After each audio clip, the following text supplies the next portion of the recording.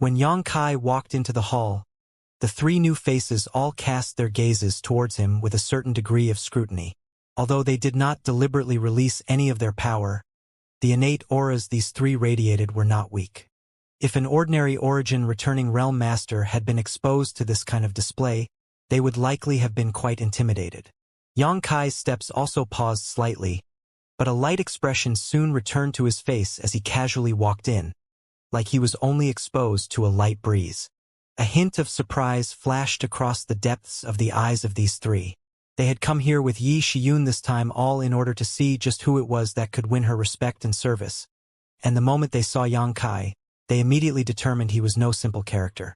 This boy had the makings of a great expert, but that alone was not enough to convince the three of them to support him. There were always young people with aptitude and talent, but whether they could truly mature or not was always questionable. Yang Kai, on the other hand, just shot Yi Shiyun a questioning look, wondering what these three people were doing here. Of course, Yang Kai could guess where they came from. Since they had accompanied Yi Shiyun from that place, it seemed her plan was proceeding quite smoothly. "Please have a seat." Yang Kai smiled lightly before walking over to the head of the main table and sitting down himself, calmly calling out, "Junior Yang Kai greets three seniors. May I ask how to address three seniors? This old master is Yang Xiuzhu. This mistress is called Lin Yu Rao. This one's name is Chu Han Yi." The three all reported their names. These three are all pillars of the sect and have a high degree of prestige and connection amongst the other members, Yi Shiyun added. Yang Kai's eyes lit up and his smile became brighter. If their prestige and connections were strong, it meant that dealing with these three would be equivalent to gaining the support of many of Star Emperor Mountain's masters.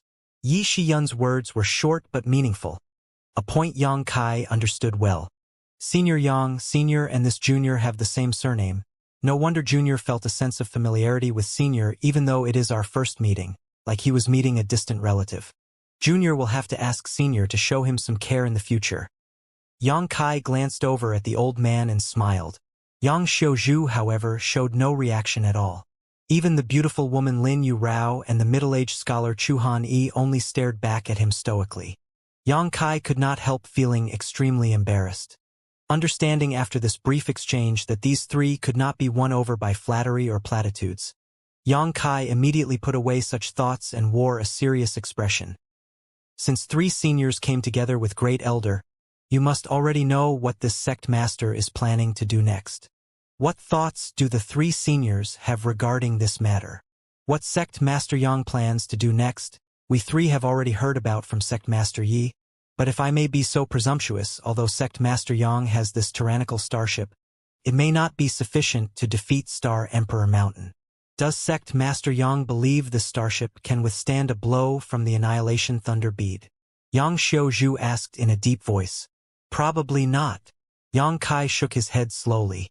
Although this old man's attitude could not be described as friendly, his vision was quite sharp, as were his words. The Annihilation Thunder Bead was exactly what Yang Kai was worried about. Although he was certain he could personally avoid it, the starship could not. The starship's size was simply too great, and once it was hit by the Annihilation Thunder Bead, it was highly likely to suffer severe damage. It was even possible it would be destroyed directly. The starship was the primary reason Yang Kai had managed to defeat Heaven Battling Union, but it could not display the same effect against Star Emperor Mountain. Unless Yang Kai could force Star Emperor Mountain to waste the one shot the Annihilation Thunder Bead could produce, the starship alone would not be able to emerge victorious. Since the starship cannot withstand such a strike, does Sect Master Yang believe that you can capture the sect with the power of your current forces? Star Emperor Mountain has stood on Shadowed Star for over 10,000 years and is by no means weak. Is Sect Master Yang not underestimating this matter too greatly? Yang Xiuzhu coldly snorted, obviously not optimistic about Yang Kai's ability. Haha. Yang Kai didn't take offense, instead just laughing lightly and saying in a compatible manner, "Senior prefers straight talk it seems. Very well, then I will be equally direct. This sect master just heard Senior call Great Elder Yi sect master. But according to what I know, the position of sect master on Star Emperor Mountain is held by someone else. It seems that in three seniors' hearts, Great Elder Yi is Star Emperor Mountain's true leader. Yang Xiaozhu nodded.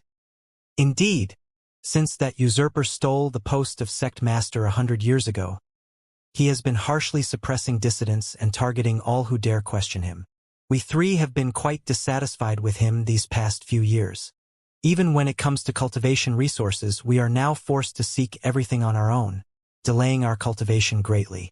We used to think that Sect Master Yi had fallen, so we were willing to accept such circumstances, but now that we know Sect Master Yi is still alive, we wish for her to return to power. Junior is sincerely impressed with 3 seniors' loyalty and devotion. Yang Kai said solemnly. There's no need for frivolous flattery. We 3 have come here today only because of Sect Master Ye's request, not because of you. Let us be clear up front, even if you manage to convince us of your cause, we will not provide you with any direct assistance. After all, those you oppose, regardless of their current conduct, are our fellow brothers and sisters. We old masters have not taken up arms in many years, and do not wish to be stained in blood once more, particularly if that blood is from our own side. Lin Yu Rao and Chu Han Yi nodded in agreement. Then what are you doing here? Yang Kai was stunned and his expression became somewhat unhappy. If Sect Master Yang can persuade us 3 to your cause, then out of respect for Sect Master Yi, we will provide as much help with this matter within our abilities as we can. Within your ability? Yang Kai frowned. For example, convincing our fellow brothers and sisters to not be your enemy. How many? Yang Kai frowned. At least half. A reasonable number. Yang Kai pondered. If half of the masters on Star Emperor Mountain remained uninvolved, his chances for victory would rise dramatically. Moreover, even if just half stood by, presumably those who remained would not dare act easily. We all grew up on Star Emperor Mountain since infancy and are as close as true brothers and sisters. Most of us adhere to the same philosophy as Sect Master Yi, with only a few who are truly dissatisfied with our current condition. So, with the 3 of us acting as advocates, coupled with Sect Master Ye's past prestige, Sect Master Yang may be able to achieve his wish this time. Yang Xiaozhu said again. All right, there is some truth to what you say, but how should I convince you to support me? Yang Kai looked at the 3 of them. That will be up to Sect Master Yang himself. Lin Yu Rao smiled. Understood. Yang Kai gently nodded before furrowing his brow slightly. From the previous discussion he had with Yi Shiyun and the brief contact he had now, Yang Kai deeply understood that Star Emperor Mountain's members were truly aloof from world affairs. Since they had lived their entire lives on Star Emperor Mountain and rarely had contact with the outside world, influenced by the environment they grew up in, they possessed almost no concept of greed or ambition. As such, if Yang Kai wanted to convince them to support him, wealth was probably useless. Instead, he would have to give them something else they desired. On top of that, whatever he proposed should not bring harm to Star Emperor Mountain itself. Otherwise, he would arouse their resentment. After thinking for a while, Yang Kai smiled confidently. Perceiving the change in his expression, Yang Xiaozhu and others could not help frowning, not knowing what Yang Kai had thought of, immediately looking towards him intently. 3 seniors have already reached the peak of the origin returning realm, so surely you have thought about going a step further on the martial Tao, yes? Yang Kai looked at the 3 with a smile. A step further. Yang Xiaozhu's and the others' expressions all lit up as they stared towards Yang Kai in amazement, asking eagerly, Do you have a way? No cultivator did not want to climb to the peak of the martial Tao. Now that they had chosen to tread upon this path, only by continuing to move forward and climb higher could they enjoy better scenery. No one was willing to remain stuck where they were. Haha, Junior doesn't have the ability to break through the shackles of Shadowed Star's world principles. But 3 seniors have surely seen that Junior possesses an Origin King grade starship. To be honest, after settling this matter, Junior was planning to embark on a long-distance voyage. Yang Kai said without hesitation. A long-distance voyage? Yang Xiaozhu and others' eyes sparkled, immediately understanding what he implied. A look of hope flashing across their faces. You mean, since Shadowed Star's world principles prohibit us from advancing any further, all we must do is leave. Junior doesn't mean to boast, but with the quality of this Origin King grade starship, a long-distance voyage should not be an issue. N. I previously invited Elder Qian and City Lord Fei from Shadow Moon Hall, as well as members from Clear Sky Sect to accompany me. Having 3 seniors join us is a simple matter. Yang Xiuzhu and the others all became visibly excited and seemed to be on the verge of agreeing. Success! Yang Kai grinned. But soon, Yang Kai noticed that something was wrong. The excited looks on Yang Xiuzhu and others' faces calmed down extremely rapidly and were replaced with frowns containing what seemed like guilt. Are 3 seniors not satisfied with this proposal? Yang Kai asked in a deep voice. Yang Xiuzhu glanced at him before shaking his head and smiling bitterly. Sect Master Yang must be joking. Such a good chance. Presumably no third-order origin returning realm cultivator would refuse.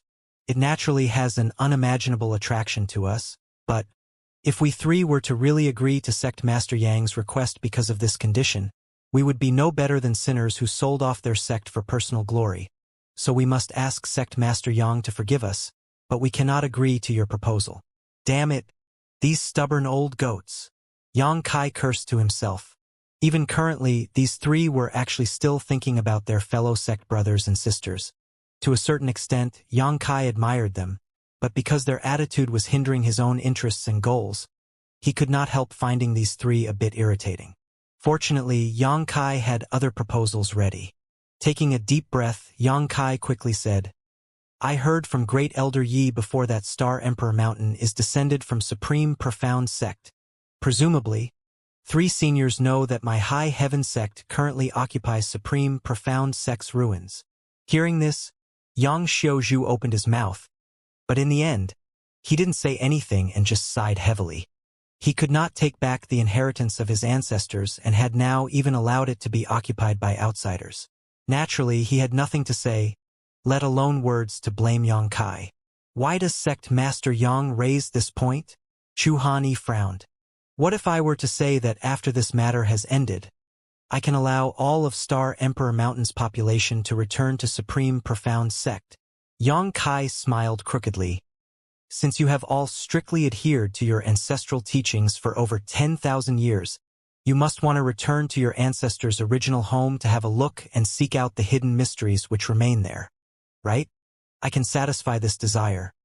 Not only that, I can allow all of you to live there in the future, to regain the original foundation and heritage of your ancestors, to breathe the same air and watch the same scenery as they and the great emperor once breathed and saw. Inside the hall, Yang Kai's expression remained calm, but Yang Xiuzhu and the other 2 masters from Star Emperor Mountain were extremely excited. Since 10,000 years ago, when their ancestors had been cut off from Supreme Profound Sect by the flowing flame sand field, every generation of Star Emperor Mountain had dreamed of returning to their ancestral land. But with the impassable flame barriers of the flowing flame sand field barring their path, there was simply nothing they could do. Yang Kai's proposal had scratched the unscratchable itch Yang Xiuzhu and the others had always felt. If they belonged to some other great force, perhaps this offer would not have been of much interest to them. Their ancestors' legacy belonged to their ancestors, 10,000 years had passed, their current sect had developed well, and even their name had changed, so why worry about reclaiming their ancestral land? However, for the people from Star Emperor Mountain, the situation was a little different. Because of their ideals and beliefs, their very doctrine taught them to revere the great emperor above all else. The Supreme Profound Sect was the sect supported by the great emperor 10,000 years ago, the place where the great emperor lived.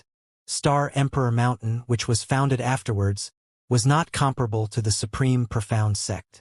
That piece of land not only represented the heritage of their ancestors, but was the ultimate symbol of their devotion to the great emperor. There was no Star Emperor Mountain cultivator who did not wish to return to their ancestral land to pay homage to the former residents of the great emperor. Yang Kai's proposal went straight to the hearts of Yang Xiuzhu and the others and could even be said to be more attractive than the first one he made. The first proposal was only aimed at the 3 of them, but this one was for all their sect brothers and sisters. The 3 of them looked at each other and clearly saw the intentions in the other's eyes. And now that Senior Yi is also High Heaven Sect's Great Elder, and considering that you are descendants of Supreme Profound Sect, it is completely appropriate for you to enter and live there. Yang Kai struck while the iron was hot. Are you not afraid that the guests will seize the role of host for themselves? Yang Xiaozhu looked at Yang Kai with gleaming eyes and asked straightforwardly.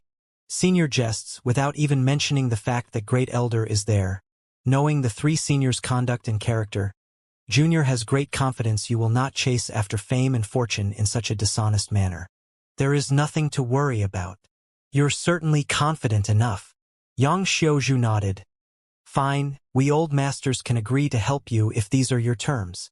But we must say in advance, if we and our fellow Star Emperor Mountain companions truly return to the ancestral land, we must request Sect Master Yang to divide a separate area for use to reside in. We will not be joining High Heaven Sect. Please understand this, Sect Master Yang. You won't join. Yang Kai's brow twitched as he silently cursed this old dog for being so unamiable. Yang Kai had tried so hard to win them over, even bringing their ancestor into the discussion, because he was planning on merging the many masters of Star Emperor Mountain into High Heaven Sect, but his intentions had clearly been seen through and cut off right from the start. This made Yang Kai somewhat disgruntled. A mountain cannot accommodate two tigers. Although Yang Kai was not worried about these people really having ill intentions towards High Heaven Sect, there being so many origin-returning realm masters from Star Emperor Mountain, he could not control was not a scenario Yang Kai wanted to see. If that were the case, it would be difficult to guarantee that there would be no friction and conflict between the two forces over time. Thinking so, Yang Kai showed a look of regret. Fine then, since Senior has made such a request, Junior naturally has no reason to refuse. But it's a pity. What's a pity? Yang Xiaozhu knew that Yang Kai was up to some kind of scheme, but he still couldn't help feeling curious, so he asked suspiciously. It's nothing, Yang Kai chuckled. I was just thinking that if you joined High Heaven Sect, in time, you may have an opportunity to see the Great Emperor, but if you insist on remaining separate— What? Yang Xiaozhu was thoroughly shocked, while Lin Yu Rao and Chu Han Yi also showed looks of astonishment. Sect Master Yang, what do you mean by this? Lin Yu Rao's tender body leaned in slightly. Didn't Great Elder tell you? Yang Kai turned his head to Yi Shiyun, keeping the three of them in suspense. Yi Shiyun slowly shook her head, understanding Yang Kai's plan but not planning on spoiling it, simply smiling as she said, This is a matter of utmost importance. This queen didn't dare to reveal it lightly. And, fair enough, this kind of secret really cannot be casually divulged. The fewer people who know the better. Yang Kai nodded lightly. Sect Master Yang, what you said just now. What do you mean? Yang Xiaozhu asked eagerly, an anxious expression filling his face. Why does it sound like the Great Emperor is now in High Heaven Sect? When he spoke these words, even he found himself taken aback and quickly shook his head in disbelief. Senior is correct. The Great Emperor is indeed in High Heaven Sect right now. Yang Kai grinned. How can that be? Yang Xiaozhu and the others suddenly jumped out of their chairs, their bodies trembling and looks of pure shock covering their faces. Junior has no need to deceive you, but you can just ask Great Elder if you don't believe me. Yang Kai motioned. The three instantly cast their eyes on Yi Shiyun, who simply nodded lightly. Yang Xiaozhu was flabbergasted. The shock of this news hit him like a 10,000-ton hammer to his forehead, causing him to completely lose composure and become unresponsive for quite some time. After all, the Great Emperor was a legendary figure from ancient history.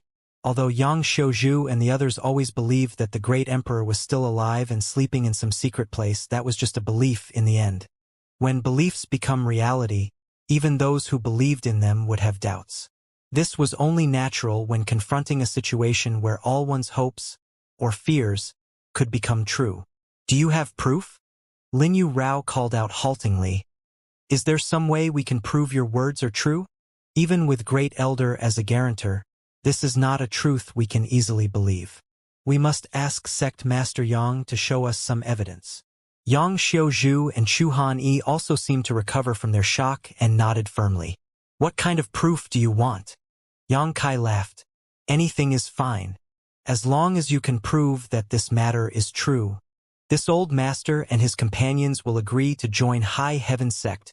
Without hesitation, Yang Xiaozhu burst out with a ferocious expression that declared he would not let Yang Kai go easily if he did not produce sufficient proof of his words. If the great emperor was truly in High Heaven sect, would there be any shame in joining it? If this was so, even if Yang Kai was not trying to win them over, they would take the initiative to beg him for the opportunity to join. Without even mentioning if I have any proof. Even if I do and I took it out, could you recognize it? Yang Kai smiled contemptuously. Whether or not we can recognize and accept is a matter we have the ability to judge, but if Sect Master Yang is simply making wild claims, this old master will not be forgiving. Yang Kai brow furrowed slightly, not having expected things to develop in this way, and for a moment he felt somewhat helpless as he did not have anything. He couldn't think of anything he could use as evidence to back up his claims. However, in a flash of inspiration, Yang Kai thought of something and let out a laugh. If that's the case, then I may be able to satisfy you. Saying so, something suddenly appeared in the palm of his hand and he held it high. A potent emperor pressure suddenly filled the hall. Everyone's expressions changed dramatically when they saw this object. After gawking for a moment, Yang Xiaozhu called out in alarm, "Star Emperor token! An actual Star Emperor token!" It was not that he had never seen a Star Emperor token before. Star Emperor Mountain possessed 2 Star Emperor tokens in the past, one of which was enshrined in Star Emperor Mountain's Grand Hall and was treated as a symbol of the Great Emperor for all Star Emperor Mountain cultivators paid homage to. The other Star Emperor token served as the status symbol of Star Emperor Mountain's Sect Master, and was passed down from one sect master to the next. Of course, the latter Star Emperor token was taken away by Yi Shiyun when she was driven from Star Emperor Mountain and had now fallen into Yang Kai's hands. Yang Xiaozhu had naturally visited the Grand Hall many times to worship the Great Emperor's status symbol, so he was no stranger to Star Emperor tokens. However, the Star Emperor tokens he had seen had all lost their power. The piece in Yang Kai's hand right now was complete, that is to say, the divine ability of the Great Emperor was still sealed within it, a legendary power great enough to easily kill an Origin King Realm Master. Yang Xiaozhu's eyes trembled violently. Even Yi Shiyun's expression became solemn. Both Qian Tong and Fei Zhitu's eyes bulged as they stared. None of them had imagined Yang Kai still possessed such a heaven-defying card. With this token, he could easily wipe out Star Emperor Mountain and unify Shadowed Star. Along with the shock they felt, Yang Xiaozhu and the others became extremely frightened, as they could not help imagining what would happen if they had refused to help Yang Kai and forced him to use extreme measures. If he had decided to use this Star Emperor token to deal with Star Emperor Mountain, it was likely that none of their 200 brothers and sisters would have survived. This Star Emperor token was handed to me personally by the Great Emperor.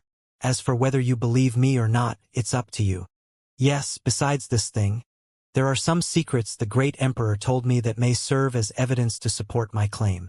Please continue, Sect Master Yang. Yang Xiaozhu no longer dared to underestimate Yang Kai, even adopting a respectful tone and expression.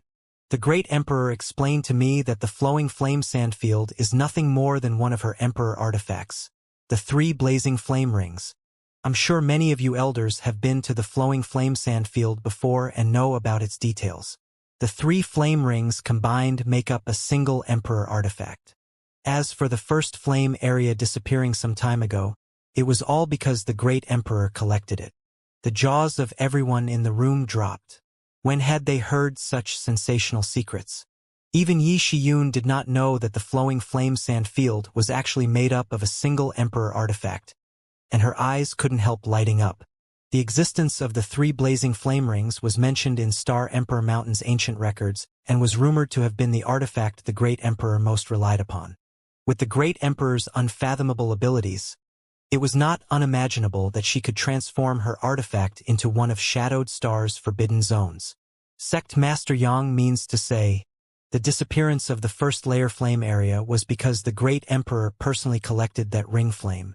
Yang Xiaozhu asked with a trembling voice. This sect master witnessed it with his own eyes. Yang Kai nodded. Gasps sounded throughout the hall. Everyone present fully understood just how terrifying that flame area was. When the flowing flame sand field closed, anyone who so much as stepped into the flame area would die, even if they were a peak 3rd order origin returning realm master. When the first layer flame area disappeared, all of Shadowed Star went into an uproar as no one could understand why the outermost layer of the flowing flame sand field would simply vanish. Almost coincidentally, High Heaven Sect became that region's master a short time after. Now, the people here had learned the truth of the matter from Xianxia. Despite how sensational this story was, it was difficult not to believe this story. Even taking the entire star field into consideration, who else would have such immeasurable ability besides the great emperor? At this moment, Yang Xiuzhu and the others were about 80% convinced Xianxia was telling the truth, the remaining 20% simply being a measure of natural cautious skepticism. Dare I ask? The relationship between Sect Master Yang and the great emperor? Lin Yu Rao asked cautiously. Would you believe me if I told you she was a close female friend? Xianxia laughed. Ha ha! Yang Xiuzhu's face twitched as he let out a hollow laugh. Observing the room, Xianxia knew that he had done enough to prove his point. Continuing to bring out more would only cause everyone to lose their minds. So after keeping the Star Emperor token, he slowly said, Seniors, I believe I've proven myself. It's time for the 3 seniors to make a choice. Yang Xiuzhu and the others glanced at each other for a moment before silently reaching a consensus. Cupping their fists as they bowed politely, subordinates greet Sect Master. Xianxia had indeed proven himself. Whether it was the Star Emperor token that retained the Great Emperor's divine ability or the secrets about the 3 blazing flame rings and the flowing flame sand field, none could be obtained by an ordinary person. Aside from the Great Emperor herself, who else could understand so many shocking facts? There was much here that even Yi Shiyun didn't know. Moreover, Yang Xiuzhu and the others had great faith in Yi Shiyun's character and knew that she would not deceive them. So when she vouched for this matter, they had already more than half believed. All the other motions they went through just now were for the sake of prudence, as this matter was of great importance. Now that they knew that the Great Emperor resided in High Heaven Sect, how could they refuse to join? Being a part of the sect that the Great Emperor oversaw and living in the same world was the greatest of honors. They could wish for nothing more. Good. Xianxia laughed happily, waving his hand sharply as he called out, Who has some good wine? Bring out a few bottles. This sect master wants to share a toast with these 3 seniors.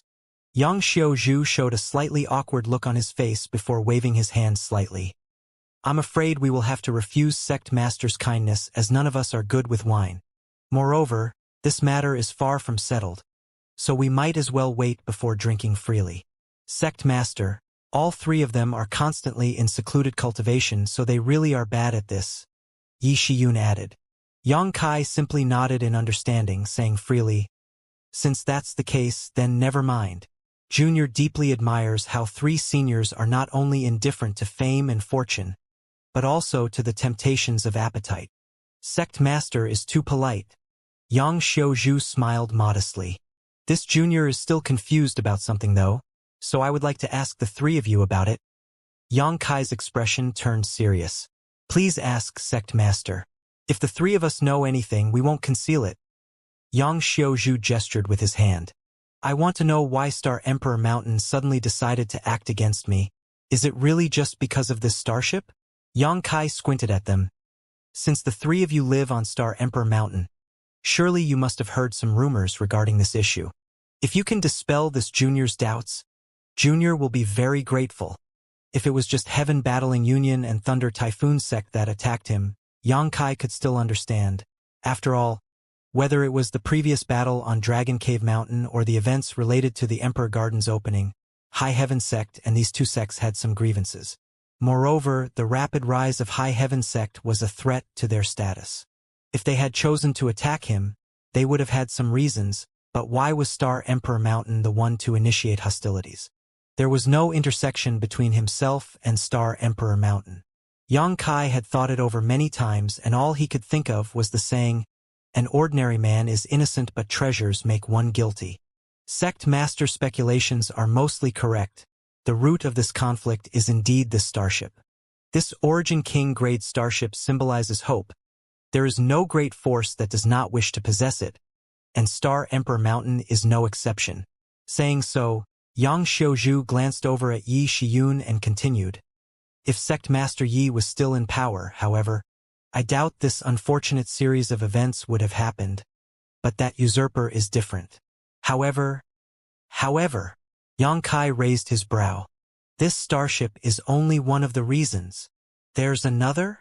According to what this old master has overheard, the other reasons Sect Master Yang was attacked was due to the great emperor's legacy within the ancestral land. Yang Xiaozhu said solemnly. The great emperor's legacy within the ancestral land? Yang Kai frowned. Indeed, the supreme profound sect's ruin that is currently occupied by High Heaven sect is the place where the great emperor stayed in the past. As Sect Master said before, perhaps there are other mysteries which remain hidden there.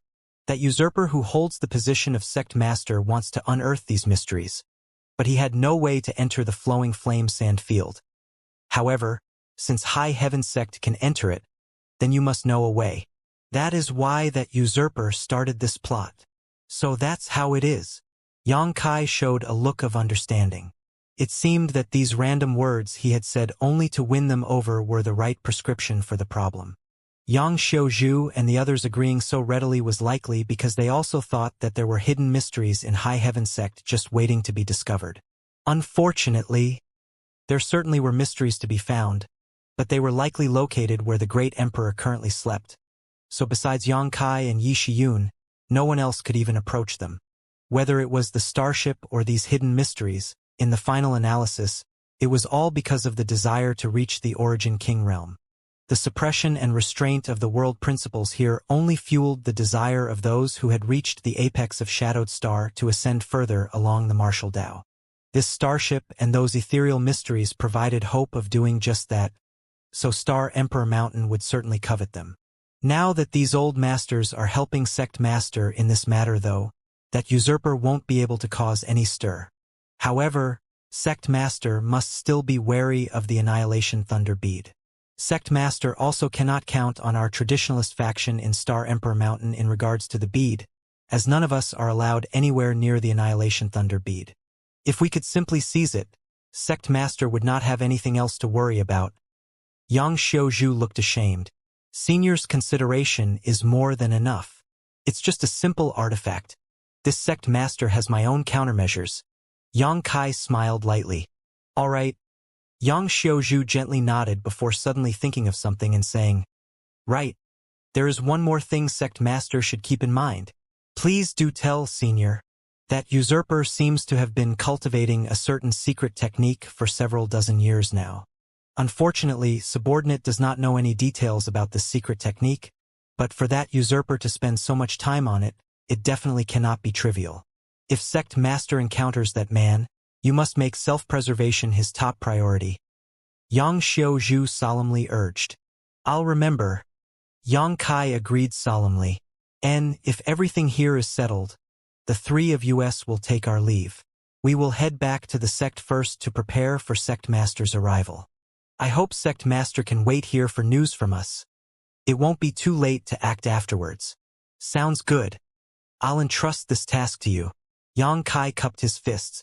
Yang Xiaozhu and the others returned the courtesy before hurriedly departing. Inside the hall, Yang Kai smiled quite happily, secretly thinking that with Yang Xiaozhu and the others assisting from the inside, this trip to Star Emperor Mountain would likely be much smoother than he anticipated. While success seemed to be within his grasp though, Yang Kai didn't dare relax as he could not tell what other card Star Emperor Mountain was hiding. Sect Master, this queen will also retire for now. Yi Shiyun said goodbye and left. Only Yang Kai, Qian Tong, and Fei Zhitu remained inside the hall.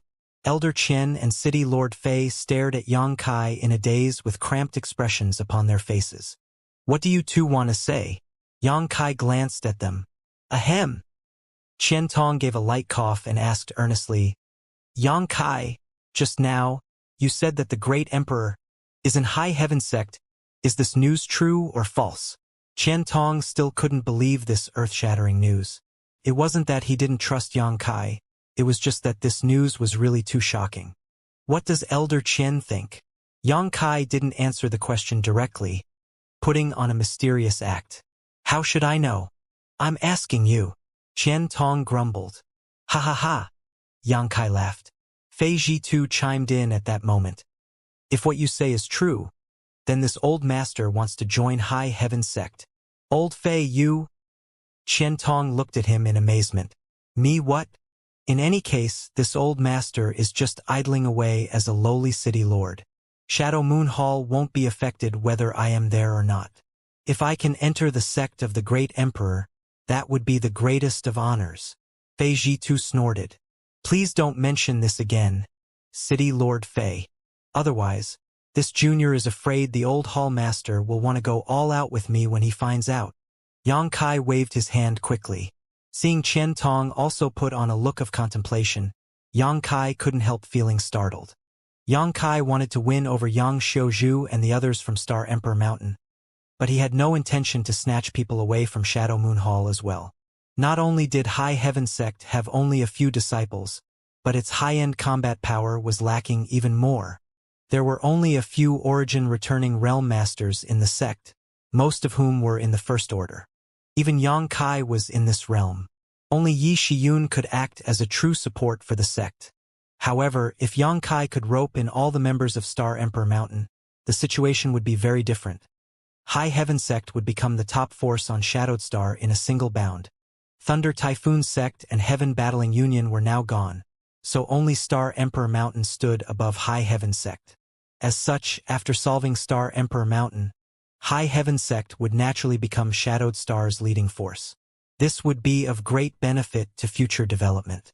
This was also why Yang Kai didn't hesitate to bring out that Star Emperor token and expose the existence of the Great Emperor. He was very enthusiastic about Yang Xiuzhu and the others. These people were all aloof from the world and free of material desires, possessing pure intentions while lacking an interest in intrigue. Once they joined High Heaven sect, they could immediately become the hope and support of the entire sect. Yang Xiuzhu and the others worked extremely quickly. After just 2 days, Yi Shiyun received a message from them. Receiving this news, Yang Kai immediately ordered the starship to proceed to Star Emperor Mountain. Star Emperor Mountain was situated amidst a grand mountain range that was both majestic and beautiful. These mountains were rich in world energy and cloaked in mist all year round. Looking from a distance, it seemed like a paradise that was somehow separate from this world. The survivors of Supreme Profound Sect choosing to establish their new headquarters here certainly had excellent vision. Members of Star Emperor Mountain rarely left this mountain range and even interfered with worldly affairs even less, instead choosing to remain in isolated self-development. However, no one dared to underestimate this sect. Amongst the general populace, perhaps not many even knew of Star Emperor Mountain's existence, instead more familiar with Heaven Battling Union, Thunder Typhoon Sect, Colored Glass Sect, Shadow Moon Hall, and other first-class great forces. However, all first-class forces revered Star Emperor Mountain as supreme. For 10,000 years, Star Emperor Mountain had been the strongest force on Shadowed Star, with no outsiders ever daring to step within 10,000 kilometers of its territory. But today, High Heaven Sect's starship flew in openly, without any hesitation, and proceeded towards its central domain. At the same time, a crowd of cultivators that represented almost 80% of Star Emperor Mountain's population had gathered atop Star Emperor Mountain's main square. Besides some who were in secluded retreat or others who were at critical points in their cultivation, every cultivator had assembled here. There still weren't many though, a mere 200 or so in total. However, if one looked closely, this gathering of 200 people was still quite shocking. Of these 200, more than 150 were Origin Realm Masters, with a full 40 of them having reached the Third Order. As for those below the Origin Realm, there were only a trivial few dozen. No other great force would have such a lopsided disparity in population and strength. Although lower-level cultivators didn't possess as much power, they were the hope of every sect's future. So whether it was Heaven Battling Union, Thunder Typhoon Sect, Shadow Moon Hall, Colored Glass Sect, or any other big sect, they would always have a massive number of low-level cultivators with a proportionally smaller number of high-level masters. Star Emperor Mountain's situation, however, was the exact opposite. The reason for this was because of the strict requirements to join Star Emperor Mountain. The threshold to worship Star Emperor Mountain as one sect was so high it was nigh impossible to meet. One needed to have superb aptitude as well as be incredibly young. Most people brought to Star Emperor Mountain from the outside were less than 10 years old. This age was the best for indoctrination, which was why through the generations Star Emperor Mountain's reverence for the great emperor had not faded. Because each new disciple would be instilled with this concept by the older generation as they grew from infancy to maturity. However, once one joined Star Emperor Mountain, they would be able to enjoy the best cultivation environment and the most abundant cultivation resources on Shadowed Star. Star Emperor Mountain would use all of its resources to pave the way for its disciples' cultivation. In exchange, one needed to break through to the origin returning realm before they turned 40 years old. If one was unable to achieve this, their cultivation would be abolished and they would be expelled from Star Emperor Mountain. These rules were strict and cruel, but the results they produced were remarkable. By adhering to this doctrine, the cultivators of Star Emperor Mountain cultivated extremely quickly, allowing origin returning realm masters to appear one after another. Rising stars like Chu Changfeng, Fang Tianzhong, Wei Guchang, and other leaders of the younger generation on Shadowed Star all broke through around this age, as did Yang Kai.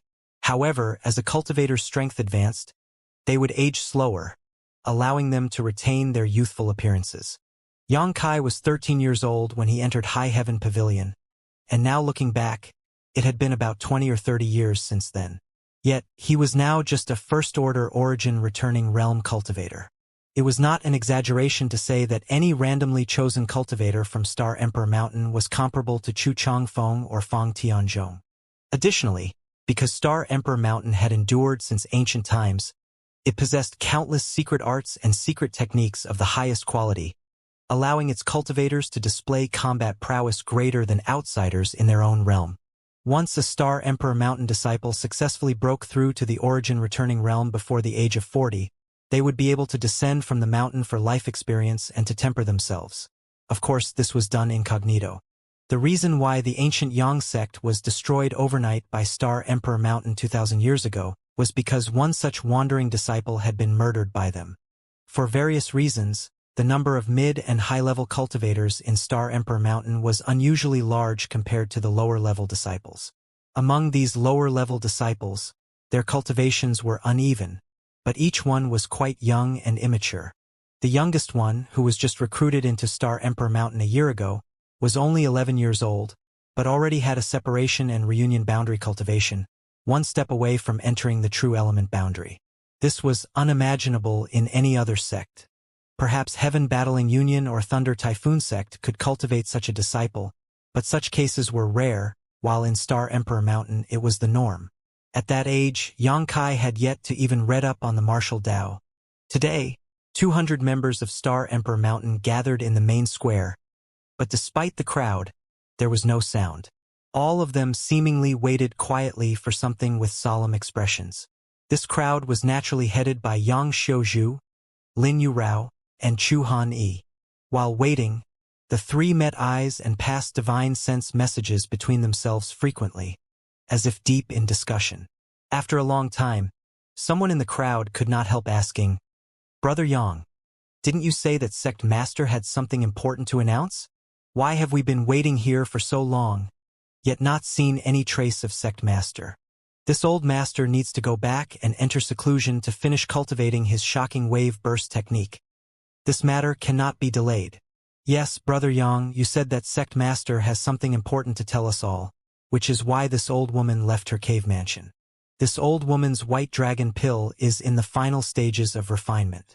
If something were to happen to it, are you able to compensate this old woman for her losses?" Another old woman yelled impatiently. As soon as these two spoke up, everyone else began shouting as well. Most of these people were in retreat in their secluded homes all year round, cultivating secret arts or secret technique, or practicing artifact refining or alchemy. Usually, they refused to go out, so it was quite rare to see so many of them gathered together at once. 2 days ago, Yang Xiuzhu, Lin Yurao, and Chu Han-yi had sent out a joint message saying that the sect master was calling for an assembly to discuss an important matter. Although the three of them weren't in the current leadership's favor, their reputations from the past were still apparent. So when all three of them sent out such a message, naturally not many dared to ignore them and arrived one after another. After waiting for a long time, though with the sect master nowhere to be seen, it was only natural that complaints would arise. "Everyone please remain calm and wait a moment longer," Yang Xiaozhu shouted, raising his eyes towards the horizon, but unfortunately not seeing what he was looking for still. "Until when do you expect us to wait?" an old woman said with a disgruntled look, coldly snorting as she slammed her cane against the ground. "Let me state this clearly. This old woman will give you face and wait one stick of incense worth of time more. After that, if the sect master does not show up, this old woman will leave. Don't blame this old woman for not telling you in advance." "Indeed," someone echoed, a slight look of suspicion appearing on his face a moment later. "Brother Yang, since when did your relationship with sect master improve so much? Why did he choose you to convey his instructions? Isn't this kind of announcement normally elders by responsibility?" He vaguely remembered that Yang Xiaozhu and the sect master did not see eye to eye. "Yang Xiaozhu, your courage isn't small." An angry shout suddenly came from the distance. Along with this shout, a red light shot over and soon landed in front of the crowd, dispersing to reveal 3 figures. "Bai Shi." Yang Xiaozhu narrowed his eyes as he looked towards the leader of this group, a faint trace of fear flashing across his eyes. This gray-haired old man wore brown robes and had a stoic look of indifference on his face, while the powerful Shi and Saint Qi fluctuations which pulsed around his body demonstrated that he was a peak third-order origin returning realm master. If Yang Kai was here, he would definitely recognize this person. This old man was the one who had attacked him with the Annihilation Thunder Bead in Fallen Emperor Mountain that day. Elder Bai. Seeing this old man appear, many people in the crowd bowed and saluted. Bai Shi held the position of Great Elder in Star Emperor Mountain, and although many people here had the same cultivation as him, it was natural to give him some respect due to his position. Additionally, Bai Shi was a crony of the sect master, so others had to take the initiative to salute him. However, seeing Bai Shi's raging appearance, everyone was puzzled and wondered why he was so angry.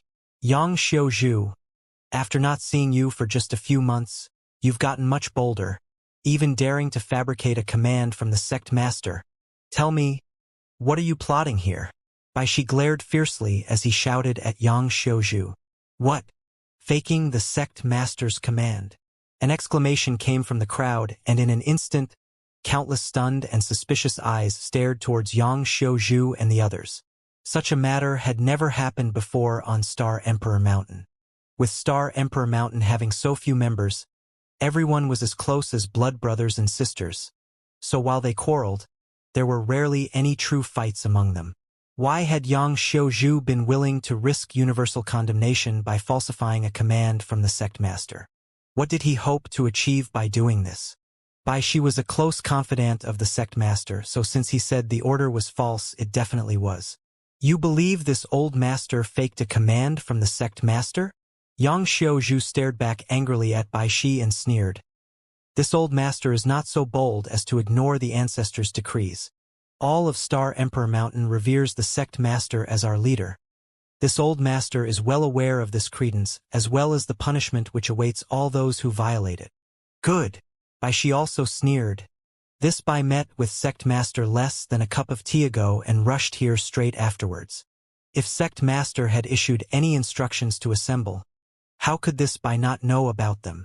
"Because you don't need to know." Before Yang Xiaozhu could answer, a tender yet resolute voice echoed through the air.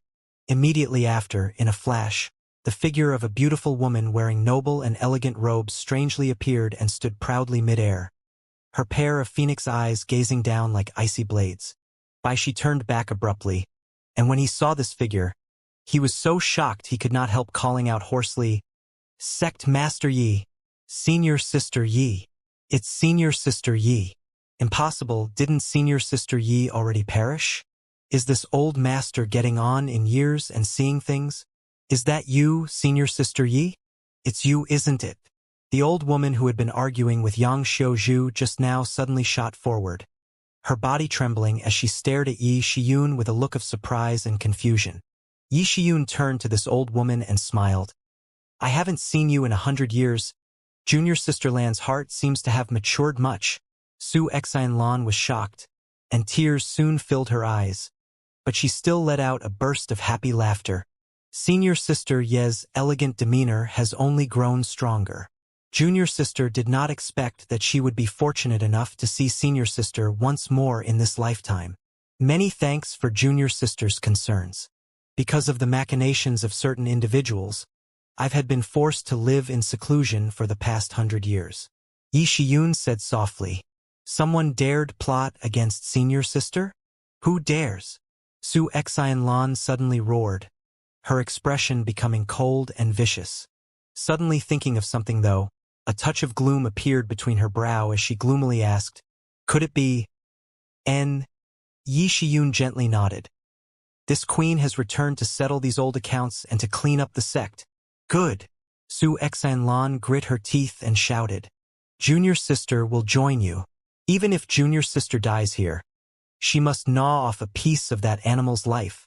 As these two spoke, the 200 cultivators assembled on the main square all had their minds sharply turned. Although most of these people were in retreat on Star Emperor Mountain all year round, even ignorant of Yi Shiyun's appearance in the outside world, participation in the Battle of Dragon Cave Mountain, and subsequent joining of High Heaven Sect with just these few words, they were clear about what had transpired. They were aloof of worldly affairs but not stupid, so with just a little thought, they understood the cause and effects of this matter. Even if they didn't know all the details, forming an educated guess which closely approximated the truth wasn't difficult. Conspiring against the previous sect master, driving her away from Star Emperor Mountain, seeking power to usurp the throne, rebelling against the sect. These were unforgivable crimes on Star Emperor Mountain. What's more, among these 200 people, many were notified by Yang Xiuzhu in advance and understood that there would be such a big show today. Now that Yi Shiyun had returned, these people were naturally overjoyed. All of them had received some degree of favor from Yi Shiyun in the past.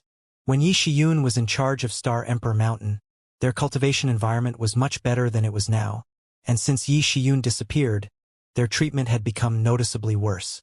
Comparing the two sides, many naturally hoped that Yi Shiyun would return to power again. Moreover, such a return was more than justified. 100 years ago, Yi Shiyun was already the strongest master on Shadowed Star. Now that 100 years had passed, it was likely that her strength was even greater, so who else was more qualified to assume the position of sect master? Even Yang Xiuzhu and the other peak third-order origin realm masters were inferior to Yi Shiyun in terms of age and strength. Atop the main square, Yi Shiyun stood proudly midair with more than 200 Star Emperor Mountain cultivators all looking up at her. Yang Xiuzhu and the others glanced at each other, and feeling that the time was right, they quickly half-kneeled on the ground and shouted in a loud voice, Subordinates welcome sect masters, return to the mountain. Subordinates welcome sect masters, return to the mountain. The others Yang Xiuzhu had contacted in advance also followed up, half-kneeling and echoing loudly in unison. Those who were not informed all witnessed this and, realizing the flow of events, also offered similar greetings. A large part of these people had no opinion either way as to who should be the sect master, not preferring Yi Shiyun or the current sect master. They belonged to the faction which simply wished to not get involved in any trouble, so seeing the trend of events flowing in a particular direction, they simply followed along. The trio led by Shi who arrived earlier were now panicking, their faces going from red to blue, looking extremely disturbed and anxious. Bai Shi! Yang Xiuzhu yelled. The sect master stands before you. Why haven't you kneeled? She is no longer the sect master. That position is occupied by another now. Why must this old master bow to her? Bai Shi coldly snorted. He was a sharp old fox and knew that the situation was hopeless, but what he hadn't expected was that even after 100 years of painstaking management, the current sect master still hadn't been able to accumulate enough prestige. On the contrary, Yi Shiyun only had to reappear after 100 years and the current sect master's foundation collapsed to pieces. The current sect master's status looked quite ridiculous at this moment. On the one hand, it was only natural for Yi Shiyun to be held in such high regard considering her noble and fair character. On the other hand, it was also natural for the current sect master, who used a plot to usurp his position, violating millennia of traditions passed from by their ancestors, to be despised. Regardless of righteousness or tradition, the current sect master simply couldn't measure up to Yi Shiyun. Bai Shi was certain that even if he surrendered now, it would not help him one bit. After Yi Shiyun took care of the current sect master, the next to be killed would likely be him. That was why he refused to give in. Impudence!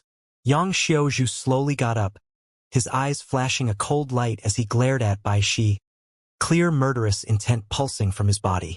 Lin Yu Rao and Chu Hanyi also moved at this moment, using profound movement skills to suddenly appear on the left and right sides of Bai Shi, cutting off all avenues of escape.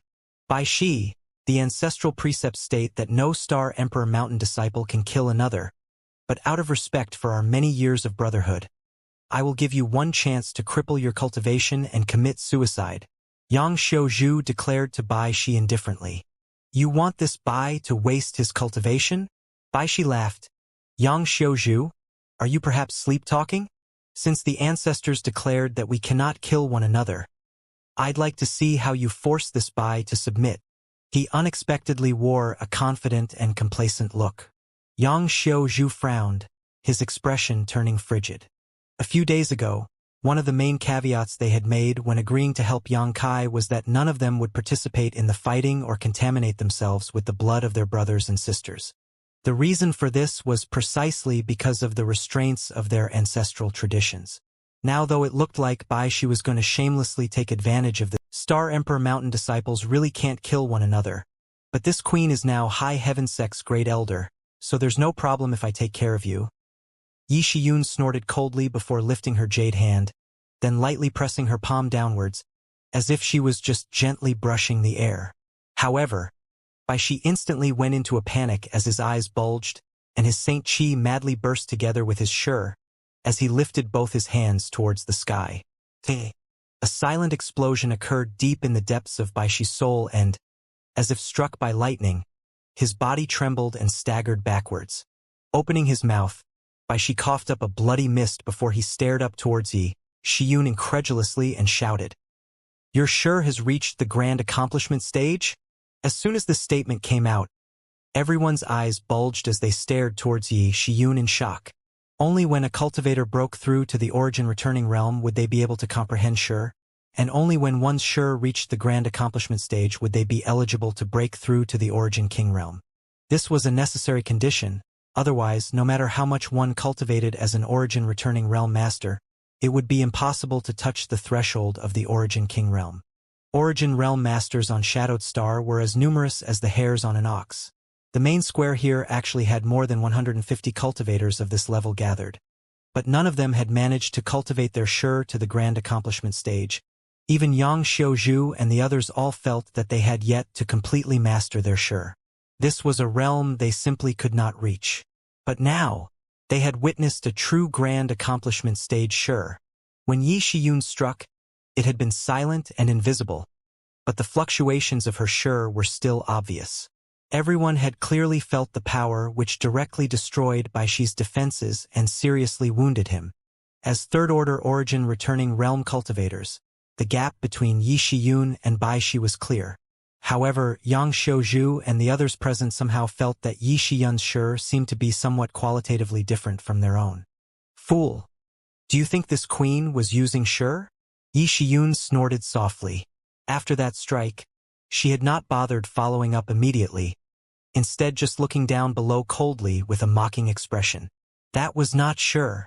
Then, Bai Shi's mind turned sharply, and soon his face lost all color as he pointed towards Yi Shiyun in terror. Could it be that you... Domain! Yang Xiaozhu let out a gasp, his eyes suddenly bursting with shock as his body trembled with excitement. He immediately understood why he felt that Yi Shiyun's Shi was a little different from his own. He recalled some secrets recorded in the sect's ancient books at that moment. It was rumored that when one cultivated their Shi to the grand accomplishment stage, they would gain some comprehension of the mysteries of a domain. This was a power that only origin kings could master and was many times more powerful than Shi. Domain. This was a height that Shadowed Star's cultivators could never reach. Could it be said that their sect master had reached this state? However, looking again, Yi Shiyun was clearly still just a third-order origin returning realm cultivator, so there could only be one explanation. That is, Yi Shiyun's cultivation had reached the absolute limit of the origin realm and she now had the qualifications to break through to the origin king realm. But because of the suppression of Shadowed Star's world principles, she has been unable to break through. A harrowing reality. Yang Xiaozhu sighed.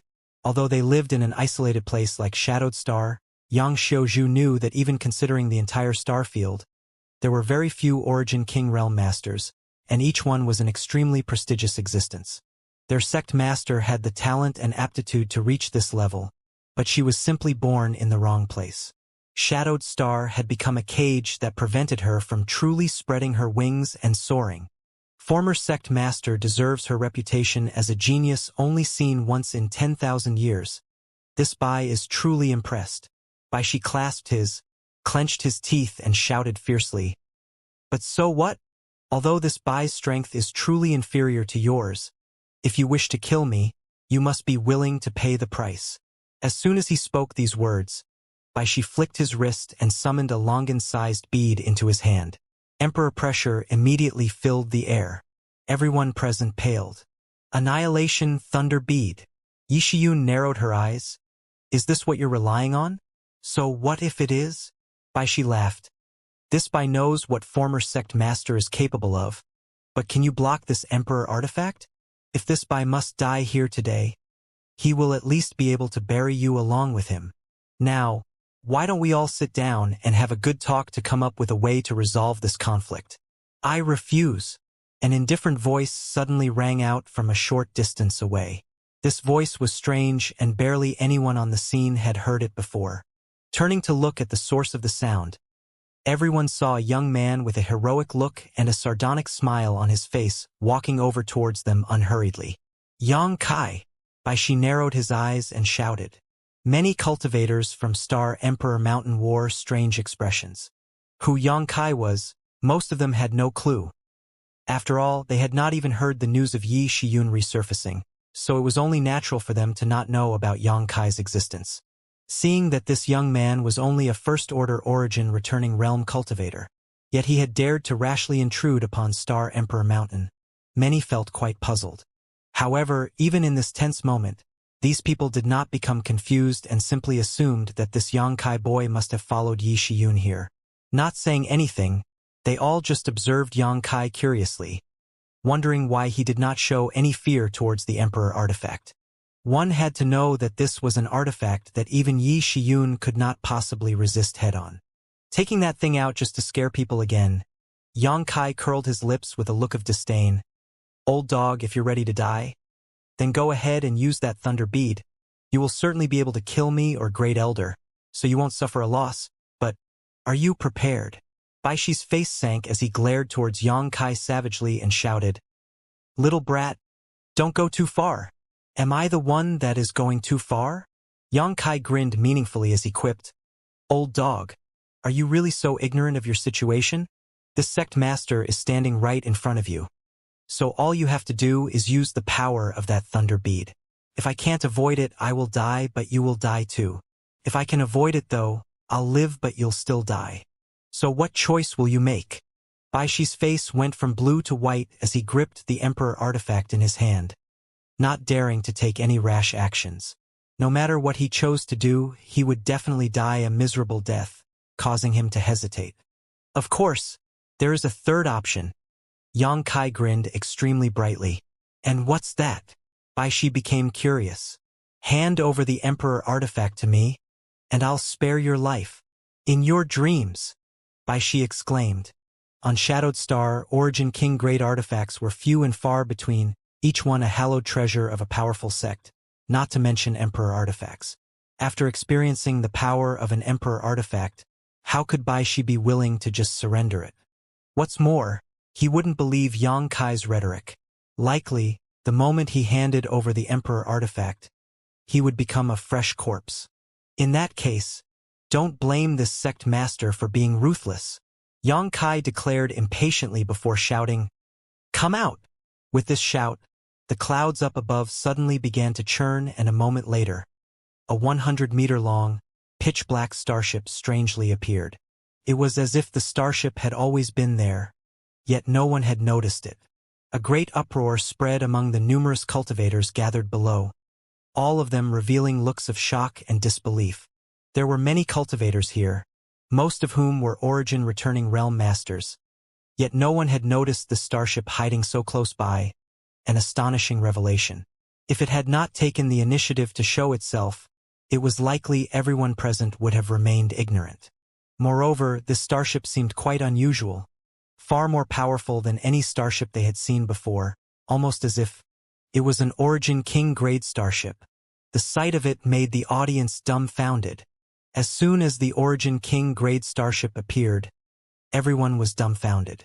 Almost without any pause, a shocking energy fluctuation appeared as the ship's crystal cannons began charging and aimed directly towards Bai Shi. Yang Kai, you dare! Bai Shi paled in shock, never expecting Yang Kai to be so decisive and ruthless. Without even trying to discuss things with him, Yang Kai went straight for the kill, not leaving him any room to maneuver. Did this boy really not fear perishing together with him? Kill him! Yang Kai coldly shouted. Bai Shi's expression became flustered as he saw the crystal cannons aimed at him and the energy fluctuations growing stronger by the moment. When a white beam of light faintly formed and ready to fire, Bai Shi could no longer restrain himself and roared, "Little brat, you forced me to do this. Even if this old master dies here, you won't feel any better." Saying so, he madly poured his Saint Chi into the Annihilation Thunder bead. The Emperor pressure radiating from the bead swelled, causing everyone present to tremble. Yang Kai's expression turned solemn, as did Yi Shiyun's, the two of them staring directly at the Annihilation Thunder bead in Bai Shi's hand. One after another, rice grain-sized runes emerged from the Annihilation Thunder bead, and as Bai Shi's Saint Chi continued to flood into it, a small lightning arc suddenly appeared from its surface. Although this arc was small and inconspicuous, it pulsed with an unfathomable power that seemed capable of extinguishing the soul of anyone it touched. In the next instant, Bai Shi tossed the Annihilation Thunder bead upwards, where it then split into two, then four, then 8. In the blink of an eye, the sky was filled with Annihilation Thunder bead with lightning arcs flickering around each of them, like tiny lightning snakes. Then, these arcs blazed out in unison, shooting towards the Origin King-grade starship. Yang Kai could tear space, and Yi Shiyun had extraordinary strength and experience, so Bai Shi wasn't confident he could kill either of them with this blow. Thus he decided to aim at the Origin King-grade starship. If he could destroy this starship, then his goal would have been achieved. At that time, Yang Kai would likely shed tears of blood.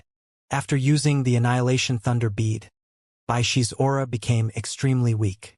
Although this Emperor artifact had unmatched power, a trivial third-order origin returning realm cultivator needed to pay an enormous price to use it. Consuming almost all of his Saint Chi at once was the price Bai Shi needed to pay.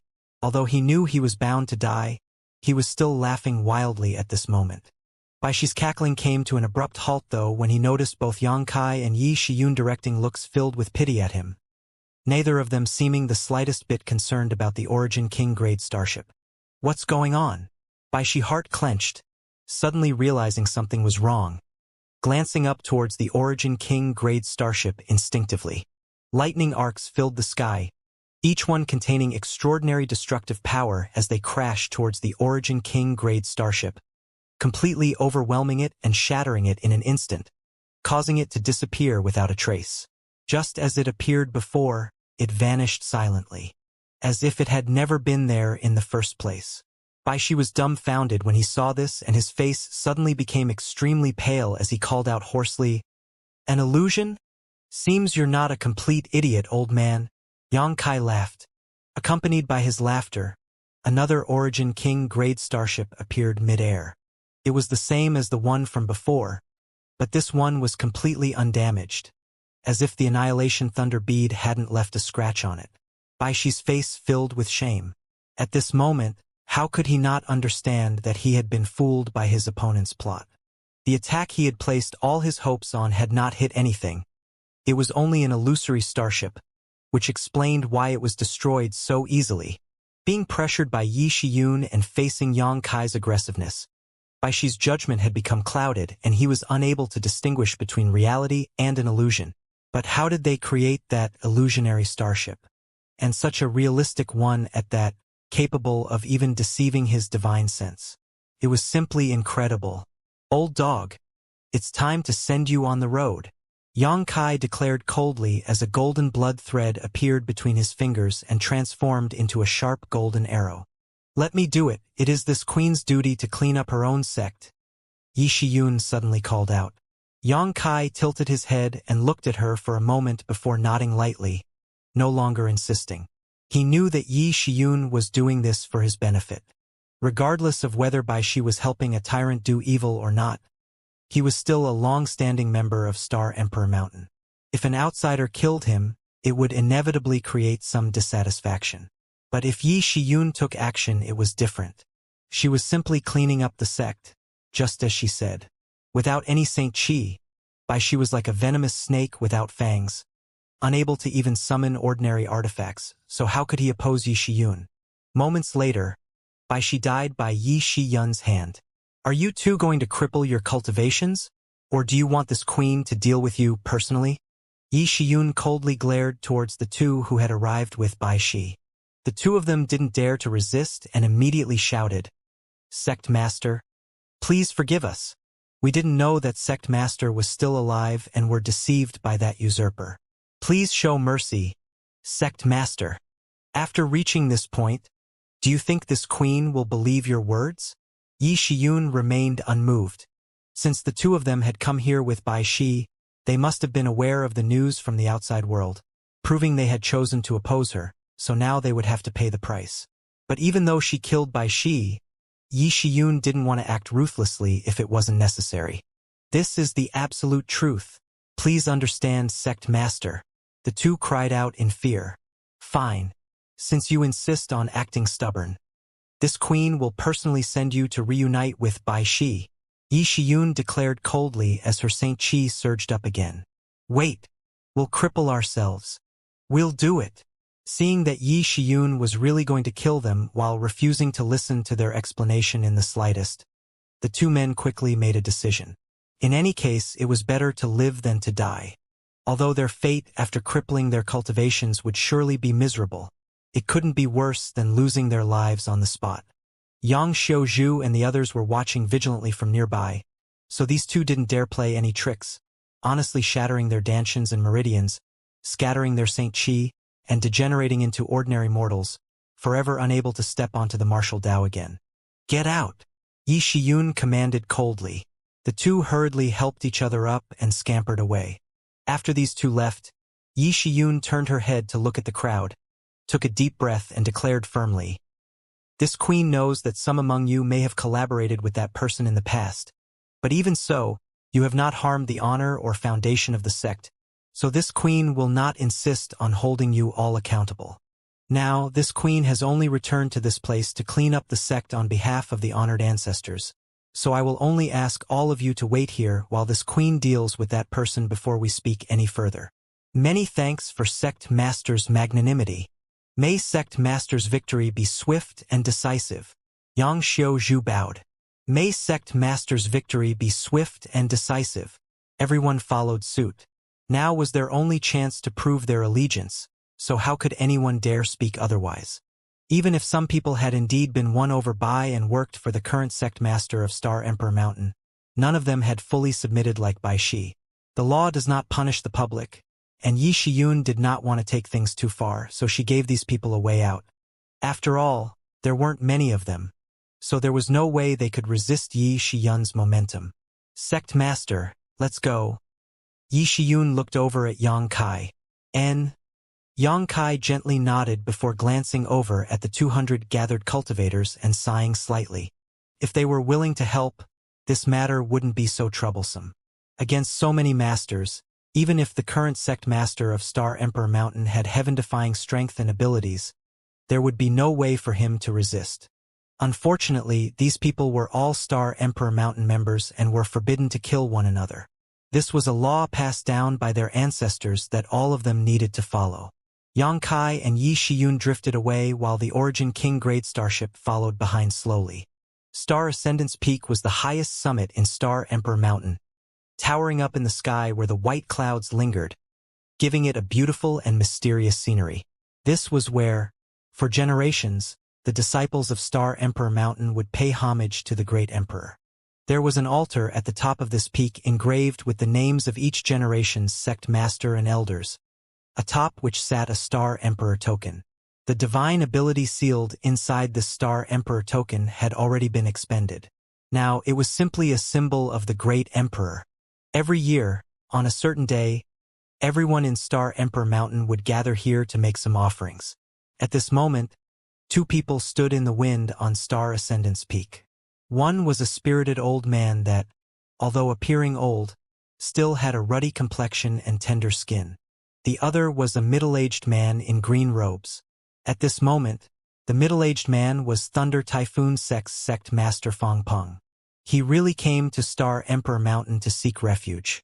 As for the young man, it was Leng Qing, who was an acquaintance of Yang. In the fourth layer of the Flowing Flame Sand Field, outside the current High Heaven sect headquarters, the two young men had met once. Both of them had been Saint Kings at the time, but were now Origin Realm cultivators. At this moment, the young man stood there motionless like a fossil, a cold and determined expression adorning his face. Fong Peng's anxious voice soon called out, "Brother Tian Che, they seem to have reached Star Emperor Mountain. Don't we need to do something?" The old man chuckled. "What does Brother Fong think we should do?" Fong Peng frowned. "Brother Fong worries too much. The outcome is undecided until it is over. Calm down. This Fong does not understand. Please enlighten me, Brother Tian Che. It's not that Brother Fong is dull. It's just, before this king and senior sister Yi can determine a winner, nothing else will matter. The decisive factor will be whether she survives or I do. So in the end, this king only needs to fight senior sister Yi." Fong Peng frowned, thought for a moment but eventually understood, hesitating briefly before asking, "Then what does Brother Tian Che think his odds of winning are?" The old man simply smiled without saying a word, acting mysteriously. Seeing his expression, Fong Peng's eyes brightened as he slowly calmed down. Although he didn't know what this old man was relying on, it seemed that he was quite certain of his victory. Star Ascendance Peak was extremely high and had many barriers surrounding it. If one wanted to arrive here, they could only do so by foot, as the powerful flight-inhibiting array arranged here was enough to ground any cultivator. On the trail between the peaks, Yang Kai and Yi Shiyun advanced swiftly and quickly climbed to the top of the peak. The Origin King grade starship parked halfway up the mountain, ready to charge in at any time. The tens of kilometers-long walk, "Great Elder, it seems someone has come to welcome us." Yang Kai's eyes instantly focused on the old man and the middle-aged man in front of him, a grin creeping onto his face. Yi Shiyun narrowed her phoenix eyes as she stared at the old man with a slightly complicated expression, calling out a low voice, "Qi Tian Che, senior sister Yi." The old man made a light smile which seemed quite refreshing, as if there was no ill will between the two of them at all. "With your temperament, Junior Brother had not expected that there would be a day you would actually return to Star Emperor Mountain. There are a great many things you didn't expect. Junior Brother Qi, are you prepared? And what is it Junior Brother should be prepared for?" Qi Tian Che maintained his smile. "Prepared to fall here.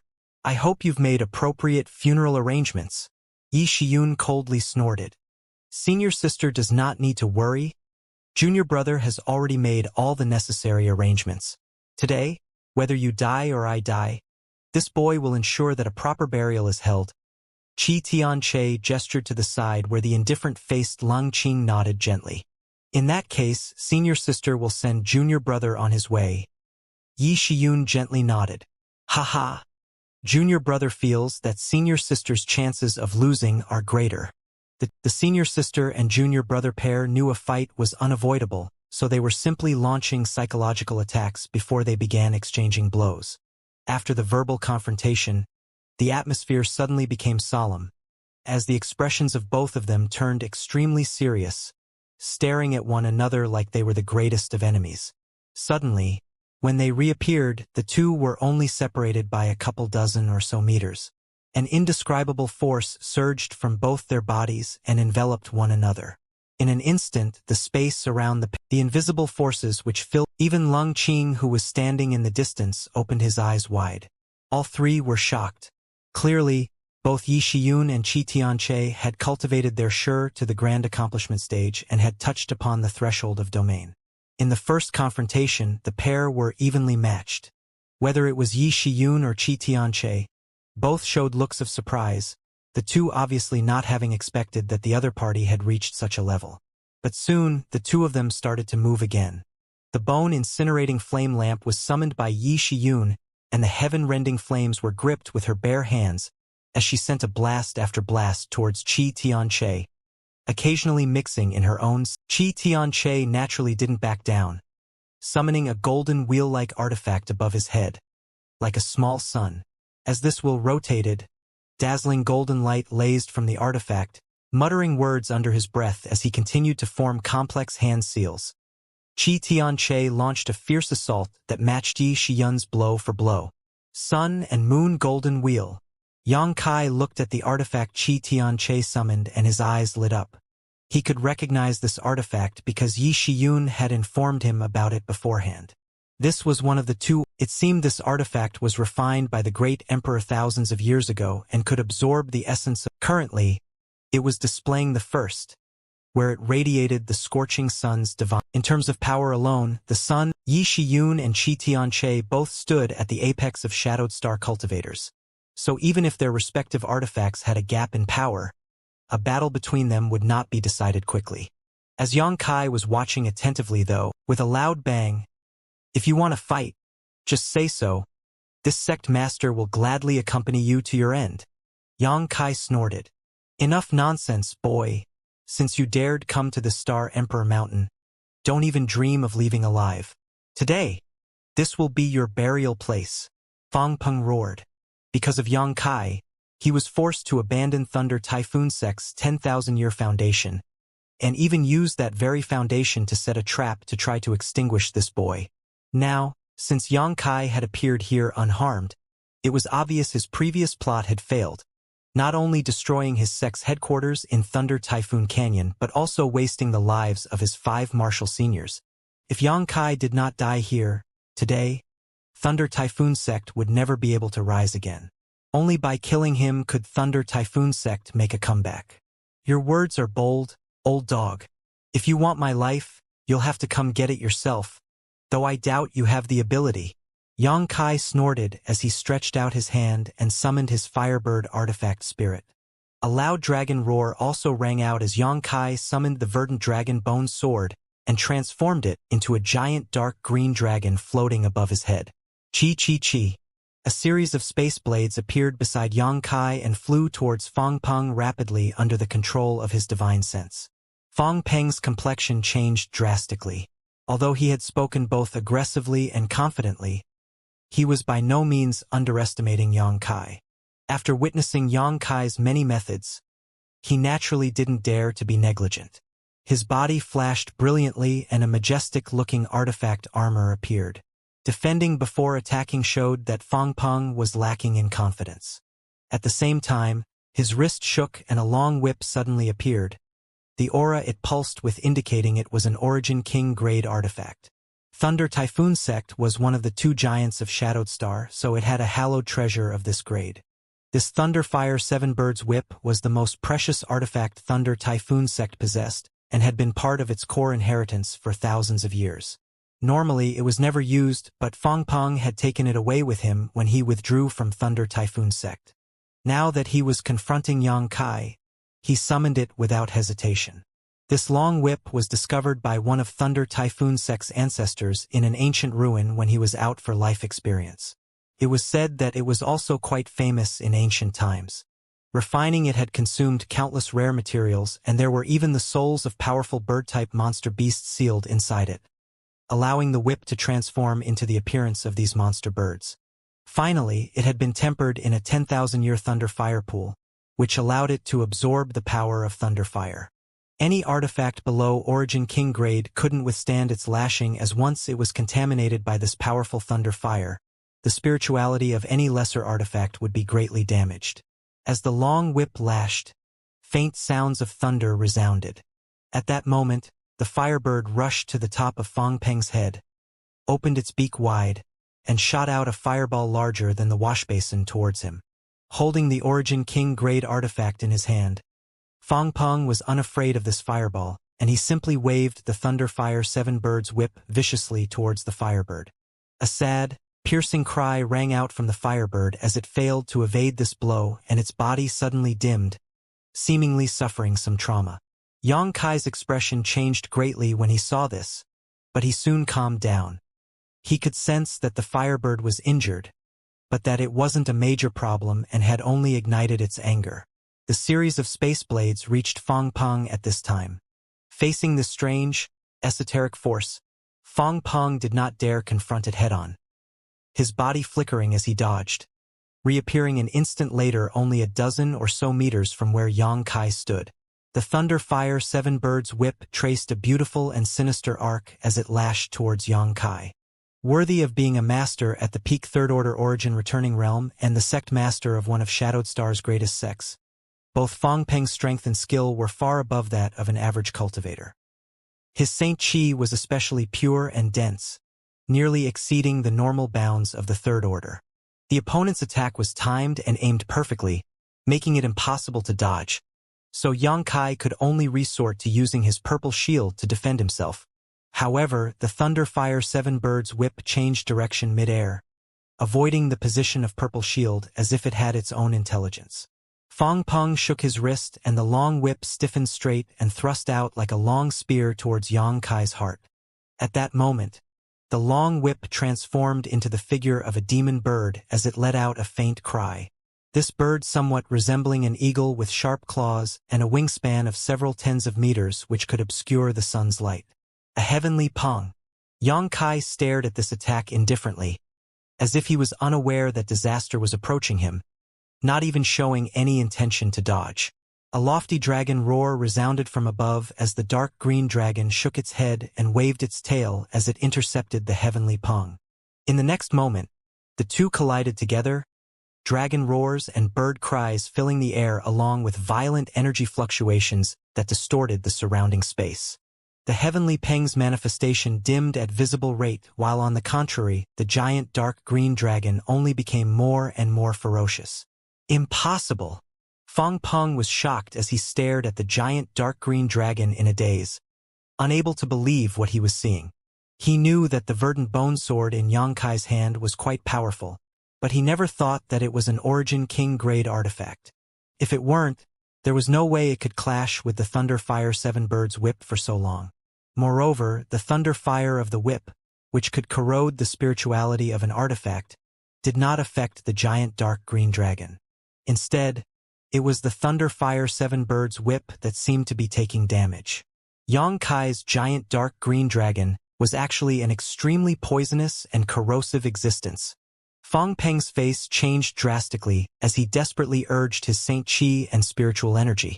The heavenly Peng phantom immediately disappeared, transforming back into its long whip form, breaking away from the entanglement of the giant dark green, dragon-like snake, and returning to Fang Peng's hand. Although the Thunderfire 7 Birds whip was a high-quality artifact, it was still worse than the Dragon Bone Sword. The Dragon Bone Sword was refined from a piece of true dragon bone supplemented with a real dragon bead that contained a remnant wisp of a true dragon soul. It wasn't an exaggeration to say that the highest-end materials were used in its refinement. Even if the Thunderfire 7 Birds whip was also extremely good, it still wasn't comparable to the Dragon Bone Sword. What was limiting the Dragon Bone Sword from displaying its full power was actually Yang Kai's low cultivation. Additionally, the Dragon Bone Sword could swallow the physical essence of the enemies it slew to enhance itself, meaning it would only become more powerful in the future. Yang Kai had great expectations for it, so saying it couldn't even defeat this Thunderfire 7 Birds whip was a bad joke. Even after seeing the artifact he was most relying upon being suppressed, Fang Peng was not discouraged. Although the quality of artifacts was a major factor in a struggle between cultivators, secret techniques and cultivation realm were still the most important aspects. Fang Peng believed that with his cultivation being 2 minor realms higher than Yang Kai's, and with his many years of experience, even if his artifact was being suppressed, he could still emerge victoriously. Continuing to swing the long whip back and forth, striking from impossible angles with extreme accuracy, Fong Peng managed to launch an assault that made it impossible for both the Firebird and the giant dark green dragon to get close. Even Yang Kai's space blades were being torn apart by the long whip. Suddenly, atop Star Ascendant's peak, two great battles erupted into full swing. These were life or death struggles, making them extraordinarily thrilling. Only Lung Qing, however, standing at a distance, was able to observe this magnificent scene. He didn't watch the battle between Yi Shiyun and Qi Tianche though, as that fight was of too high a level for him, making it impossible for him to comprehend anything even if he tried to observe and emulate it. The confrontation he was paying attention to was the one between Yang Kai and Fong Peng. As an elite of the younger generation on Star Emperor Mountain, Lung Qing had always been quite proud, not even putting Chu Changfeng in his eyes back in the flowing flame sand field.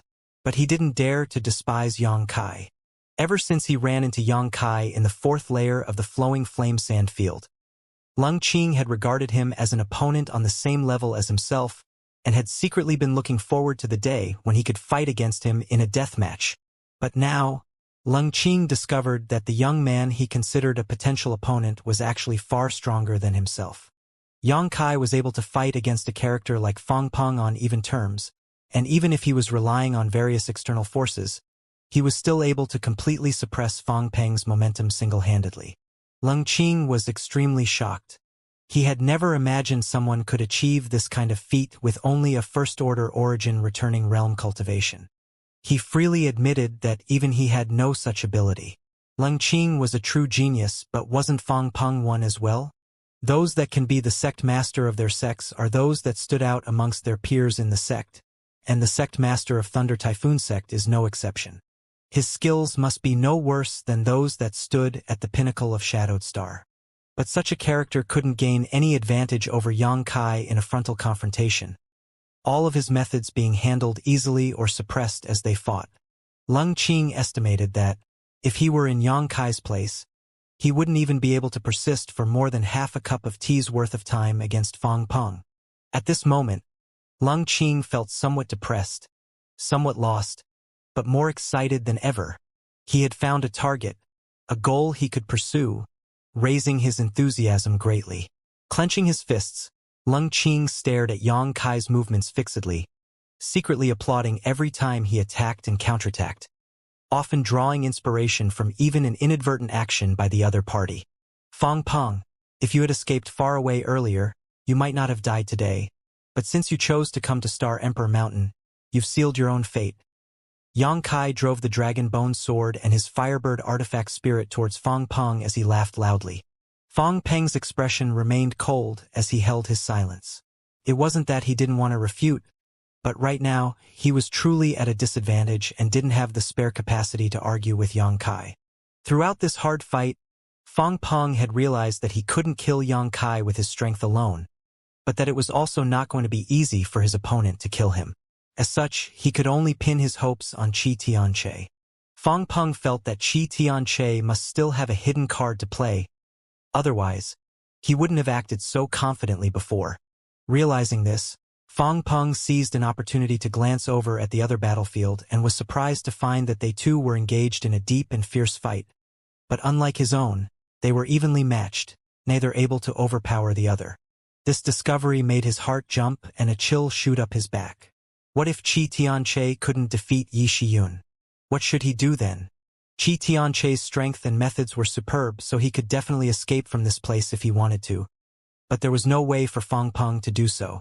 In front of a cultivator proficient in the Tao of space, trying to run away was the epitome of stupidity. While thinking so, Fong Peng's eyes suddenly shrank.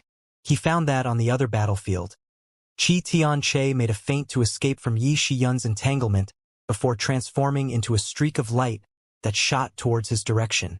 As Qi Tianche flew through the air, he suddenly extended his hand and grasped forward ruthlessly.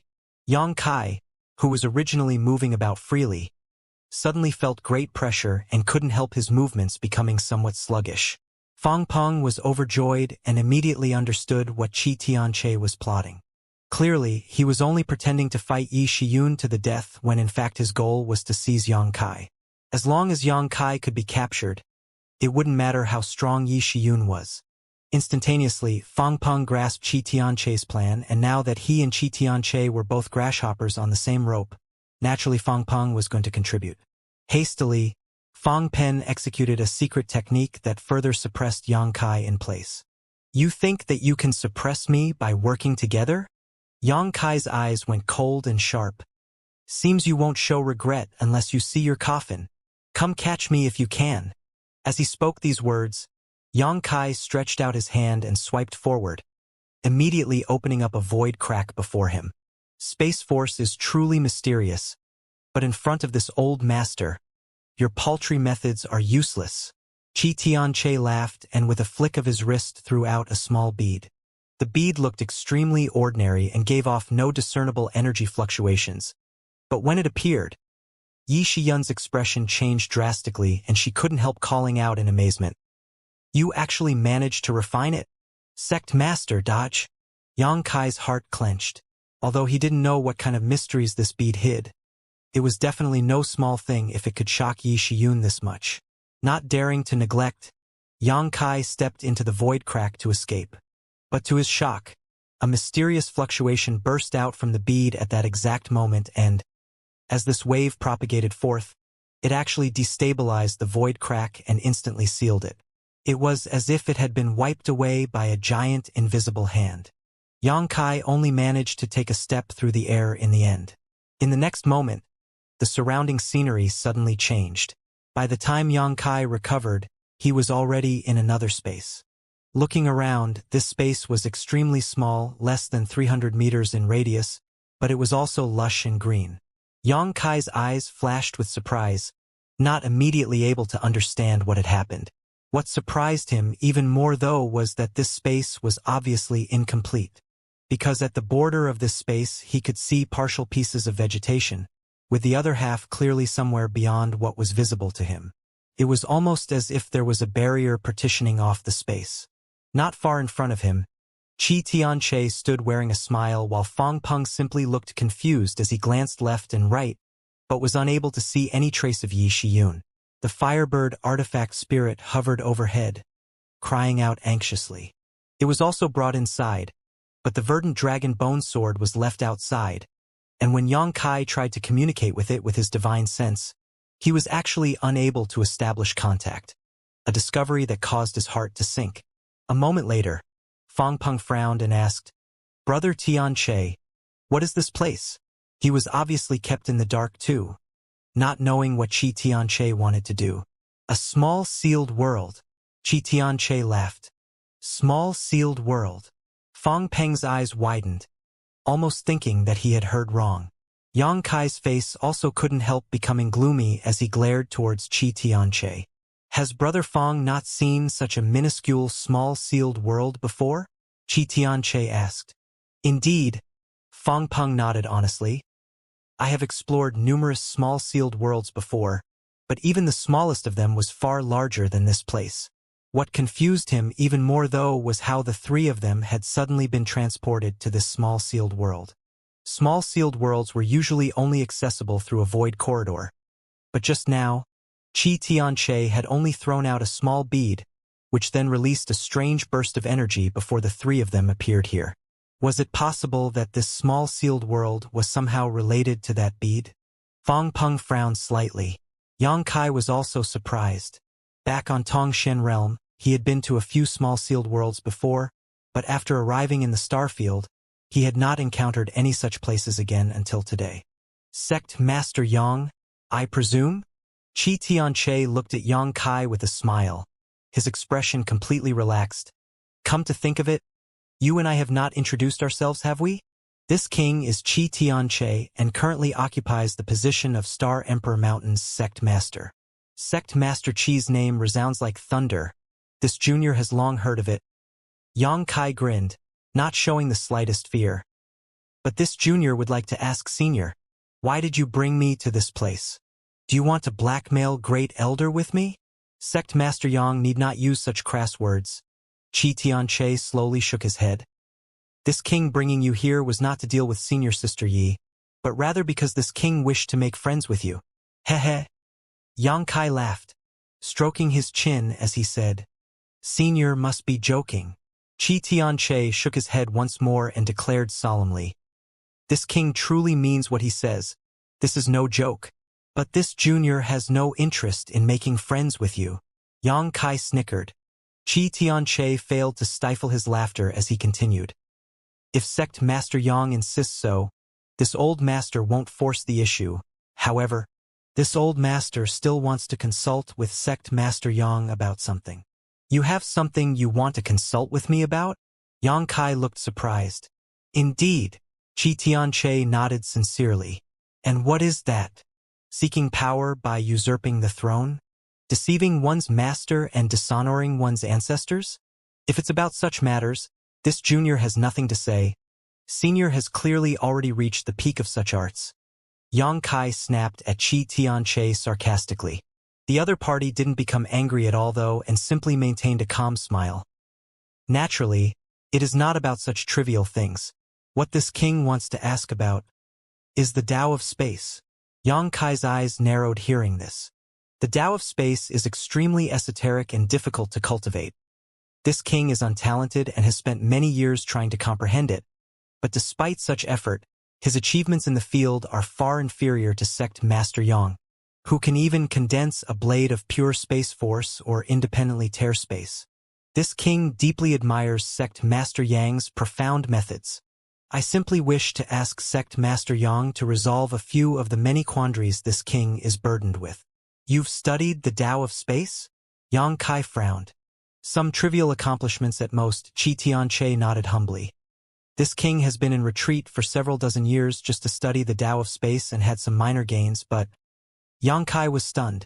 He hadn't expected that this old man had been in retreat for several dozen years just to study Space Force. Yang Xiaozhu had reminded Yi Shiyun to be wary of Qi Tianche because the latter had been in retreat to cultivate some kind of secret technique for the past several dozen years, but now it turns out he was actually trying to cultivate Space Force. However, why would he do this? Yang Kai's mind turned sharply before suddenly a flash of understanding came to him. Turning a grin towards Qi Tianche, Yang Kai asked lightly, Senior, if this junior is not mistaken, you cultivating the Tao of space must be related to this small sealed world and that strange bead. Yes? Oh? Why did you say this? Qi Tianche raised his brow as his eyes flashed brightly, seemingly very interested. Haha, Yang Kai laughed. I did not see a void corridor before being inexplicably brought here by Senior, so obviously that bead should be some kind of key to opening and accessing this small sealed world. But to use it, one must be capable of using Space Force, which is why you wish to cultivate it. Is this junior correct? That's right. Qi Tianche looked at Yang Kai approvingly, nodding as he asked, I wonder what else Sect Master Yang can see? I can see that this small sealed world is incomplete, probably because your comprehension of the Tao of space is lacking. If you wish to complete this small sealed world, you must become more proficient in using Space Force.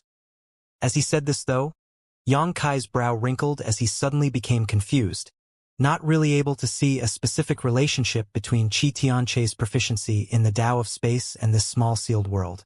A small sealed world was a small sealed world, an independent world of its own. It should not have anything to do with anyone. Sect Master Yang's vision is sharp. This old master deeply admires it.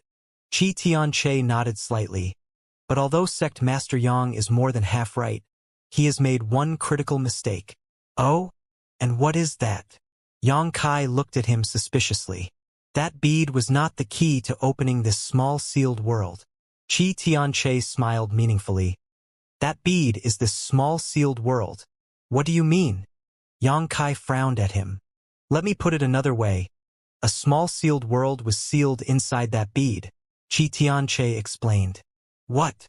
Yang Kai was shocked, and Fang Peng was also dumbfounded. A small sealed world contained within a bead? How is that possible? Yang Kai frowned and shook his head, a look of disbelief filling his face, but soon, his expression became solemn as he stared at Qi Tianche gloomily. hesitating before asking. Could it be that bead is an emperor artifact?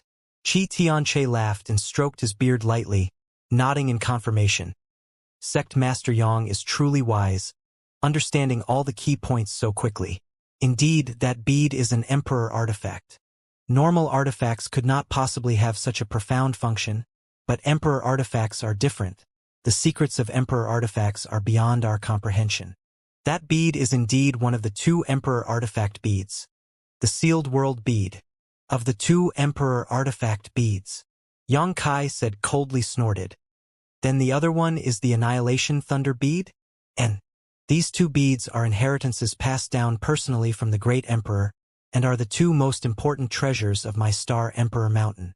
Xianxia nodded and admitted, suddenly grinning as he said, Sect Master Yang should not blame Senior Sister Yi for not warning you about this matter. Senior Sister Yi had no idea this old master was able to refine this sealed world bead. This thing has been passed down by my star Emperor Mountain's ancestors for 10,000 years, with each generation's sect master attempting to refine it. But none have ever succeeded. As time passed, even the purpose and function of this sealed world bead became lost.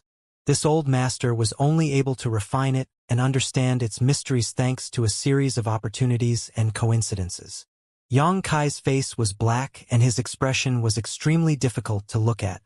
If he wasn't currently inside this incomplete small sealed world, he would never have believed that this strange sealed world bead, which contained its own independent world, could possibly exist. Now that he was trapped inside, unable to even contact his dragon bone sword, how was he supposed to fight? This old dog still had his sun and moon golden will origin king grade artifact. Sect Master Yang should not bother thinking about trying to tier space. This small sealed world is an independent space with its own world principles. It is useless for you to tier space here.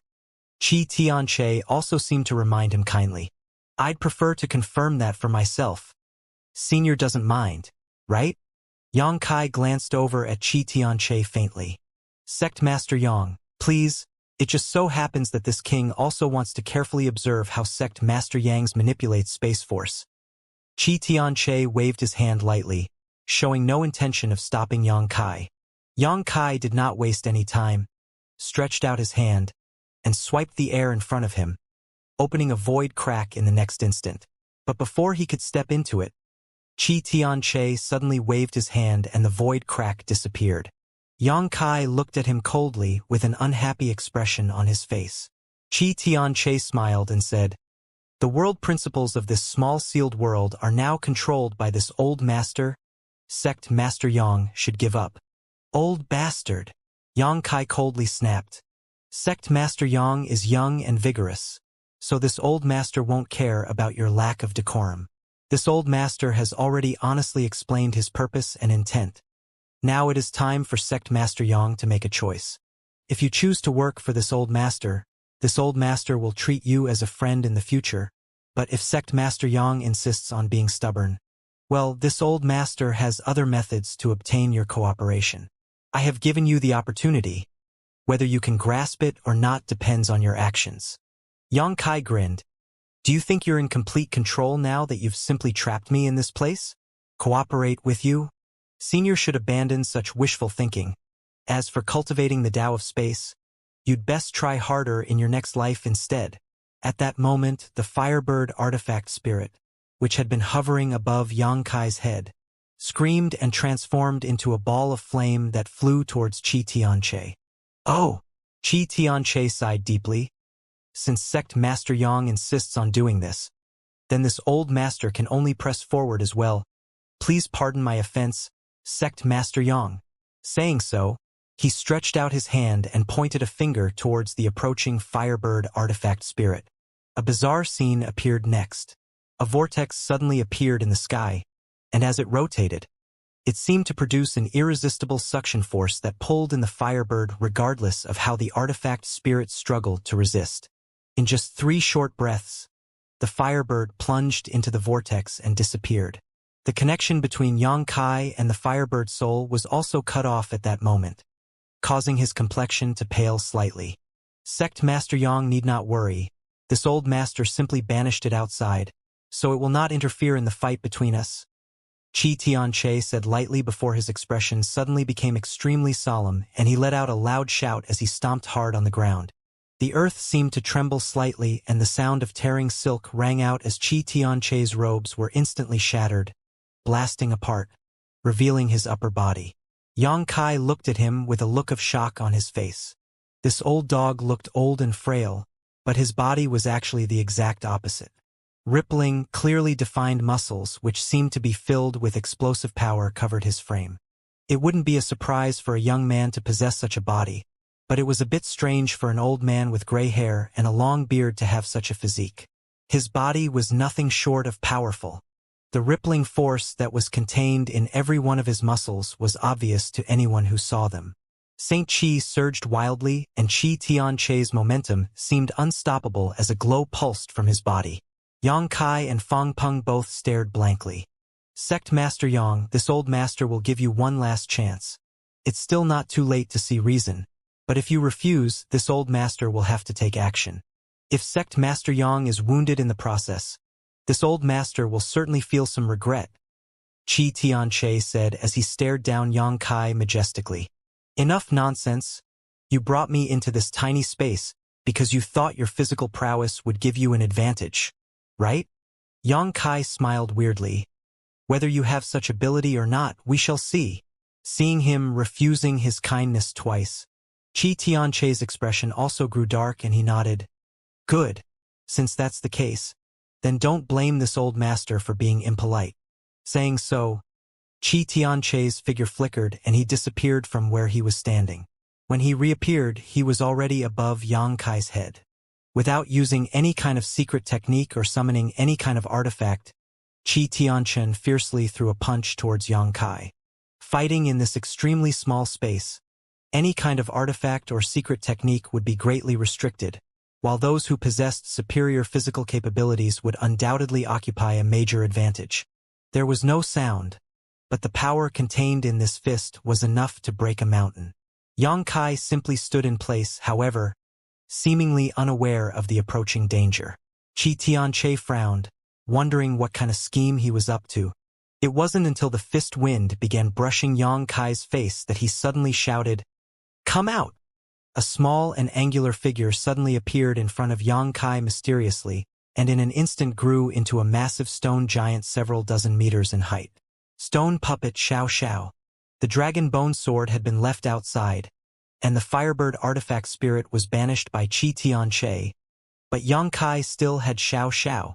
Xiao hefted the pitch-black heaven-shaking pillar on his shoulders, and as he grew, so too did the strange stick-like artifact. Gripping the heaven-shaking pillar tightly, Xiao swiftly swept it forward. Xianxia's eyes shrank and a look of horror filled his face as he hurriedly withdrew. He felt a fatal threat from this stick and understood that even with his great physical strength, he could not take a blow from it head-on.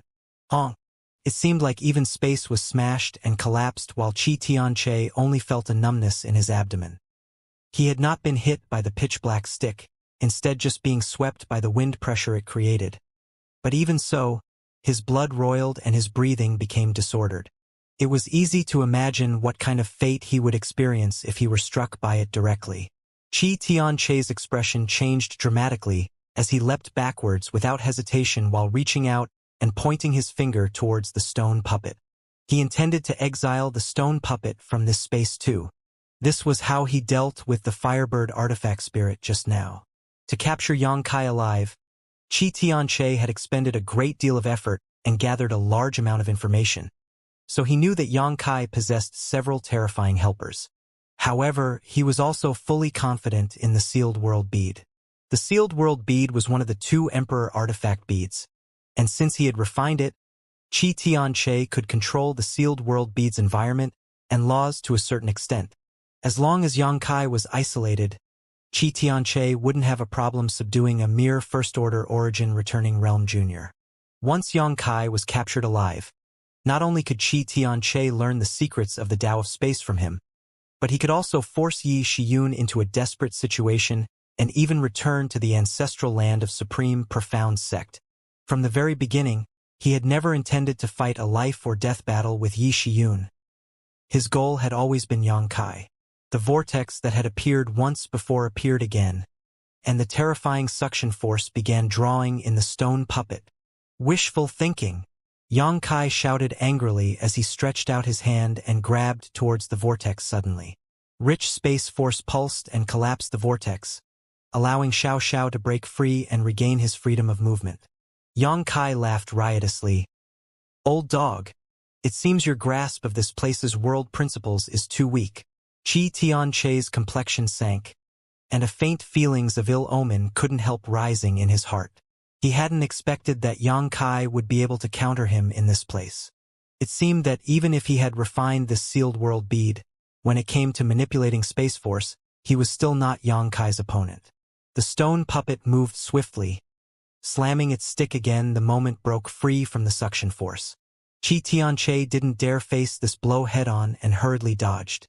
The heaven-shaking pillar brushed past his body, and another dull impact from the wind pressure assailed his waist and ribs. Before Qi Tianche could steady himself, a strong wind pressure descended upon him from above as Yangkai's shout reached his ears. "Old dog, taste my fist." "Very good." Qi Tianche's face filled with surprise and happiness. He hadn't summoned any kind of artifact or used any kind of secret technique because he wanted to fight Yangkai hand to hand. Firstly, this battleground was not conducive to any other form of combat, and secondly because he had full confidence in his physical strength. Now seeing Yangkai actually approach him of his own accord, Qi Tianche was naturally overjoyed. He thought Yangkai had become overconfident and was acting recklessly. Qi Tianche deeply feared the power of the stone giant, but that didn't mean he feared a trivial Yangkai. Without even hesitating, he sent out his own punch to meet Yangkai's. Two fists impacted and a loud bang rang out. Yangkai's body flew out like an arrow from the string, while Qi Tianche couldn't help letting out a grunt as his entire body sank halfway into the ground. In that instant, Qi Tianche couldn't help but turn pale. Although it was just a simple exchange of fists, with Qi Tianche's vast experience it was easy for him to see that Yangkai's physique and strength were just as intrepid as his own. In that blow just now, both sides had suffered a small loss with neither having any distinctive advantage over the other. How can this be? Qi Tianche had lived for over 1,000 years, and ever since he first tread upon the martial Tao, he had always paid special attention to his body tempering. Now, his physical body was far stronger than that of an average cultivator in the same realm, and was even comparable to an ordinary origin-grade high-rank artifact in terms of resilience. But how old was this little brat? How long had he cultivated for? How could he possibly have such a strong physique? The astonishing amount of vitality he felt in that moment of contact shocked Qi Tianche to an incredible degree. Before he could collect himself, though, the stone puppet's heaven-shaking pillar swept towards him again. Qi Tianche was unable to avoid the blow this time as he was half sunk into the earth. Seeing that the pitch-black stick swept towards him, Qi Tianche took a deep breath, and the faint glow which had been radiating from his body suddenly increased in intensity several times. In an instant, Qi Tianche's body seemed to be covered by a rigid, almost metallic protective barrier. Clenching his fists, Qi Tianche lifted both his arms to protect his face. In the next moment, the heaven-shaking pillar arrived. Honk! Qi Tianche was knocked over and thrown out by the massive impact force, flying until he hit the edge of the small sealed world before smashing into the barrier and then crashing to the ground. His face going pale as he spat out a mouthful of blood, staggered, and looked up with solemn expression. This time he had suffered a heavy loss. The heaven-shaking pillar was forged from heavenly crystal profound iron in ancient times before it was brought out by Yangkai from the Emperor Garden. Heavenly crystal profound iron was a top-level origin king-grade artifact refining material, and even a fist-sized piece weighed over 10,000 kilograms. If one incorporated even a tiny bit of it into an artifact they were refining, it would make said artifact many times more difficult to destroy. The heaven-shaking pillar was completely forged from this peculiar material and was thus extremely heavy. Yangkai could barely lift it with all his strength, but he couldn't swing it around. Only strange creatures like the stone puppet could use this unusual artifact. Even if Qi Tianche cultivated a body-tempering secret art for hundreds of years, he was still unable to withstand the violent blow of the heaven-shaking pillar. "How did you like the taste of that attack?" Yang Kai shook his wrist as he stood a short distance away. Just now, he had exchanged a punch with Qi Tianche, so his hand was still stinging. "Not bad." Qi Tianche did not lose his spirit and just gently nodded. In time, Sect Master Yang would surely become the most dazzling master of Shadowed Star, and have no difficulty unifying the entire world. Unfortunately, since you encountered this old master here, you won't be getting that chance. As the metallic luster on his body increased, Qi Tianche rushed towards Yang Kai solemnly. A round of full sun suddenly appeared above his head, bursting with dazzling light. The Origin King Great Artifact, Sun and Moon Golden Wheel. Streams of hot yang filled light shot from the golden sun, radiating a heat which seemed capable of burning all creation as they lazed towards Yang Kai. At the same time, Qi Tianche also released his Grand Accomplishment Stage Sure, covering the entire small sealed world in it. The small space suddenly became extremely sticky, giving people the illusion of being stuck deep in the mud.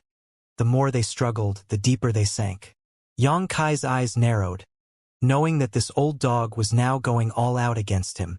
Qi Tianche couldn't beat the stone puppet in strength, so he could choose to target Yang Kai directly. Not daring to hold back either, Yang Kai also released his Sure. The space surrounding him suddenly became distorted and even began to collapse as innumerable tiny void cracks began to form, as if the world around Yang Kai had been shredded by a million blades. These tiny void cracks drifted about randomly for a moment before immediately being repaired by the world principles of small sealed world, only to reappear elsewhere in the next instant. Yang Kai had condensed his Sure under the full impact of the Emperor Garden's Emperor pressure and incorporated his Space Force into it at the time, allowing his Sure to become far stronger than that of an average cultivator and even able to affect the surrounding space when he released it. The constantly forming and collapsing void cracks around him were the best evidence of this. Relying on this alone, however, wasn't enough for Yang Kai to compete with Qi Tianche's Grand Accomplishment Stage Sure, which had touched upon the threshold of domain. A slicing sound rang out in the next moment, though. Hundreds of golden blood threads spread out from Yang Kai's body and constantly cut through the suppression of Qi Tianche's Sure. The golden blood thread secret technique originally had the effect of destroying Sure, so with Yang Kai using hundreds of them at once, the effect was naturally quite remarkable. Using this two-pronged approach, the pressure weighing down Yang Kai suddenly disappeared, and he was instantly relieved of the Grand Accomplishment Sure which was restraining him. Manipulating them with his divine sense, Yang Kai sliced through the air with his golden blood threads and intercepted every beam of radiant yang light coming towards him, resolving the incoming danger without suffering any harm. Qi Tianche was deeply shocked. He couldn't imagine that the situation would develop to this point. All of the methods and strengths he was so proud of didn't play any role against Yang Kai. At this moment, he couldn't help feeling somewhat nervous. But now, he was already an arrow in mid-flight, and Yi Shiyun was waiting for him outside. So if he couldn't defeat Yang Kai in this small sealed world, even if he fled outside, his situation would only get worse. Only by capturing Yang Kai here could he regain control of the overall situation. Understanding this, Qi Tianche flew towards Yang Kai and threw out a fist carrying vast destructive power. Yang Kai didn't even try to evade, instead sending out a fist of his own. His Saint Qi pushed to its limits as his muscles flexed, launching into a tangled struggle with Qi Tianche. All plots and conspiracies were useless at this moment. Only by overwhelming their opponent with pure power could either of them achieve victory. The two were like savages as they recklessly swung their fists, pummeling each other with one blow after another. This kind of hand-to-hand combat was simple, direct, savage, and bloody. Endless explosions rang out as golden and silvery light intersected with one another, mixed with the occasional shout or muffled groan. In this battle of pure physical strength, the two sides were actually even. Fang Peng stood to the side, dumbfounded. He had been brought into this small sealed world by Qi Tianche and thought that they would join forces to easily defeat Yang Kai. He believed that Qi Tianche had planned this entire scenario out as such. But now, to Fang Peng's frustration, he discovered he was actually unable to intervene in this fight at all, only able to stand idly by and watch anxiously. Even Xianxia stood back and waited for an opportunity, not daring to attack rashly. He too couldn't interfere. Pung pung pung. The body Qi Tianqi's was so proud of suffered blow after blow from Yang Kai's fists during the battle, each strike producing a metallic thud upon landing.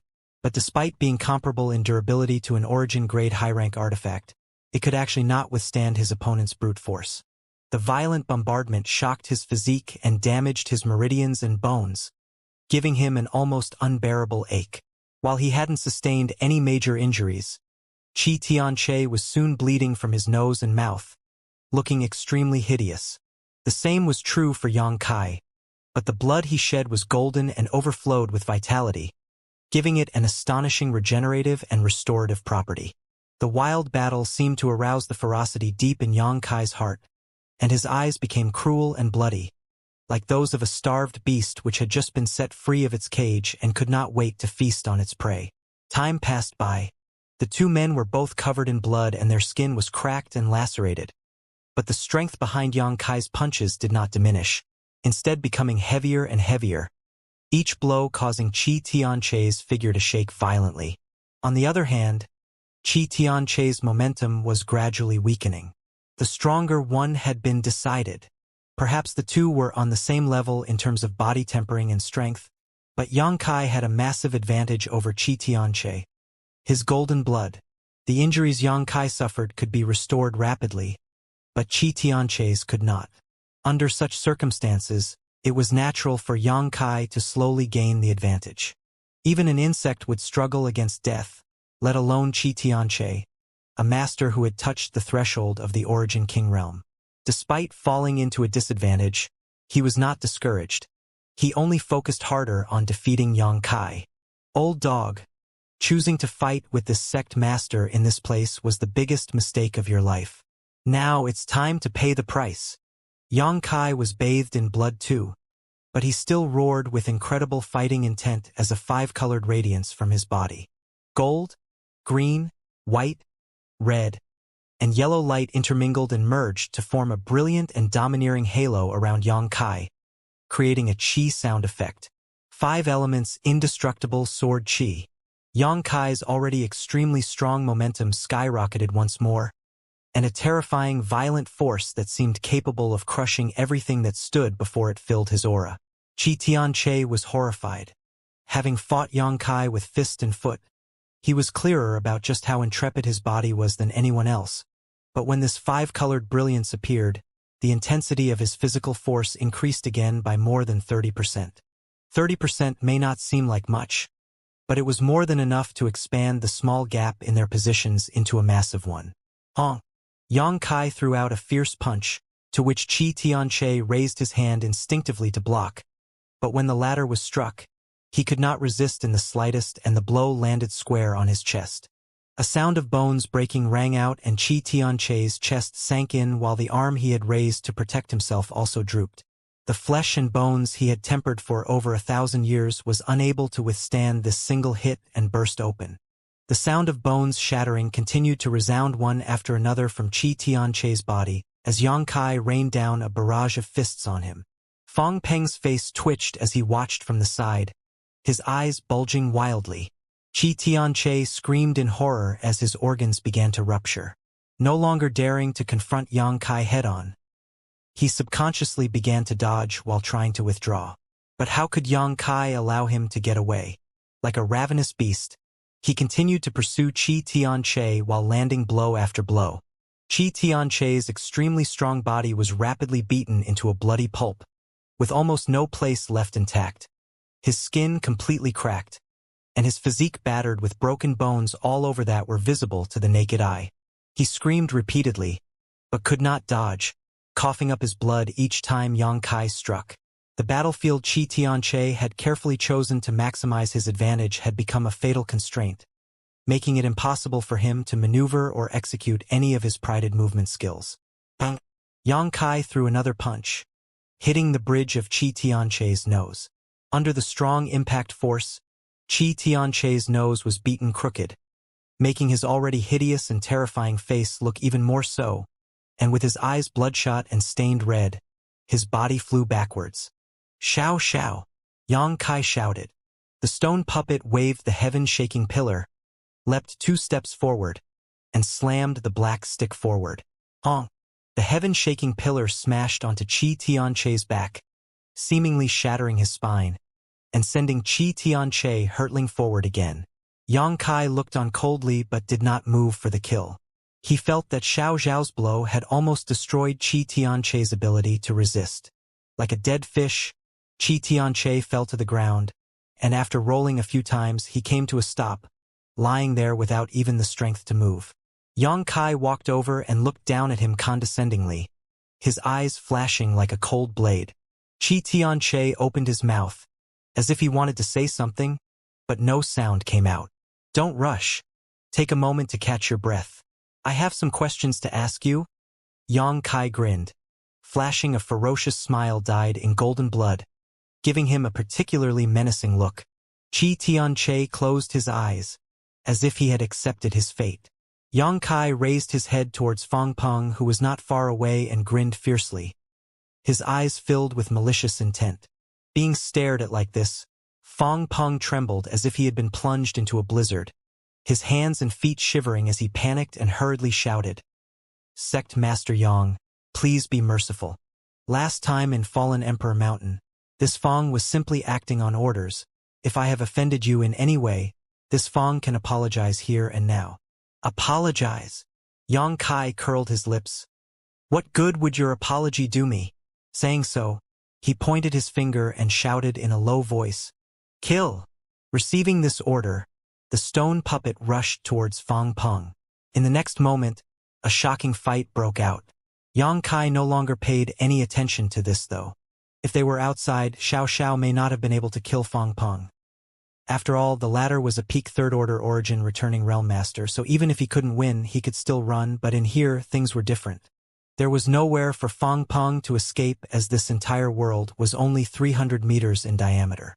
Yang Kai turned his gaze back to Qi Tianche again, and after waiting for a moment, bluntly asked, "How do you want to die?"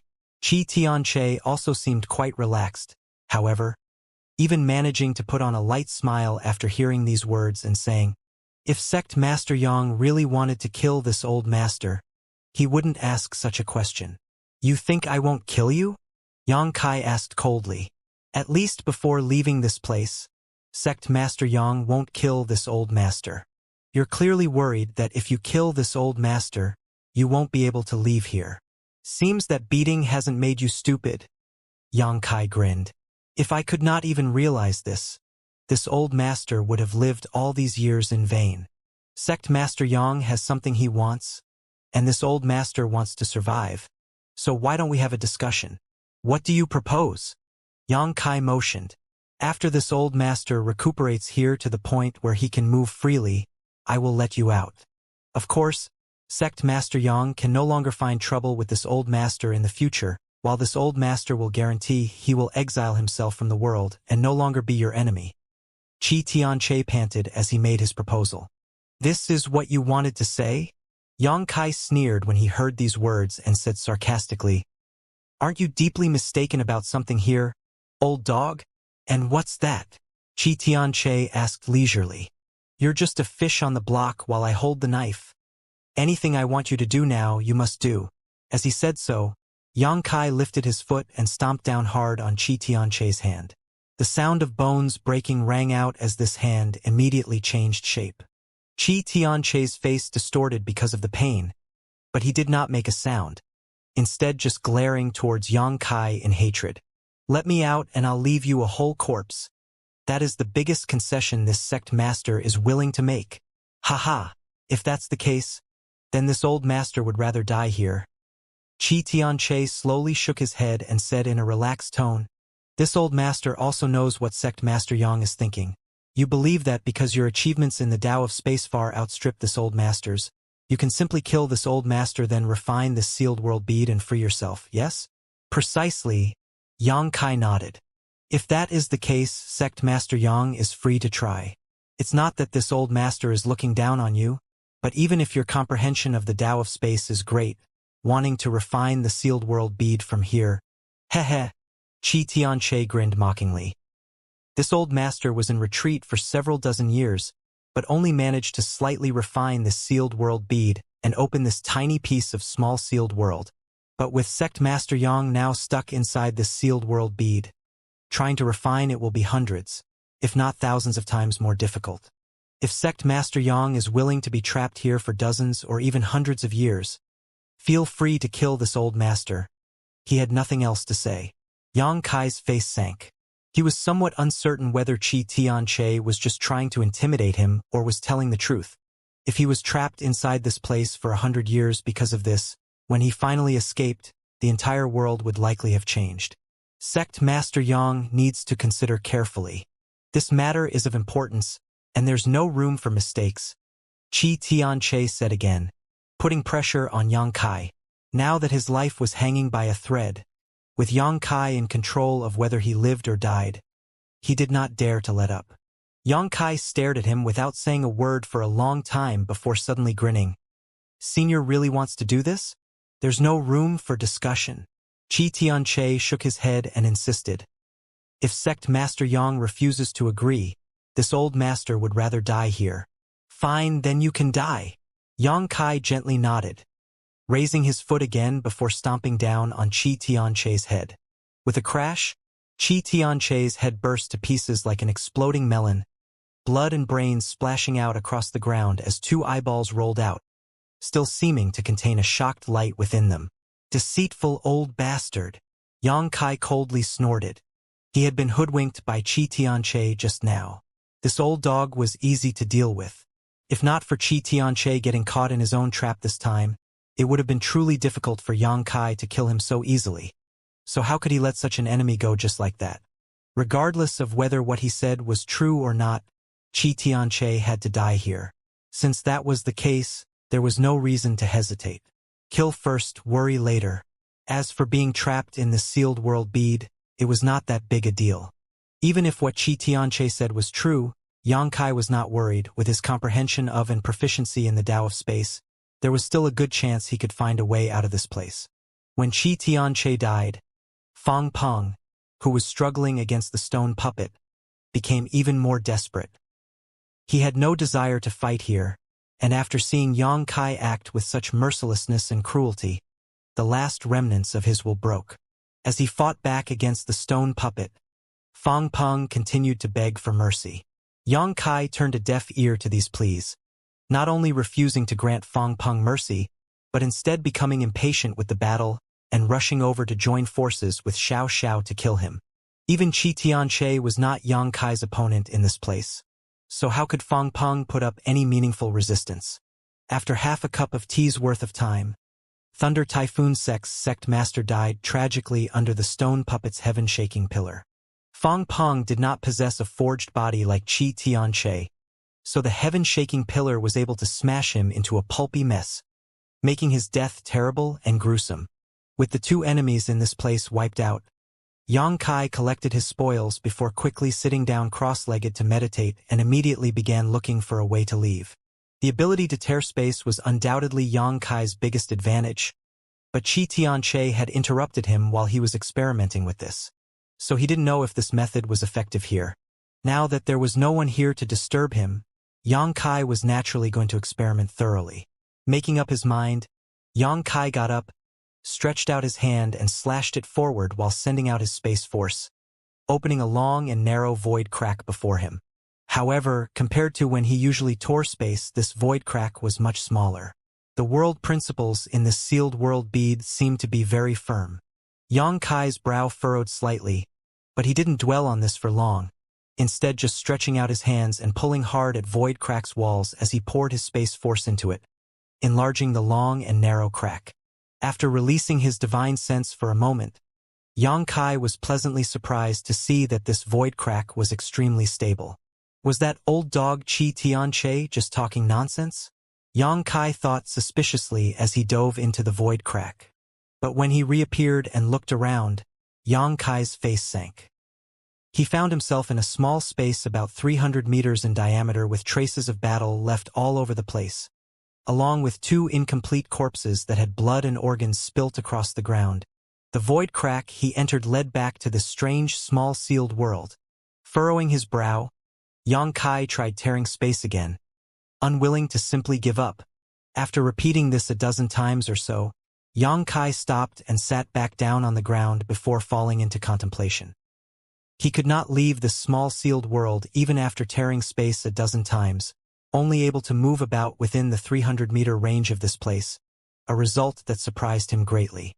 Apparently, Xianxia's words weren't all just posturing. This sealed world bead really had its mysteries, and even tearing space couldn't allow Yang Kai to escape it. Although he had not managed to escape successfully, Yang Kai's efforts were not in vain.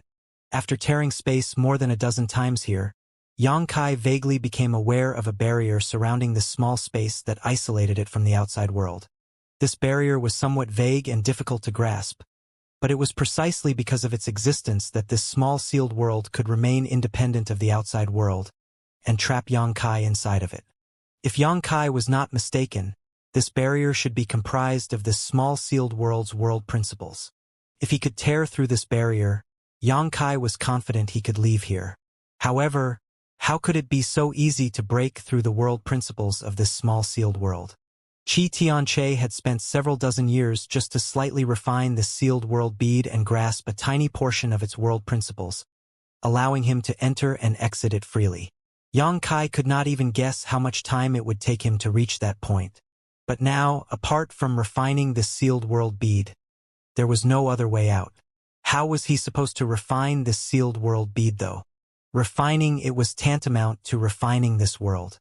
Yang Kai was at a loss, feeling like a dog trying to bite a hedgehog, uncertain of where to even start. Sitting on a spot, Yang Kai silently pondered the issue. After a long silence, Yang Kai's confused eyes suddenly flashed, and this spark soon turned into a burning flame that cleared the fog from his vision. He seemed to understand something and could not help showing a look of both shock and inspiration. He had a severe misunderstanding before, thinking that if he wanted to leave, he would have to refine this world, a prospect that left him at a complete loss. In the final analysis, this small sealed world was just the sealed world bead, an emperor artifact. He did not know how to refine a world, but he knew how to refine an artifact. And since Xianxia had spent several dozen years in retreat refining the sealed world bead, his aura must have permeated this emperor artifact somewhat. As long as he could trace the ambient aura fluctuations and erase them, he could simply begin refining the sealed world bead from the start. In the end, the simplest method was often the most perfect, Yang Kai suddenly understood. Standing up, Yang Kai used 2 balls of demonic flame to turn the nearby corpses into ash before releasing his divine sense and beginning to carefully scan the surrounding 300-meter space. The result of his investigation went well, as it did not take long for him to find the remnants of Xianxia's aura in this space. Erasing these marks was not difficult. However, when Yang Kai tried to leave his own aura on this space, he was met with great resistance. Xianxia wasn't wrong in saying that it would be extremely difficult to refine the sealed world bead from inside. At the very least, it would require far more effort than doing so from the outside, the difference calculated in multiples of 100 times. Even if Yang Kai's attainments in the Tao of space were countless times greater than Xianxia's, such refining could not be completed in a short time. Yang Kai did some calculations, and the results startled him. With his current strength and attainments in the Tao of space, it would take him at least a dozen years before he could refine the sealed world bead enough to escape. Yang Kai suddenly regretted that he had killed Fang Peng so quickly. If he were still alive, Yang Kai could at least vent his stress on him. After frowning and pondering for some time, Yang Kai calmed his irritability and stopped trying to refine the sealed world bead. Instead, he poured out a large number of crystals from his space ring in front of him before picking one up in each hand and rapidly absorbing the energy within. Space Spirit Crystals. Yang Kai's comprehension of the Tao of space far surpassing Mo Xiaoshang and Xianxia's was all thanks to these Space Spirit Crystals. These peculiar crystals had always only been used as material for refining space rings, but Yang Kai had a different use for them, absorbing the energy inside to enhance his space force. Space Spirit Crystals were extremely rare, and even if others have this idea, they would find it incredibly difficult to implement. But Yang Kai was different. The Space Spirit Crystal lode Xiao found beneath Dragon Cave Mountain in the past had given Yang Kai enough capital that he could squander Space Spirit Crystals like this without worry. There were many space spirit crystals that were mined back then, but with Xianxia refining some of them whenever he was free or in secluded cultivation, he only had about half as many as when he had started. However, before chopping down a mighty tree, one needed to sharpen their axe. If Xianxia wanted to shorten the time he needed to refine the sealed world bead, his only option was to increase his comprehension of the Tao of space. As such, he planned to cultivate his space force first. Pieces of space spirit crystal turned into dust in Xianxia's hands one after, but he was unable to feel the passage of time in this small sealed world. Xianxia had no idea how much time had passed, but a thick layer of dust from spent and shattered space spirit crystals eventually developed around him, nearly burying him alive. By absorbing the power inside these space spirit crystal, coupled with his own insights, Xianxia vaguely felt that his attainments in the Tao of space had advanced a step, but at the same time, he found that the benefits he obtained from absorbing energy from the space spirit crystals were growing smaller and smaller. Perhaps one day, no matter how much energy he absorbed from these space spirit crystals, he would not obtain any harvest. Xianxia paused temporarily and released his divine sense again to try refining this small sealed world. A moment later, a touch of joy flashed across his face. The refining process was much easier than it was at the beginning, and he could now clearly feel the barrier separating this world from the outside one. As long as he could break through this barrier, he could escape from this place. Integrating his space force into this divine sense, Xianxia began spreading out his awareness like a tide. Xianxia was trying to leave his mark on this world, carving his soul brand into it to make it his own. A scene that completely shocked him soon appeared though. As Xianxia spread his divine sense out, the originally tiny piece of land which was only about 300 meters across suddenly became slightly bigger, and the scenery that had been completely obscured began to appear. This result surprised Xianxia, but after thinking about it carefully, he understood. Although Xianxia had refined the sealed world bead slightly and could enter and exit it freely, his grasp of the Tao of space was still very shallow, so he was only capable of opening a space 300 meters in diameter. Xianxia was different. His comprehension of the Tao of space was far more profound, so he was capable of expanding this sealed space. Xianxia suddenly became curious. He wanted to know just what this small sealed world would look like when fully opened, and just how big it would be. The original intention of refining the sealed world bead to escape began to quietly change as Xianxia fully immersed himself in the process of expanding and exploring this small sealed world. Madly urging his divine sense and space force, Xianxia watched as the small sealed world emerged from the chaos and expanded little by little, revealing picturesque scenery around him he had not seen before. During this process, Xianxia found that all kinds of magical insights poured into his mind and soul, allowing his comprehension of the Tao of space to grow at a rate vastly superior to absorbing energy from space spirit crystals. Expanding the small sealed world and cultivating the Tao of space unexpectedly formed a virtuous circle. Xianxia was overjoyed and became more and more fixated on this task. Inside the sealed world bead, the borders of the small sealed world expanded every day, while Xianxia also experienced a period of rapid growth. In terms of cultivation, the shackles of the first-order origin returning realm were easily broken, and Xianxia broke through to the second-order origin returning realm. After all, he had already reached the peak of the first-order origin returning realm in Fallen Emperor Mountain, and if not for him deliberately suppressing it, he could have broken through at that time. Xianxia continued repeating the same actions over and over again in an endless cycle. As his strength increased, his Saint Qi became purer, and the power of his soul soared, causing Xianxia to obtain a comprehensive improvement. Even his soul clone was strengthened and nourished in this process. When he was tired, he would rest for a while, but with no one else in this small sealed world, Xianxia brought Xiao out to talk to for a while. Xiao was still very interested in the golden stone puppet, and even though its sentience was incomplete, and it had to rely on Xianxia's soul clone to move about, it was still the only other member of Xiao's race. Xiao treated the golden stone puppet with great sincerity, sharing all of his treasures with it. Time passed little by little. Xianxia lost track of how long he had been stuck in this small sealed world, but by now, He had consumed all his space spirit crystals and expanded this small sealed world from its original 300-meter diameter to one that had a radius of over 100 kilometers, with new developments still occurring every day.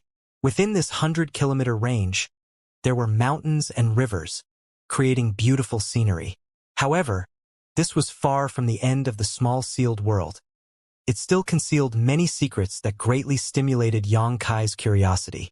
One day, Xianxia suddenly stood up and he released his divine sense outwards. In a flash, everything within 100 kilometers was open to his investigation.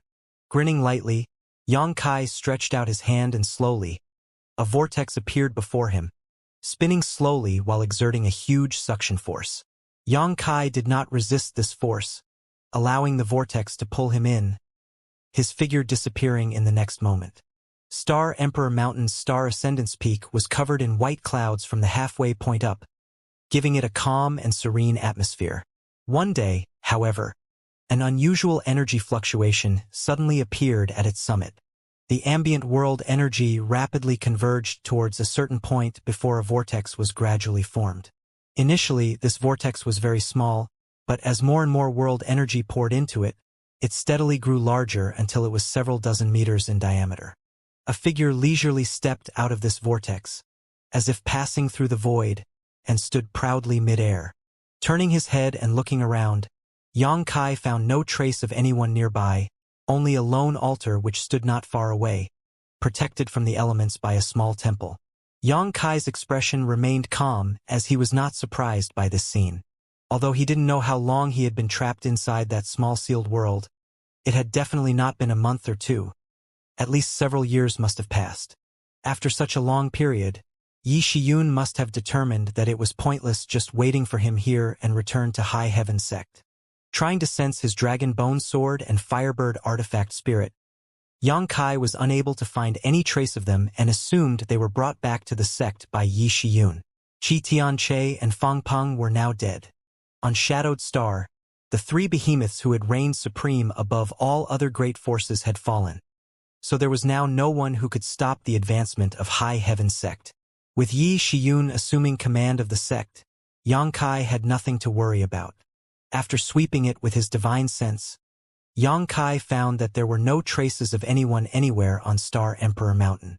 It seemed that all the cultivators from Star Emperor Mountain had left, but whether they had chosen to follow Yang Xiuzhu and the others back to High Heaven Sect or dispersed separately was unknown. However, in Xianxia's opinion, the former was more likely. Since there was no one here, Xianxia naturally didn't plan to linger any longer. Turning around, he stretched out his hand towards the vortex behind him, after which it began to shrink and in the blink of an eye disappeared, being replaced by an unremarkable bead. One of the two Emperor artifact beads, the Sealed World bead. This was an incredible treasure that contained its own sealed world. With it, one of the problems which had been plaguing Xianxia's heart for many years had been solved. Moreover, Xianxia felt that if he could completely refine this sealed world bead and complete its world principles, he could even allow third-order origin returning realm cultivators to break through inside of it to the origin king realm. The cultivators of Shadowed Star were unable to break through to the origin king realm because of the suppression of this star's world principles. But the sealed world bead contained an independent world of its own, with its own world principles which were untethered to those of Shadowed Star. This was definitely a feasible method, but it was far too early to think about this. Although as Xianxia's comprehension of the Tao of space grew, he was able to expand the small sealed world inside the sealed world bead to 100 kilometers in radius, he was still a long way from completing it. After pondering for a moment, Xianxia took the sealed world bead back into his body before stepping out casually. One moment he was standing at the peak of Star Ascendance Peak, but the next moment he was halfway down its slope. With another step, Xianxia reached the base of the mountain. This kind of speed was simply unimaginable. The Tao of space was incredibly mysterious, and during his time trapped inside of the sealed world bead, Xianxia's mastery of it had grown considerably. The rapid movement he was displaying now was almost akin to teleporting without leaving any trace behind, as if he could break through the constraints of space to appear a great distance away in an instant. Compared to his original method of tearing space, this was actually a much more advanced technique.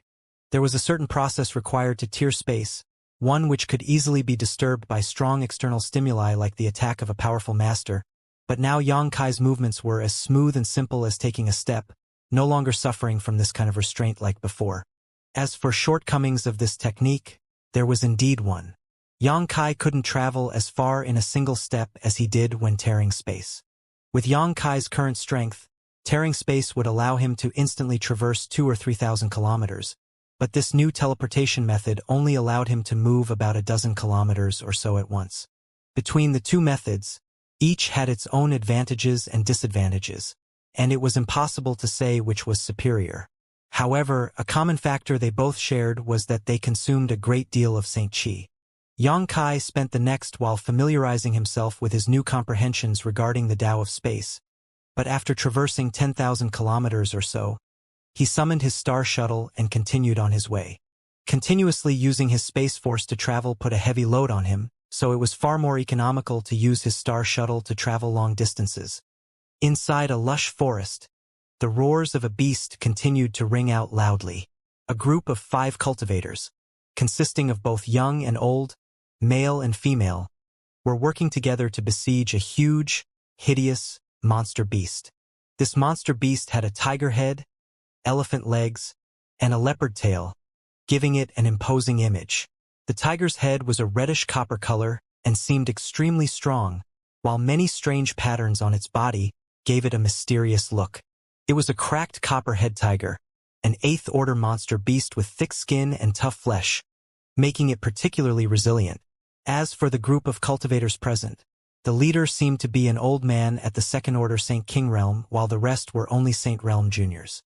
From how these cultivators addressed one another, it was apparent that they all belonged to the same small family and had come to this forest to hunt monster beasts to earn Saint Crystals. An 8th-order monster beast was equivalent to a Saint King realm cultivator. However, this cracked copperhead tiger was at the peak of the 8th order, so even if it was currently besieged, its fierceness did not decrease and it continued to spit balls of extremely powerful energy from its mouth while roaring, making it difficult for these small family cultivators to get close.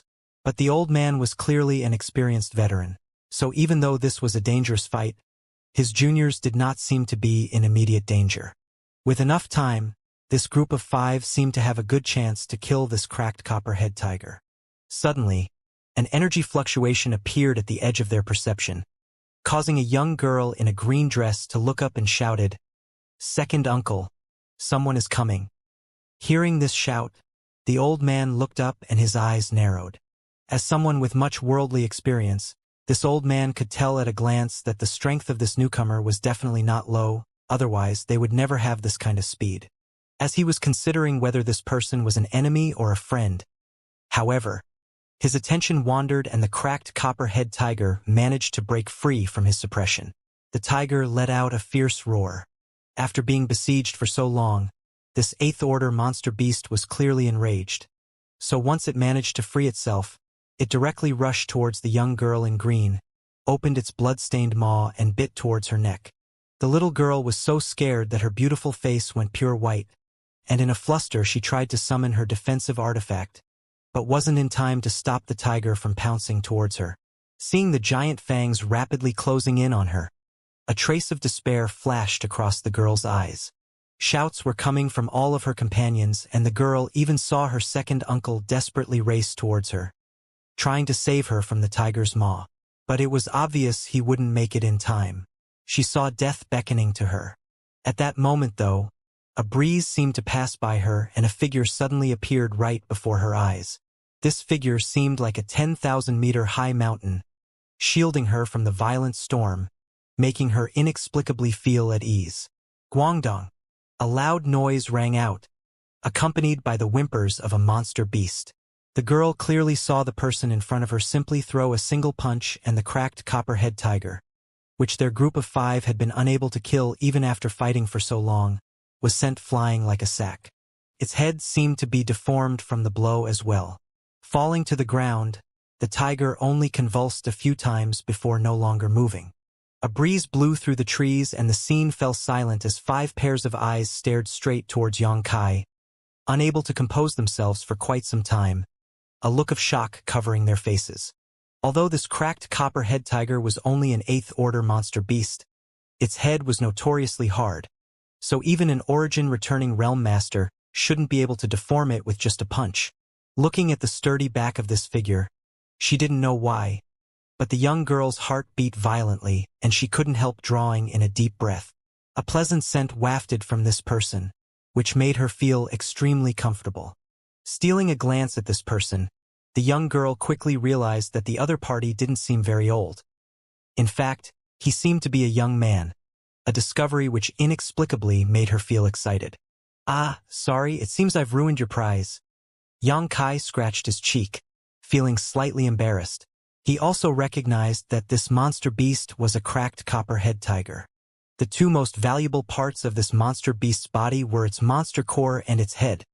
The former was prized by alchemists while the latter was sought after by artifact refiners.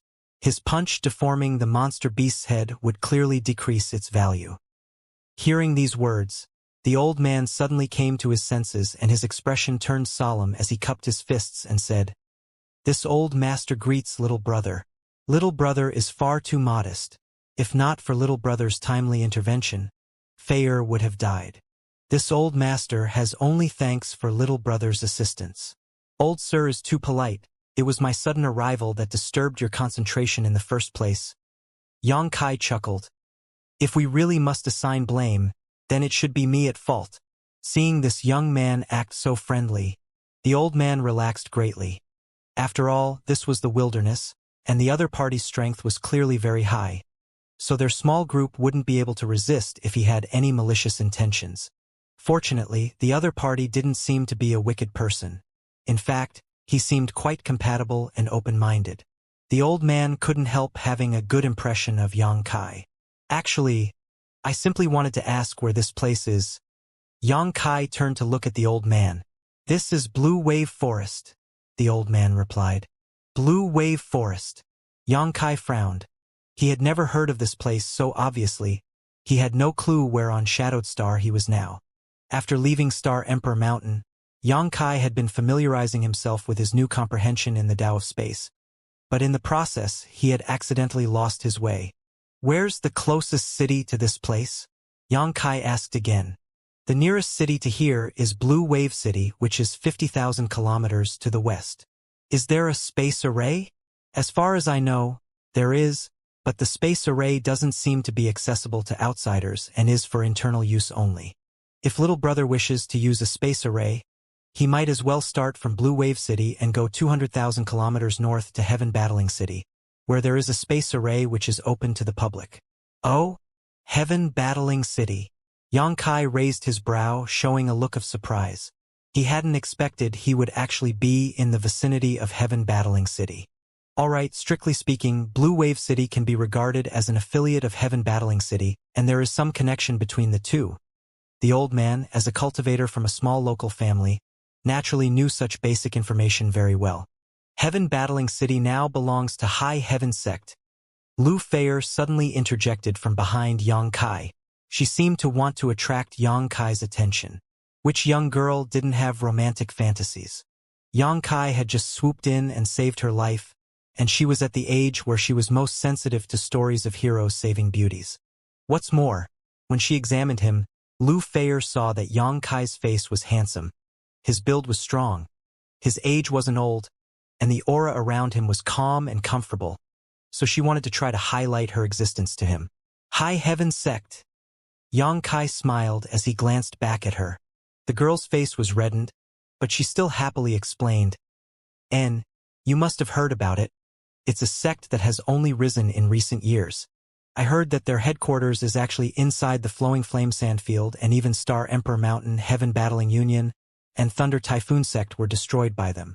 Now, High Heaven Sect is the most powerful sect on Shadowed Star."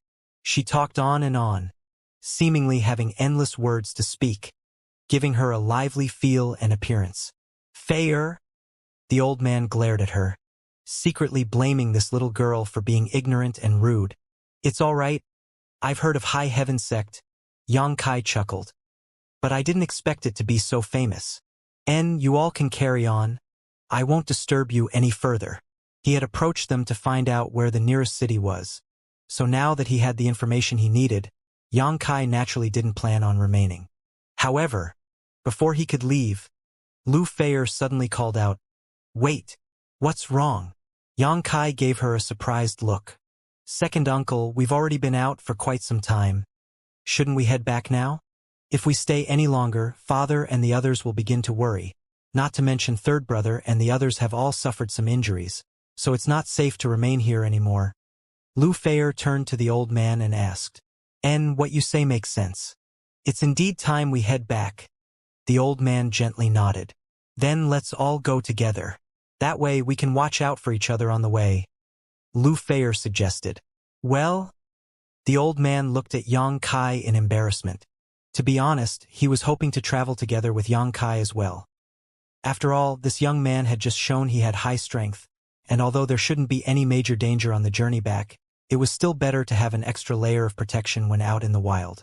If Xianxia could escort them, the return journey would be much safer. The old man very much agreed with Lu Feier's proposal, but he was uncertain what Xianxia's opinion would be. "All right, I also don't know the specific location of Blue Wave City, so I'll trouble you to lead the way." Xianxia smiled slightly and nodded in agreement. In any case, he wasn't in a hurry. "Then this old man will have to thank little brother for his care." The old man was overjoyed. "I'll go and collect the materials." Lu Feier cheered before running over to the dead, cracked copperhead tiger nearby. The old man smiled bitterly and shook his head, saying with an apologetic look, "Little brother, don't blame Feier. It's in her nature to act this way. Little brother can rest assured. We will provide the materials to you later. No need you keep them, they're of no use to me." Xianxia waved his hand. The materials from an 8th-order monster beast were truly useless to him. The wealth that Xianxia possessed was hard for ordinary people to imagine. When the old man heard this, his eyes lit up, and after reconfirming that Xianxia did not need the materials, he repeatedly expressed his gratitude. The monster core and skull of the tiger would yield a good profit for them.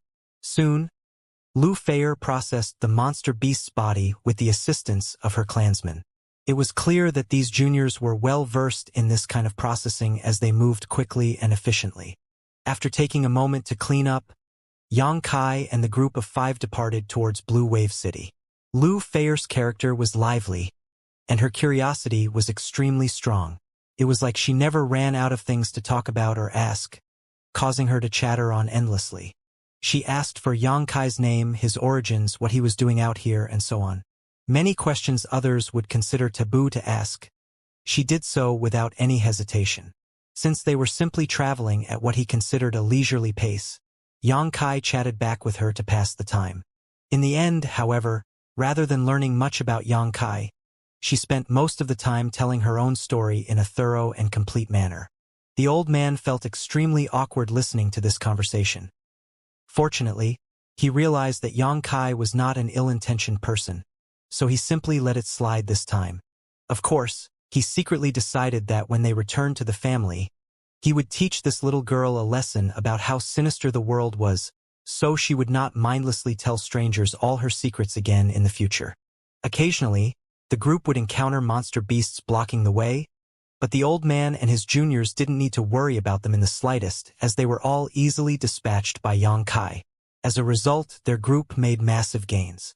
The several juniors all admired Xianxia to the extreme after witnessing his performance. All of them seemed to be roughly the same age, but Xianxia's strength surpassed theirs by a wide margin. Worship and respect for true masters was an innate mentality for cultivators, and Xianxia's display of skill had completely conquered these youngsters. If Xianxia had been traveling alone, the distance of 50,000 kilometers would only take him an hour or two to cross, but with the old man and his juniors in tow, it took a full day instead. One day later, a city standing at the edge of an open plain came into view. Everyone walked to the gate, turned over some Saint crystals, and then entered the city smoothly. "Many thanks for guiding me this far. It seems we must take our separate paths. Take care." Xianxia cupped his fists before his figure flickered, and he disappeared into the crowd. Lu Feier called out a few times, but Xianxia didn't turn his head back, so she could only purse her lips unhappily. Let's go, we need to sell our harvest first. I don't know what kind of price we can obtain, the old man sighed before leading the group away. Yang Kai walked along the spacious streets of Blue Wave City, observing his surroundings with great interest. He wasn't in a hurry to find the space array in Blue Wave City. Since this city was attached to Heaven Battling City, which itself was attached to High Heaven Sect, as the sect master, Yang Kai knew there wouldn't be any problem using the local space array. He believed that the city lord of Blue Wave City wouldn't even bat an eye to his request. However, he had been in secluded retreat inside the small sealed world for several years now, so Yang Kai wanted to take his time and relax, rather than continue to hurry along. Along the road, Yang Kai appreciated the local customs of this place while wandering through the shops at will. Yang Kai felt both physically and mentally relaxed, and his mood unconsciously became calm.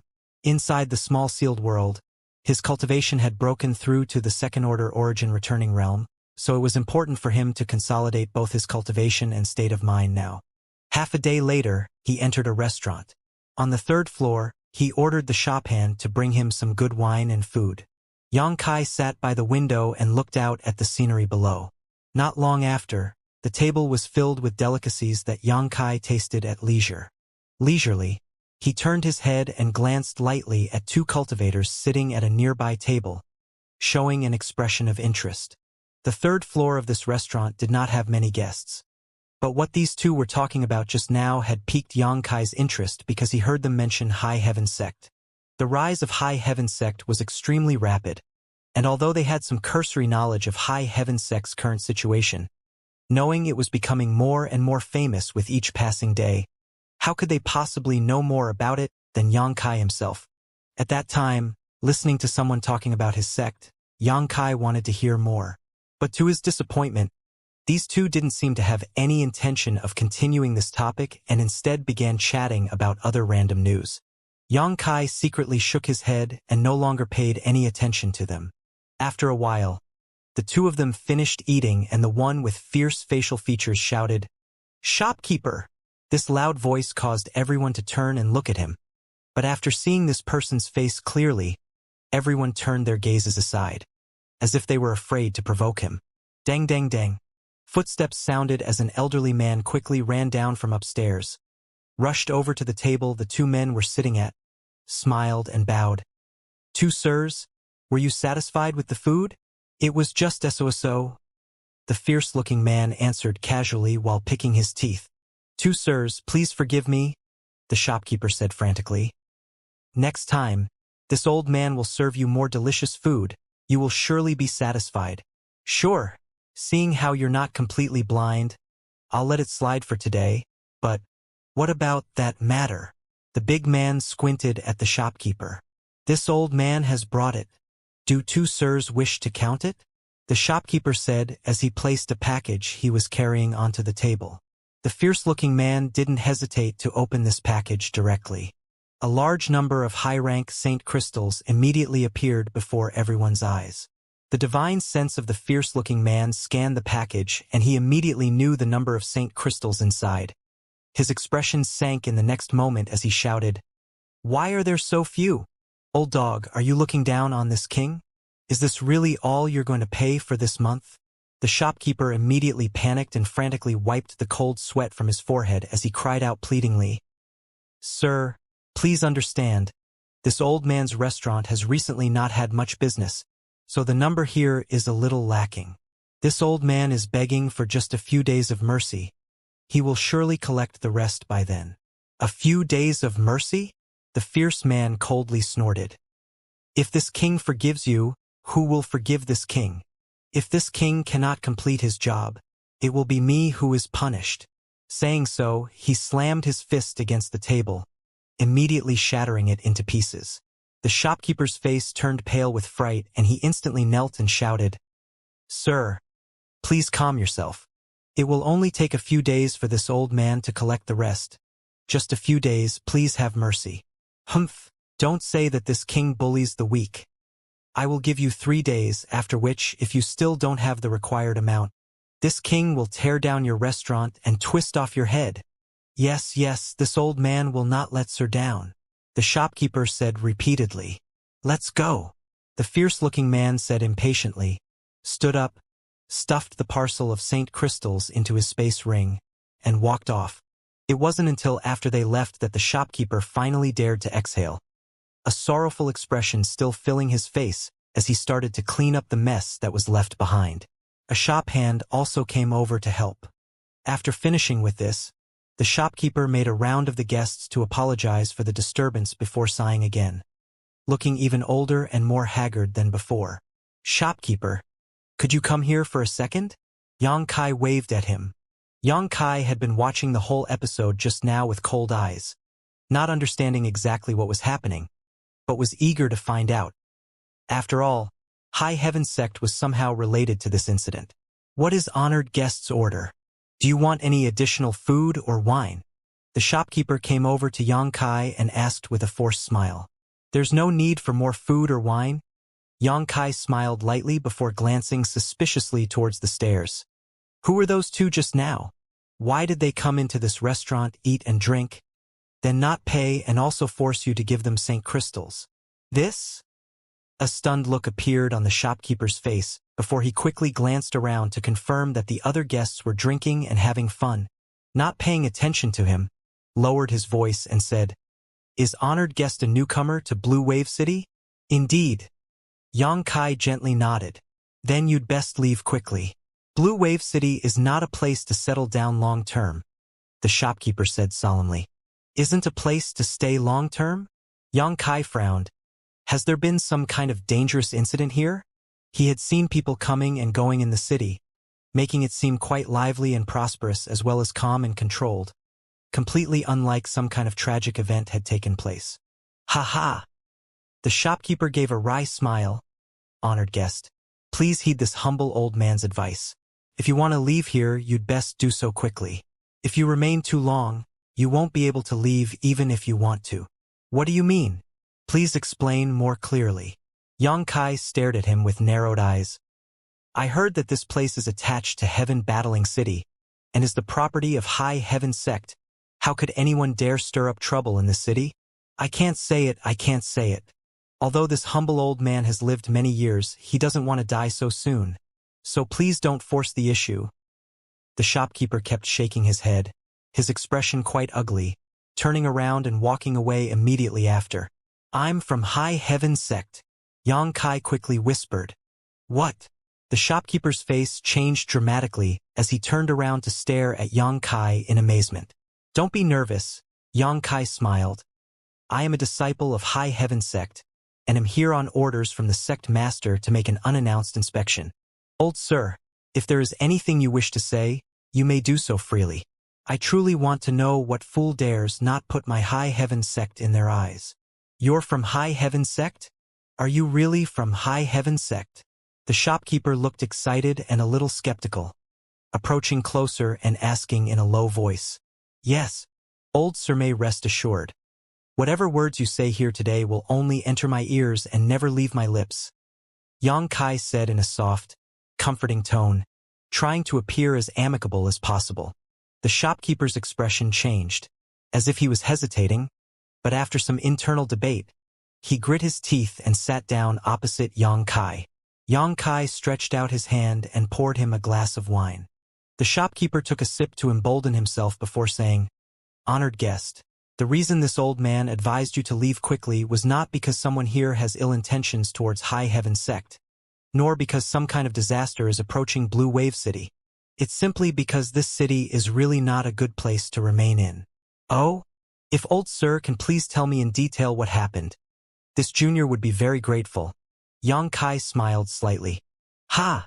It's a long story." The shopkeeper sighed deeply. "Honored guest, you just saw the behavior of those two people, yes?" "Yes. Who are they?" "The City Lord's Mansion's men." "City Lord's Mansion?" Xianxia was thoroughly shocked. "Haha. Honored guest is surprised, no? The City Lord's Mansion is supposed to protect us citizens. So why would they send people here to extort Saint crystals?" The shopkeeper's tone remained low. "Because that was the tax collected by the City Lord's Mansion." Xianxia frowned. "As long as one opens a shop in Blue Wave City, they must pay at least 70% of their earnings to the City Lord's Mansion in tax. The remaining 30% is barely enough for all kinds of expenses, but those people don't seem to care and always find various reasons to take everything they can. This little shop is too weak to resist, and if we try, the consequences are dire. Just a few days ago, one of my workers was killed because he refused to comply with their demands. The shopkeeper complained, seemingly becoming bolder and angrier as he sipped more and more of the wine. And this was all directed by the city lord? Xianxia asked in a cold voice. Yes. How else would those people have the courage to act like this? Just now, those two were here to collect taxes. Since the taxes here are so high, why doesn't old Sir leave Blue Wave City and make a living elsewhere? The shopkeeper gave a wry smile. Who can leave? No one can leave. Once the people of the city lord's mansion find that there are escapees, they will kill them without mercy. The heads which line the city walls are a bloody reminder of those who tried to flee. Not only are our small business targeted, but even the small families and cultivators living in the city live under the same restrictions. The various benefits they obtain from their adventures are largely stolen away in the form of tax, and anyone who resists is dealt with ruthlessly. Several small families have already been wiped out. Saying so, the shopkeeper looked at Xianxia cautiously and asked softly, "Little brother, may this old man dare to ask, is all this not on orders from High Heaven Sect? How could High Heaven Sect give such vile orders?" Xianxia wore an ugly expression as he coldly snorted. "My High Heaven Sect would never engage in such despicable behavior. And what about Heaven Battling City? Has Heaven Battling City not intervened at all? This old man isn't completely clear, but if Heaven Battling City was managing this situation, things shouldn't have been like this. However, I do not know whether this situation has something to do with Heaven Battling City or is simply due to Blue Wave City's City Lord's mansion. I have heard that since Heaven Battling City changed ownership, the taxes there have been extremely low, attracting many people to travel there and making it overcrowded. Many people were attracted by the name of High Heaven Sect, but none could find any way to join, and since Heaven Battling City is completely full, they could only choose to settle in places related to High Heaven Sect such as Blue Wave City. Outsiders can't see the darkness which lingers beneath the surface in Blue Wave City, but this old man is perfectly clear about it, which is why he advised honored guests to depart early. If you remain here and have your name registered with the City Lord's mansion, you will not be able to leave again. Interesting. Xianxia smiled meaningfully. Little brother, since you are here on orders from High Heaven Sect's sect master to perform a surprise inspection, please send word back quickly. I hope you can quickly remove the festering filth from Blue Wave CIT. Why, so this old man can spend the rest of his life here in peace. The shopkeeper looked at Xianxia with expectation. Old sir, you can be assured, I won't just sit back and watch this matter. Xianxia grinned. In any case, there seem to be many people here using my High Heaven Sect's name to bully others. If I allowed this to continue, it would ruin my High Heaven Sect's reputation. Little brother must not act impulsively. The shopkeeper was startled when he saw the fierce light flashing across Xianxia's eyes.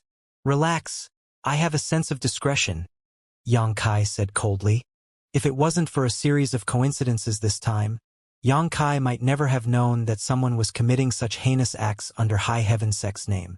Xianxia suddenly recalled that, on the way back from Blue Wave Forest, the young girl named Lu Feier always hesitated when talking about the situation in Blue Wave City. Now he understood why. The rise of High Heaven Sect was too fast, and the number of disciples in the sect was too low, making its foundation unstable. Now was the time to win over the public's trust. So the situation in Blue Wave City, which was discrediting High Heaven Sect, made it impossible for Xianxia to simply stand idly by. At that moment, a loud noise came from the street below, and immediately, a powerful energy fluctuation burst out, followed by exclamations and screams. Xianxia looked down towards the source of the sound, and a familiar young girl in a green dress immediately caught his eye, causing him to raise his brow slightly. Old sir, here's the money for the wine and food. Xianxia casually dropped a few high-rank Saint crystals onto the table before grabbing the wine bottle and leaping out the window. In the middle of the street, in front of a small storefront, 3 young people stood with angry expressions, glaring at a pair of men with bloodshot eyes. their Saint Chi condensed, but none of them dared to act. Behind these three, Lu Feier was supporting an old man. The old man seemed to have suffered a serious injury, his face pale, and blood flowing from the corners of his mouth. Countless people were watching. "Second uncle, are you okay?" Lu Feier asked nervously, a worried look covering her pretty face. "I'm fine." The old man shook his head slowly, uttering these two words with some difficulty. "How could you just hit someone like that?" Lu Feier turned her head and shouted at the two cultivators who had caused this scene. "Hit someone?" One of the burly men heard this and grinned meaningfully. "So what if I hit someone who made this old dog unable to appreciate kindness? I didn't want his life and acted mercifully, little girl. Yet now you dare not show this king any gratitude and even accuse me of committing a crime? Do you think I won't dare kill him now? You?" Lu Feier pretty face went white. After all, her strength wasn't high and she was still quite young. So facing the other party's overbearing intimidation, she didn't dare argue back, lest these men become enraged and really kill them. "Humph, the city lord has issued an order. Anytime St. Crystals are used in a trade, a portion of the proceeds must be paid to the city lord's mansion. Old dog, don't tell me you're both deaf and blind and dared to trade with others in secret? If not for father here spotting your crime, he would never have dreamed someone would be so daring. Ignoring the city lord's orders, it seems you're impatient to die, old man." The other man laughed maliciously. The old man's face was blue, but he didn't dare to refute in the slightest. Although many people were watching, none of them dared to speak up in the old man's defense. All of them simply directing sympathetic looks towards the old man and the young girl. Blue Wave City's taxes were so high and extortion was so common that barely anyone could earn enough to feed and clothe themselves properly.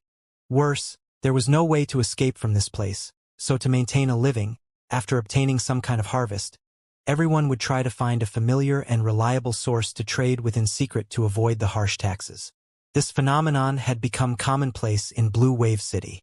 This time, however, the old man and his party had bad luck and accidentally ran into the people of the city lord's mansion, causing them to suffer greatly. Taking a deep breath, the old man cupped his fists solemnly and said, "Two sirs, it is not that I was trying to disobey the city lord's orders. I was going to pay the St. Crystals after the transaction, but I had just not gotten around to it yet. You sure know how to speak the right words to us, old dog, heh. But what you think seems to be different from what you said." The burly man obviously didn't believe him. "Since this old man has run into two sirs here, he will pay the required taxes directly.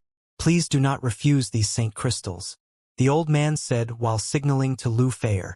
Lu Feier was covering her space ring and shaking her head repeatedly, apparently reluctant to hand over the gains from their recent adventure just like that. After all, it was the harvest they worked hard to obtain. "Bring it out," the old man ordered. Under his firm gaze, Lu Feier unwillingly took out a package from her space ring and handed it to the old man. The old man squeezed out a smile and said humbly, "These are all the St. Crystals we gained. Please accept them, two sirs." Saying so, he tossed the package over. The big man on the opposite side stretched out his hand to catch the package, weighing it slightly as his eyes lit up. "A good haul, old dog. Ha! Our luck was simply good this time," the old man said bitterly. In the past, they hadn't gained much from their hunting trips, but this time, because they followed after Xianxia, they had a good harvest. "Two sirs, we will take our leave first." The old man cupped his fists slightly, not planning to stay here any longer. "Wait, before I say you're free to go, you actually dared to leave?" The big man threw the package to his companion and gave a low shout. "Do the two sirs have any further advice?" the old man asked in a panic. "This time you secretly traded and got caught by father here. So what happened before? When father wasn't around to see, how many St. Crystals did you steal?" the big man asked with a dark expression. Sir must be joking.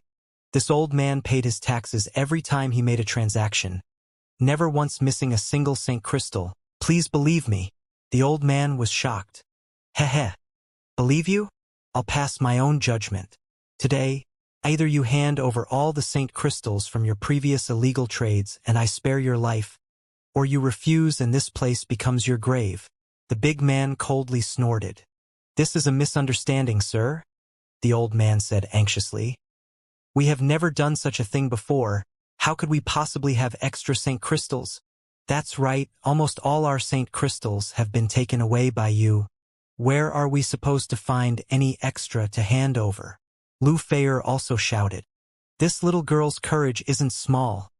The big man glanced at her, his eyes suddenly lighting up. The more he examined her tender, shapely body, the more obscene his face and laughter grew.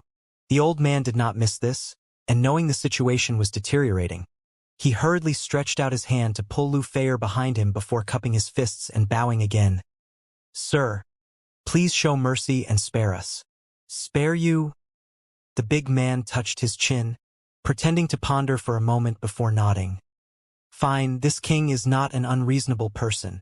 In fact, he's quite magnanimous, so he won't pursue this matter any further." The old man was overjoyed and quickly bowed.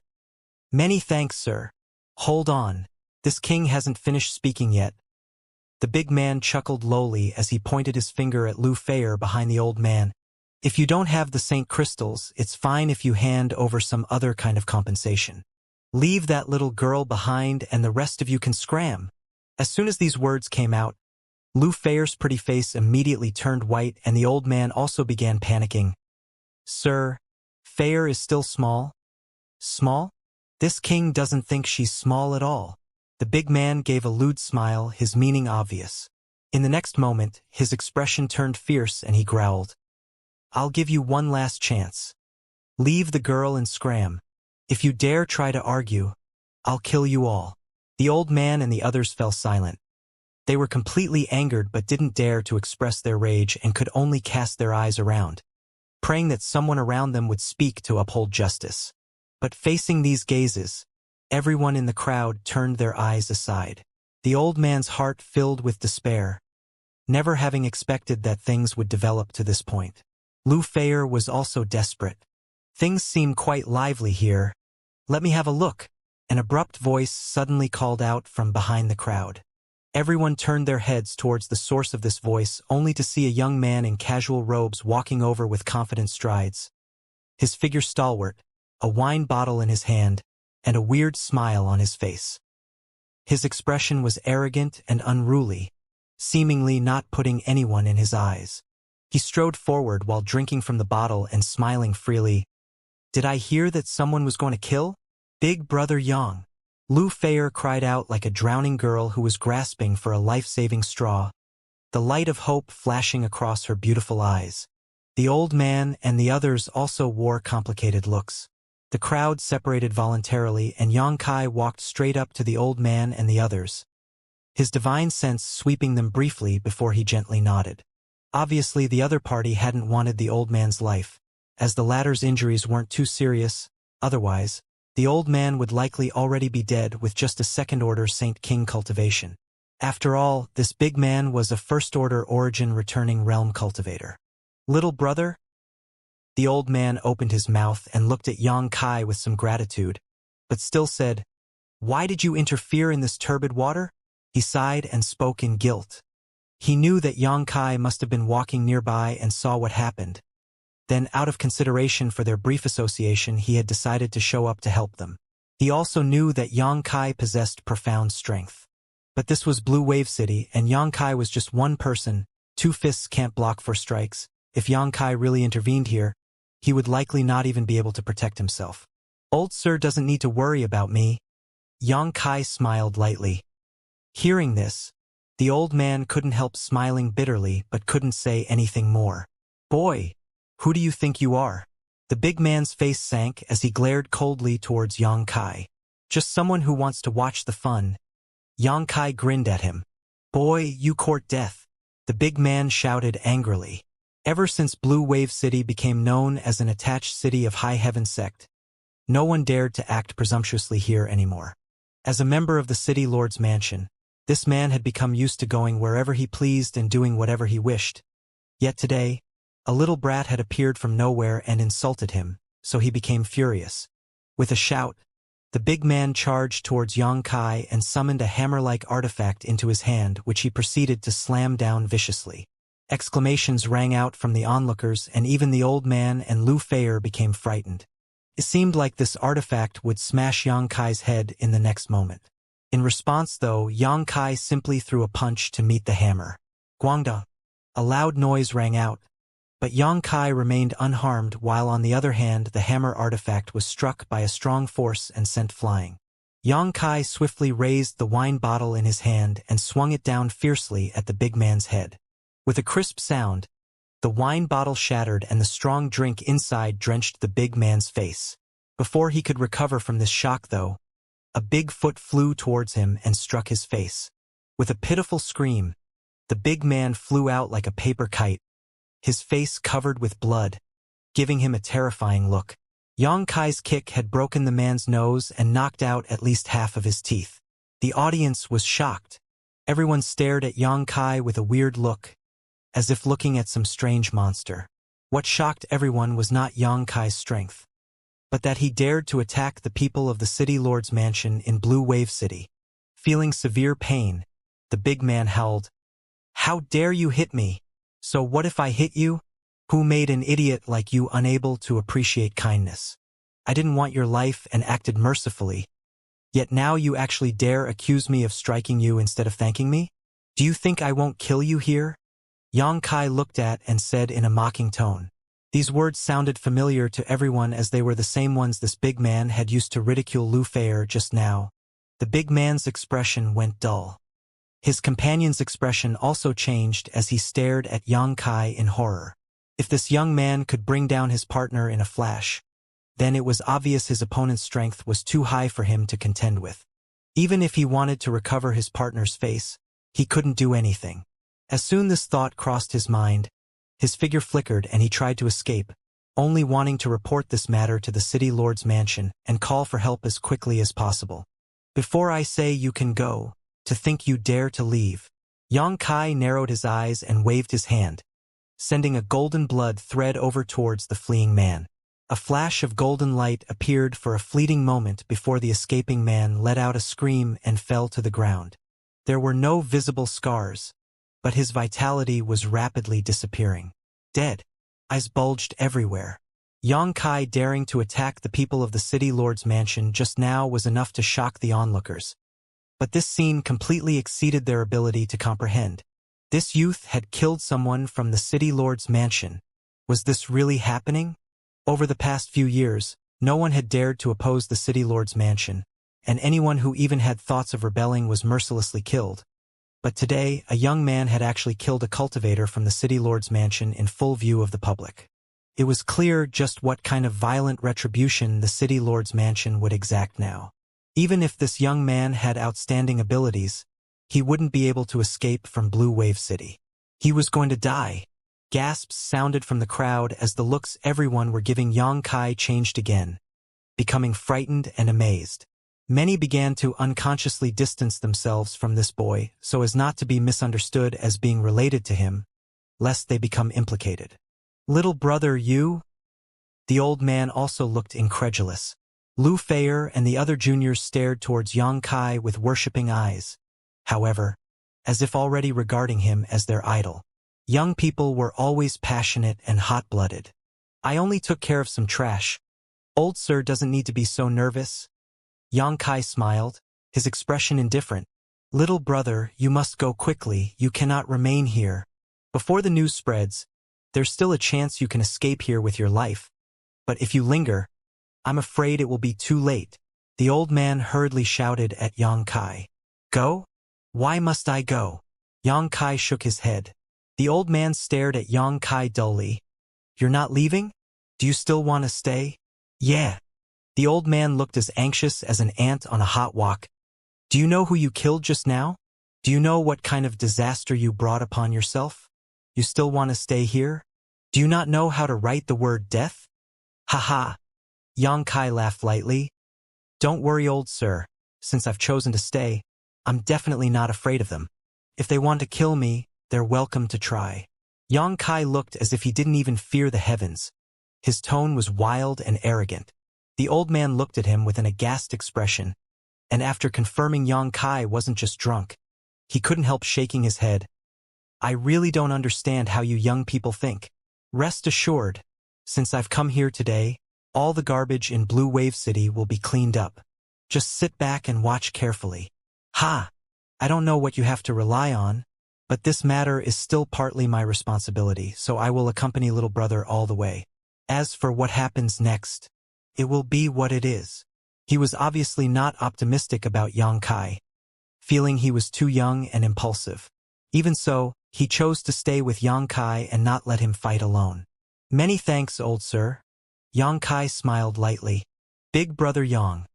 We pledge to live and die together with you too.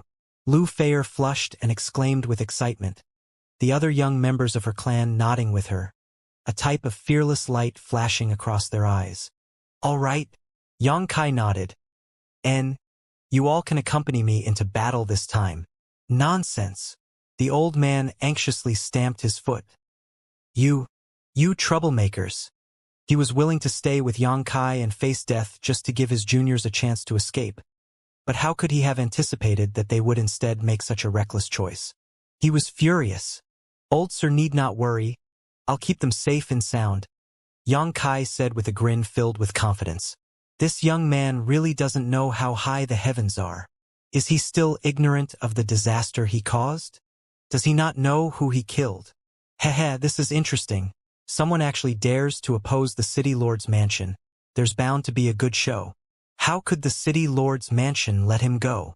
Such a pity that a talented young man will die today in Blue Wave City.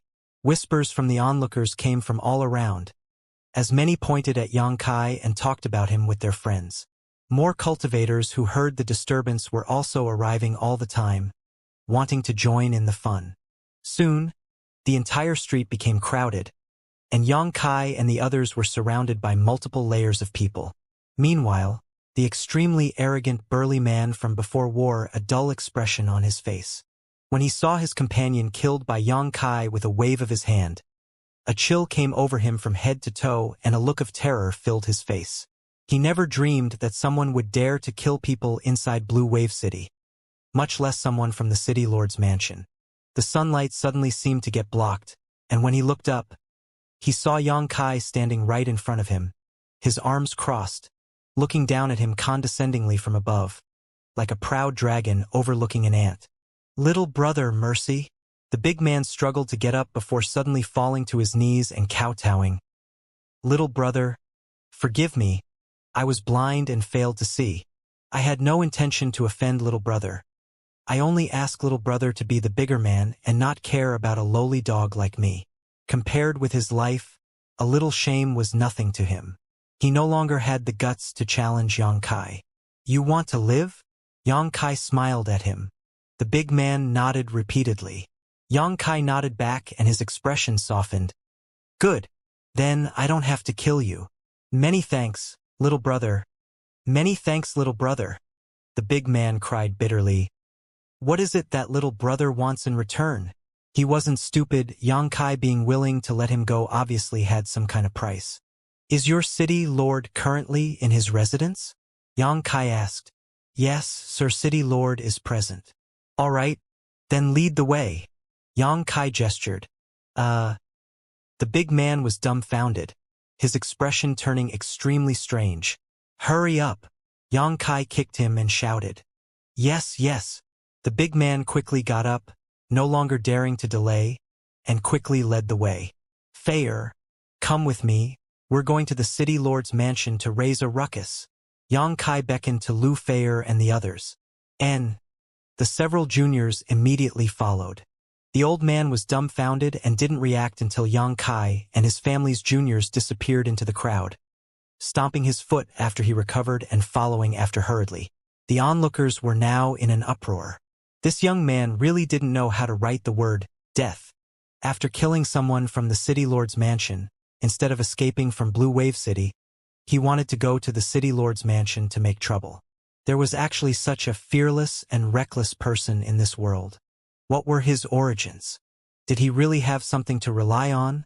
Or was he simply tired of living? Full of curiosity, Everyone wanted to know what the fate of this young man would be, so they all followed after him.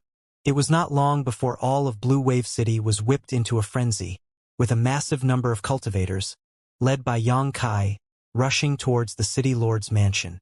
However, all of these people were just coming to watch the fun rather than fight with the city lord's mansion because none of them had such guts. In the center of Blue Wave City, in front of a magnificent palace, dozens of cultivators were standing guard. With such a big event happening in the city, it was natural that news made its way back to the city lord's mansion. Blue Wave City's city lord was furious and immediately brought his men out to meet the enemy. He wanted to see which bastard had eaten the gall of the bear and the heart of a leopard to dare challenge him. As a city attached to Heaven Battling City, Blue Wave City also had a large number of cultivators in its city lord's mansion, making it a powerful force unto its own.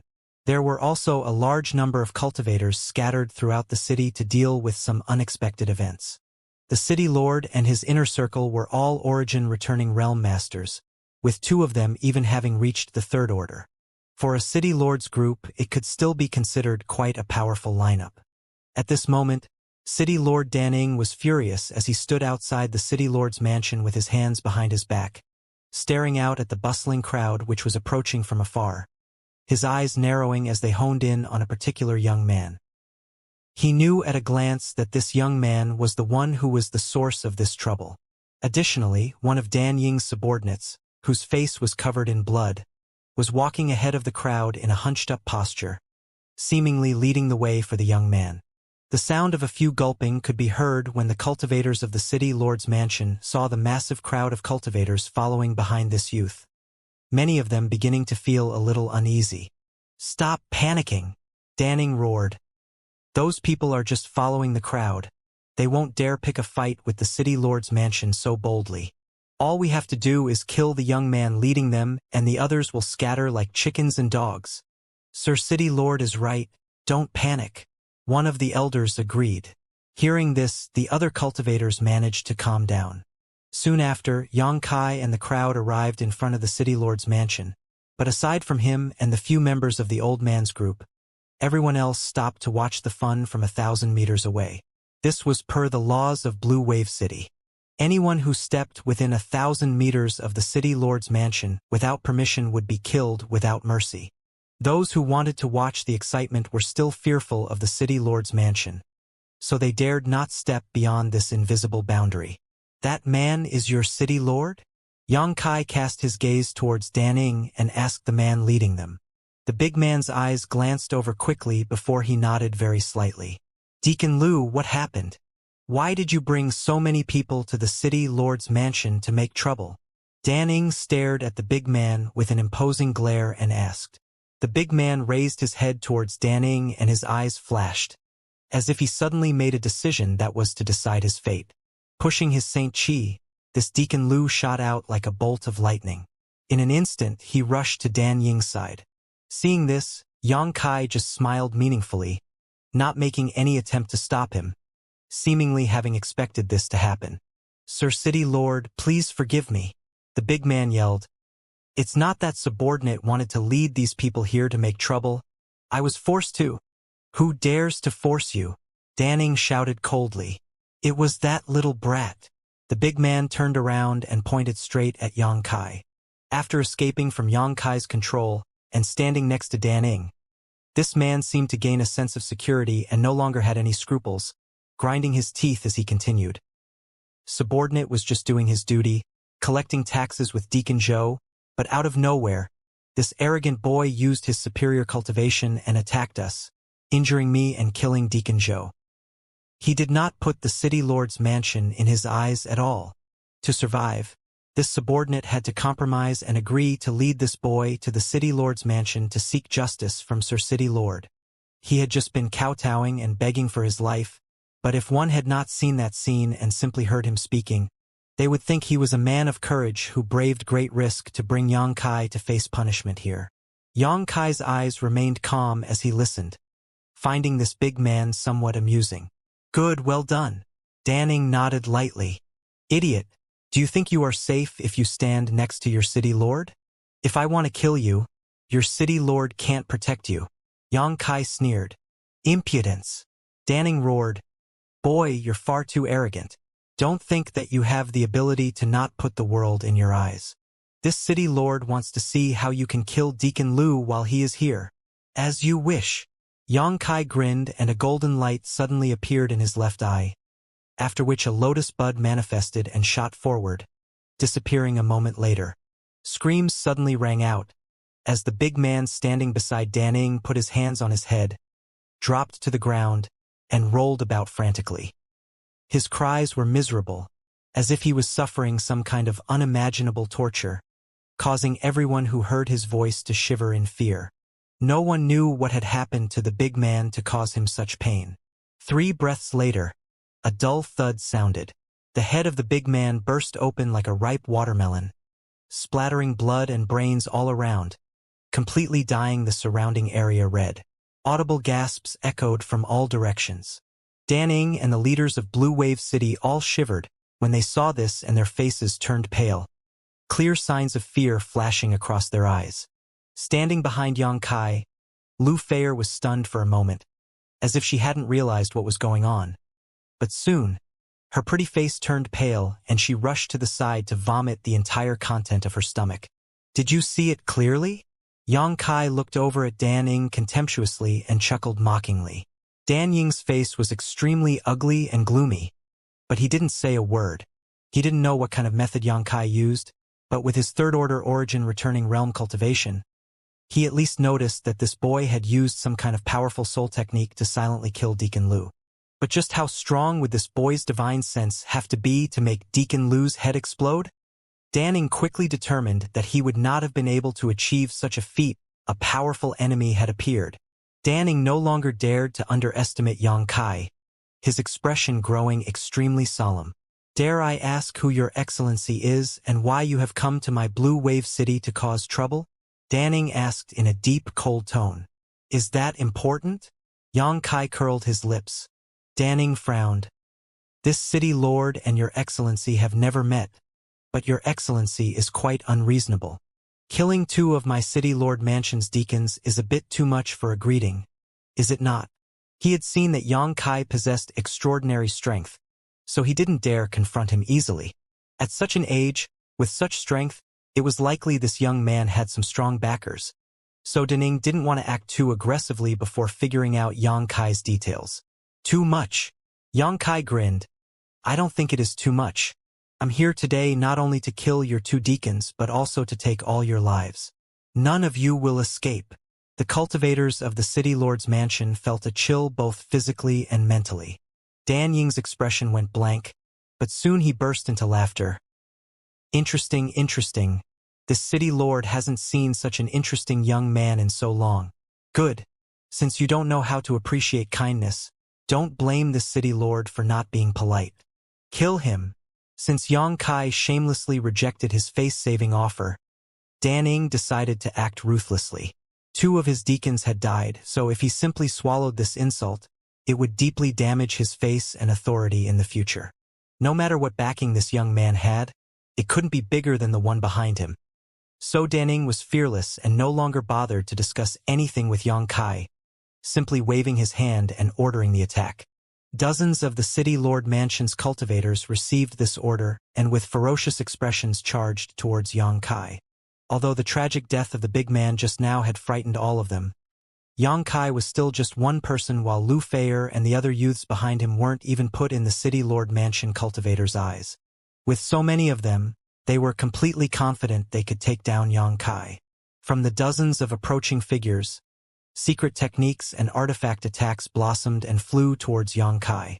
The faces of Lu Feier and the others paled as a look of desperation flashed across their eyes when they felt the mass of chaotic energy fluctuations approaching. They all thought they were about to die. Yang Kai didn't move. However, the smile on his lips just grew colder and colder. Stretching out his hand towards the barrage of attacks, he leisurely summoned his purple shield. The shield was originally about the size of a wash basin, but after it appeared, it suddenly expanded to several dozen meters in radius. All the attacks landed on the shield. A series of clanging sounds rang out and brilliant explosions blinded everyone's eyes. but Xianxia remained unharmed. An origin-grade high-rank defensive artifact. Danning narrowed his eyes as he recognized the shield's grade, a touch of greed also appearing on his face. Origin-grade high-rank artifacts were incredibly rare on Shadowed Star. Not to mention this was a defensive artifact which was more valuable than ordinary artifacts. With this artifact, anyone's strength could be raised dramatically. Danning was now even more convinced that there was some great backer behind Xianxia. Otherwise, how could he have obtained such a good thing? Suddenly, a golden light burst out from behind the shield as multiple golden silk threads shot out. A rough count put the total number of golden threads at around 100, and the vital aura which pulsed from each one was so shocking it caused many nearby to panic. It was like these golden threads were alive. The golden threads flickered back and forth, cutting through the crowd. None of the cultivator's protective Saint Chi could withstand the cutting a piercing power of these golden threads. The radiant glow surrounding their bodies no better than paper, unable to withstand a single blow. Even ordinary defensive artifacts were unable to resist the sharpness of these golden threads, many of them being sliced in half, losing all spirituality and transforming into scraps. Screams rang out one after another. Blood splashed, broken limbs and meat scattered across the ground. Heads flew up into the air, and corpses began piling up. The cultivators from the city lord's mansion screamed in horror as all those who were lucky enough to still be alive saw they were outmatched and hurriedly tried to escape from Xianxia. You want to run? Since you've come, don't even dream of leaving. Xianxia slowly shook his head, a faint sneer appearing at the corner of his lips. Under the control of his divine sense, his golden blood threads flew and cut even faster. He was like a bloodthirsty demon. The onlookers only saw glimmers of golden light and heard terrified screams. As for what was actually happening on the battlefield, only a few masters could see clearly. Quickly send a message to Heaven Battling City. Request City Lord Liang's assistance. Danning turned pale and hurriedly yelled to a nearby aide. He faintly felt that even if he went into action personally, he wouldn't be the opponent of this young man, so he decided to call for help without hesitation. Hearing this order, the aide turned around and rushed into the city lord's mansion without hesitation. The tragic screams continued for a time but gradually grew thin until finally falling completely silent. The golden glow faded and revealed the surrounding area again. The onlookers looked over, and after seeing the situation, they felt their bodies shiver. With Xianxia as the center, there was a region of almost 100 meters where no other living person remained. All the enemies who had swarmed up to attack him just now lay dead on the ground. The scene was extremely bloody and cruel, and a rich smell of iron filled the air, making people want to vomit. 1,000 meters away, the crowd of spectating cultivators were dumbfounded. Some people kept rubbing their eyes, subconsciously rejecting the scene before them. Behind Xianxia, the old man, Lu Feier, and the other youths gawked as they stared at Xianxia's back in a daze. Their jaws dropped and unable to close. Lu Feier's tender body was constantly trembling, half from fear and nausea, half from an inexplicable excitement. Just now, Xianxia had told her to follow him to the city lord's mansion to raise a fuss, to which she readily agreed. But how could she have known that their presence would be completely superfluous? Xianxia alone could destroy the entire city lord's mansion. The scene was eerily silent for a time as the blowing breeze spread a rich scent of blood across Blue Wave City. Few people had ever witnessed such a large-scale slaughter, with broken limbs and hashed meat filled with blood scattered all around them in a manner too ghastly it was difficult to describe. Danning and the other leaders of Blue Wave City nearly collapsed on the spot. Kill them! Kill all of them! Good job, little brother. Don't let these people go. Kill them all! Suddenly, the sound of angry roars came from the crowd of onlookers. A single call led to 100 responses as more and more people began furiously shouting.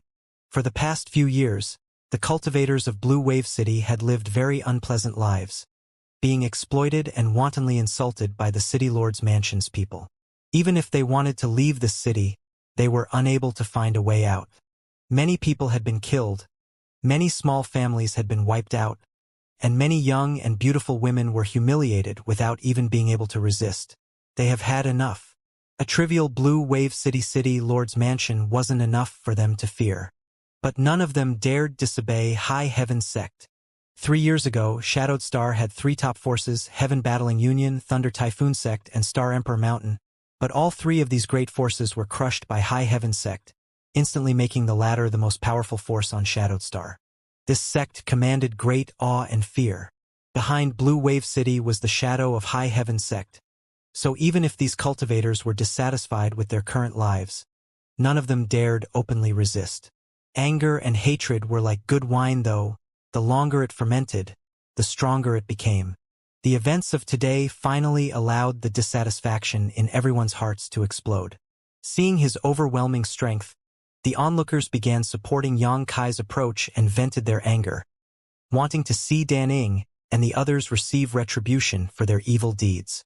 Someone bravely stepped forward, walked over, and stood behind Yang Kai, glaring towards Dan Ing and the other city leaders. Soon others followed. The law which stated that any who approached to within 1,000 meters of the city lord's mansion without permission would be killed was instantly broken. The crowd swarmed forward, curses spewing from their lips as murderous intent flared up, forcing Dan Ing and the others to repeatedly retreat. Even if an Origin King Realm Master had been the one standing here, they would likely be forced back by this show of force. Dan Ing had never thought that these people, who were always so obedient to him, would dare show any rebelliousness, causing his legs to shiver. Sir City Lord, right? Are you going to committing suicide? Or do you want me to act personally? Let me say this first: if you force my hand, you won't be able to die easily. Yang Kai looked ahead with a sneer. Dan Ying's brow twitched and he tried to put up a strong front, roaring angrily, "Boy, do you know who you've offended today? I am Heaven Battling City's City Lord Liang Yang's subordinate. My Blue Wave City is under High Heaven sect's jurisdiction.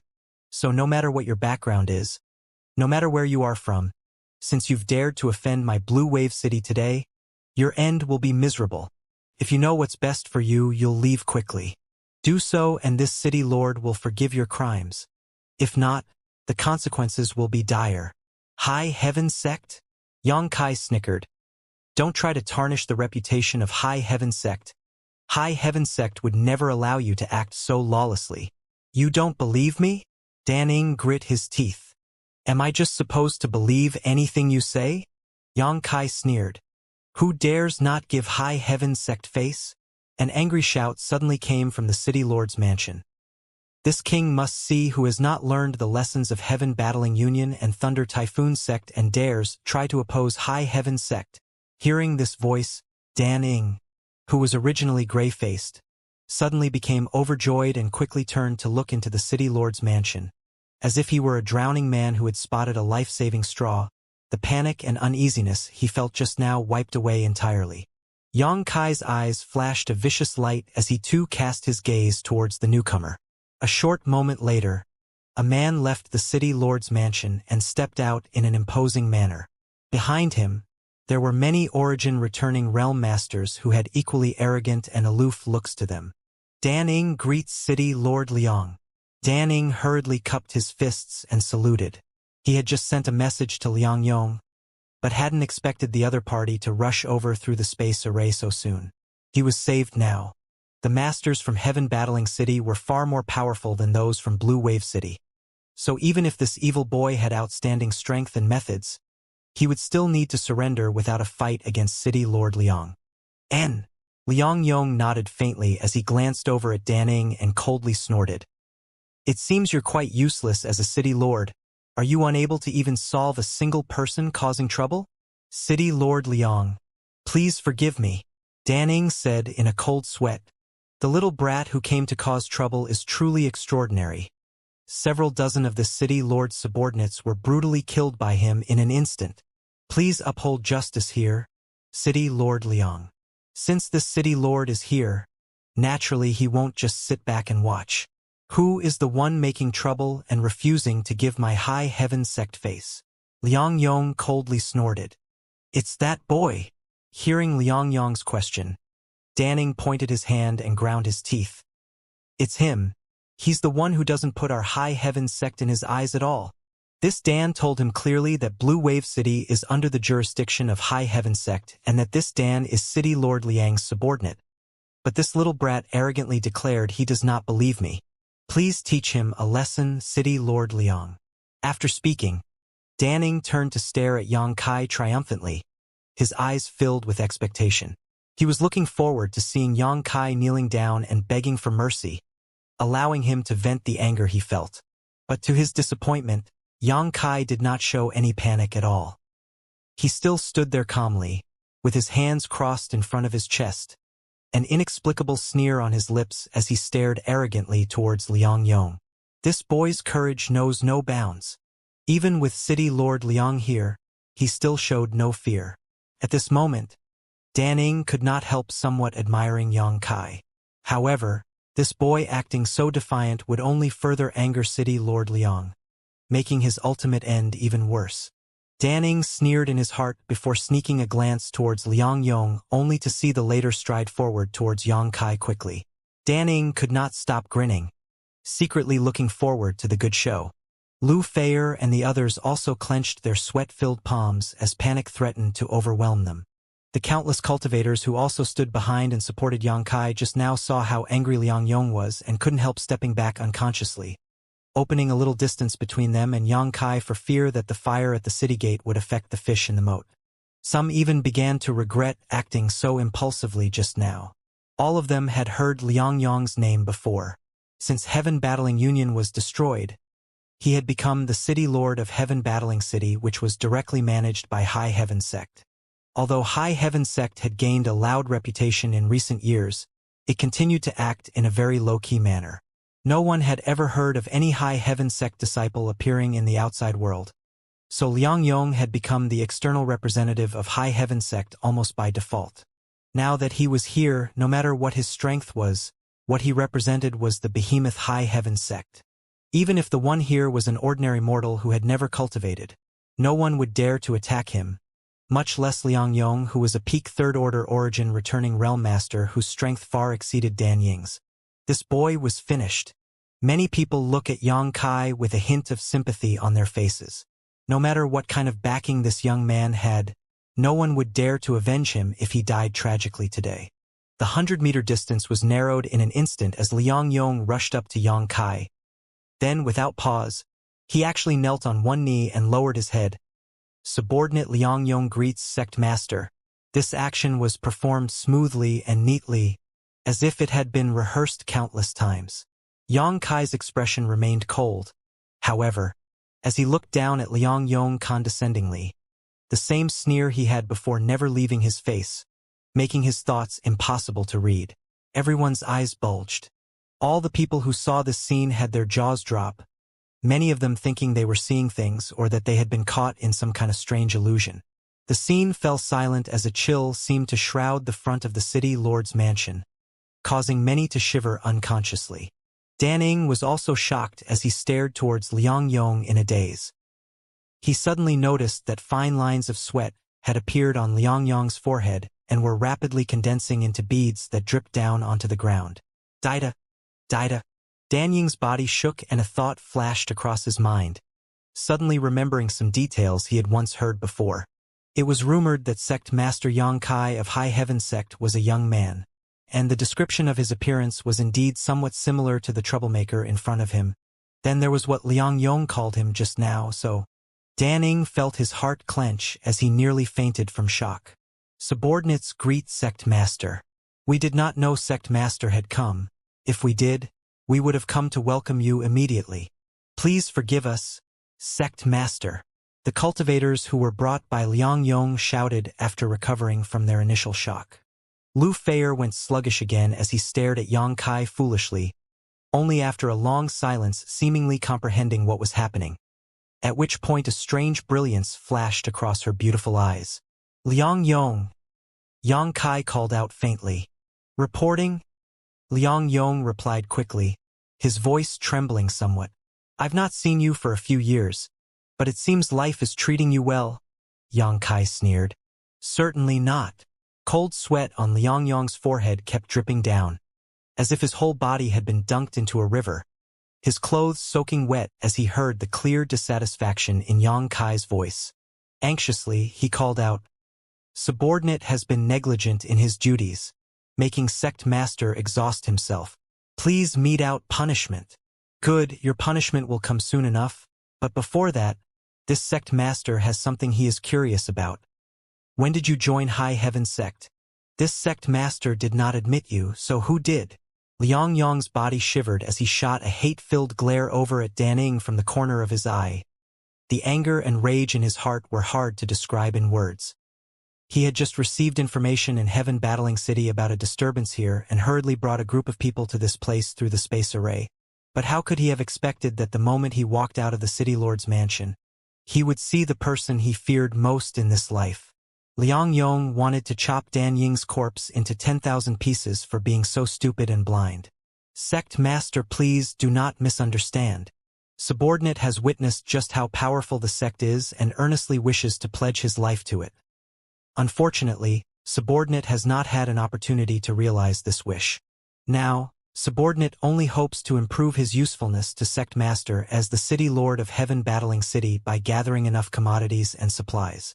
However, Subordinate and his supporters are, in the end, survivors of Heaven Battling Union, making it difficult to convince the public to obey, so outwardly we were forced to declare a different status. Vice City Lord also knows about this matter." Liang Yong quickly explained after a moment of thought. "Oh, Xiaoqi, is this true?" Yang Kai raised his head and looked towards a certain buck-toothed cultivator standing amongst the crowd. The latter nodded. "All right, in that case it's fine." Yang Kai gently nodded. Hearing this, Liang Yong couldn't help but breathe a sigh of relief. But before he could truly relax, Yang Kai continued, "Now let's talk about this Blue Wave City again." Liang Yong's heart clenched up again, and an unpleasant premonition came to him. "I heard that Blue Wave City is attached to Heaven Battling City." "Yes?" Yang Kai asked as he looked at Liang Yong. "Reporting to Sect Master, that is the case.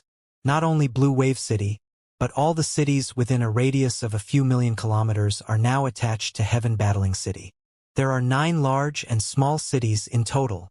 "Very good," Yang Kai grinned. "Many thanks for Sect Master's praise. It is this one's honor to serve the sect. So, all the actions in Blue Wave City are approved of by Heaven Battling City?" Yang Kai looked at Liang Yong with a smile.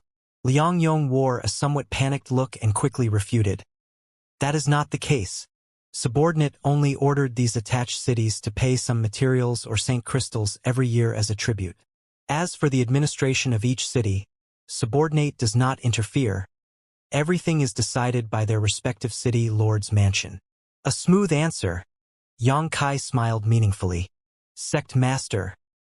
Guqi looked at Yang Kai suspiciously. "Was there some kind of accident in this Blue Wave City? I only arrived here today too, so I can't say I am well informed. But if we wish to know more, we might as well ask these people." Yang Kai motioned towards the countless onlookers. Guqi's brow furrowed slightly, vaguely feeling that things were not as simple as they appeared. Hastily walking out, he arrived in front of the crowd and cupped his fists. "Everyone. This one's name is Guqi, Heaven Battling City's Vice City Lord and High Heaven Sect's disciple. If you have anything to report, please feel to speak with this Gu. This Gu guarantees by the sect's reputation that absolutely no one will embarrass you for stepping forward." The scene remained silent, with no one speaking, everyone simply staring at Guqi in a daze. They were wary and afraid of Guqi, so they did not dare to expose the misdeeds of Blue Wave City's City Lord Mansion. Lu Feier opened her mouth, seeming to want to say something, but quickly swallowed them back down again. "Feier, don't hesitate to speak with me here. No one will dare cause any harm to you." Yang Kai saw this and comforted her gently. Lu Feier seemed to receive courage from these words, took a deep breath, and declared loudly, "Feier's fourth uncle was killed by the City Lord Mansion's people 2 years ago because he was unwilling to pay them off with Saint Crystals. And today, the benefits we obtained from our own hard work were taken away entirely by the City Lord Mansion. Not only that, but they also wanted to take Feier. If it were not for Big Brother Yang's timely arrival, the consequences would have been disastrous." Another young man stood forward and shouted, Guqi's expression instantly sank. Blue Wave City isn't a place where people can live. 70% of everything we make has to be turned over to the City Lord's mansion. It's simply unbearable.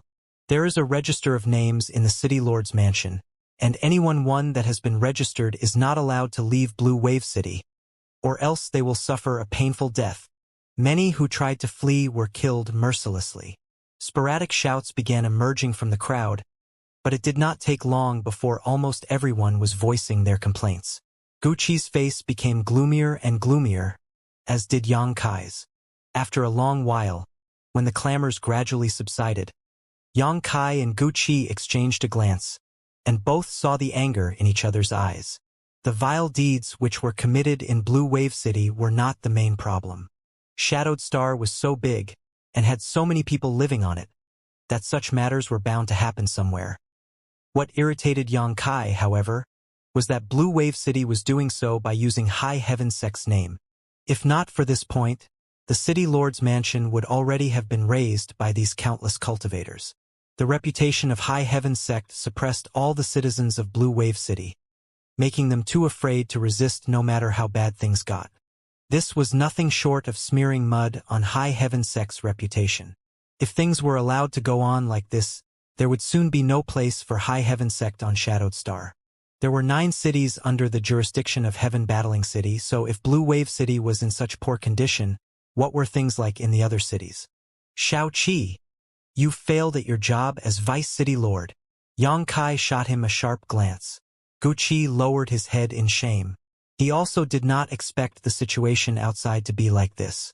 Since Xianxia asked him to stay in Heaven Battling City as the Vice City Lord 3 years ago, he had essentially never left Heaven Battling City, often secluding himself in Cultivation while only monitoring the situation in Heaven Battling City occasionally. Over there, measures to win over popular support which were implemented by Xianxia were strictly adhered to. Taxes were so low they were almost negligible, which attracted many cultivators to move and settle down. Today, Heaven Battling City could be described as overcrowded but thriving. However, the situation seemed to be quite different for the cities under Heaven Battling City's jurisdiction.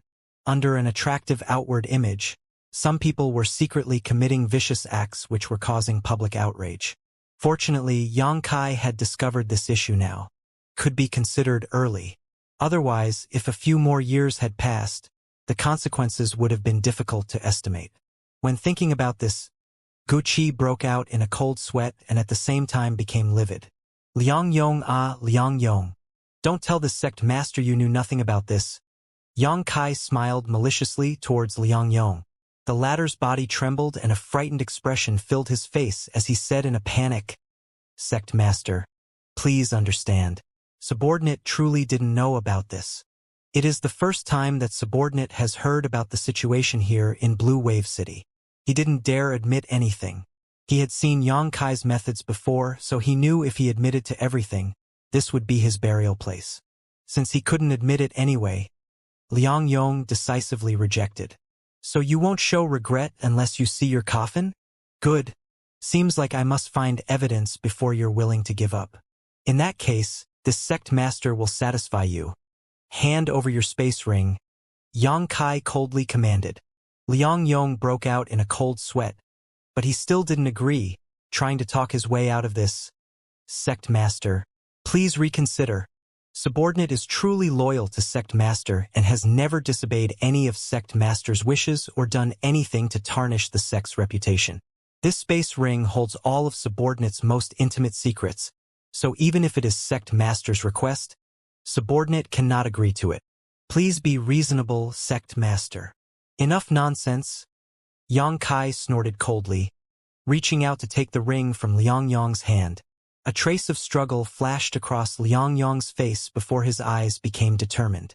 Seeing Xianxia reaching out towards his hand, Liang Yong pushed the Saint Chi in his body and turned around, wanting to escape. But the moment he took action, the surrounding space suddenly became extremely viscous and a crushing pressure pressed him from all directions, making it difficult for him to even move. Innumerable crackling sounds rang out as millions of tiny void cracks began swimming around him like a school of fish. Liang Yong's courage broke completely as he no longer dared to move. for fear that he would be swallowed by these void cracks if he did. A moment later, Liang Yong's space ring had fallen into Yang Kai's hands, and his face went pure white. Holding this space ring, Yang Kai sneered lightly and swept its content with his divine sense, his expression gradually becoming gloomy. Soon after, Yang Kai waved his hand and a loud clatter rang out. In front of the city lord's mansion, a hill-like pile of high-rank saint crystals appeared. The surrounding people looked at the huge number of saint crystals and couldn't help exclaiming in shock while gulping hard. When had any of them ever seen such a great fortune?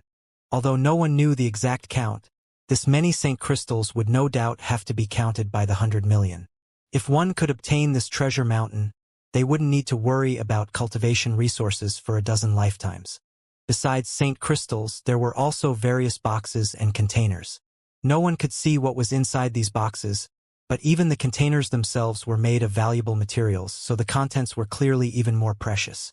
Where did you get so many good things from then? Yang Kai looked at Liang Yong with a calm face. If you can give me a reasonable explanation, I won't kill you. Liang Yong's face was ashen as he had no way to explain. The evidence was already in front of him. If he hadn't lined his pockets with the wealth from the 9 cities under Heaven Battling City, how could he possibly have amassed such wealth all on his own? No one had such ability. Mercy, sect master, mercy please. Subordinate knows his wrongs. Please give this subordinate another chance to make up for this mistake. Subordinate will definitely live up to sect master's trust. Liang Yong shouted. Yang Kai slowly shook his head. Everything deserves a chance or two, but 3 is asking too much. Liang Yong, the sect master spared your life on Fallen Emperor Mountain, and didn't take your life in Heaven Battling City because you still had some use, but now, you can die content. As soon as his voice fell, Yang Kai stretched out his hand towards Liang Yong. Liang Yong seemed to want to dodge, but for some unknown reason, he was unable to. Yang Kai grabbed his head directly and pushed his Saint Chi strongly. Liang Yong screamed as a bursting sound erupted inside his body. As his voice faded, Liang Yong's vitality rapidly disappeared. After Yang Kai took back his hand, Liang Yong no longer had any life aura and collapsed to the ground, dark red blood flowing out of all his orifices. Everyone was silent as they stared towards Yang Kai with complicated looks. What kind of strength Liang Yong possessed, many of them knew well. As a peak third-order origin returning realm, even if Liang Yong wasn't as powerful as the fallen Heaven Battling Union Master, he was not far off. But such a master was pinched to death by Yang Kai with one hand, like pinching an ant. Although most people had long heard about Yang Kai's extraordinary strength, those were only rumors after all. Seeing that it with their own eyes, though, everyone realized that not only were the rumors true, they underestimated how terrifying Yang Kai was. Danning had already collapsed to the ground, his eyes glossed over. He had pinned all his hopes on Liang Yong, thinking that City Lord Liang could teach this arrogant youth a good lesson. But the situation had developed in a way he had never imagined.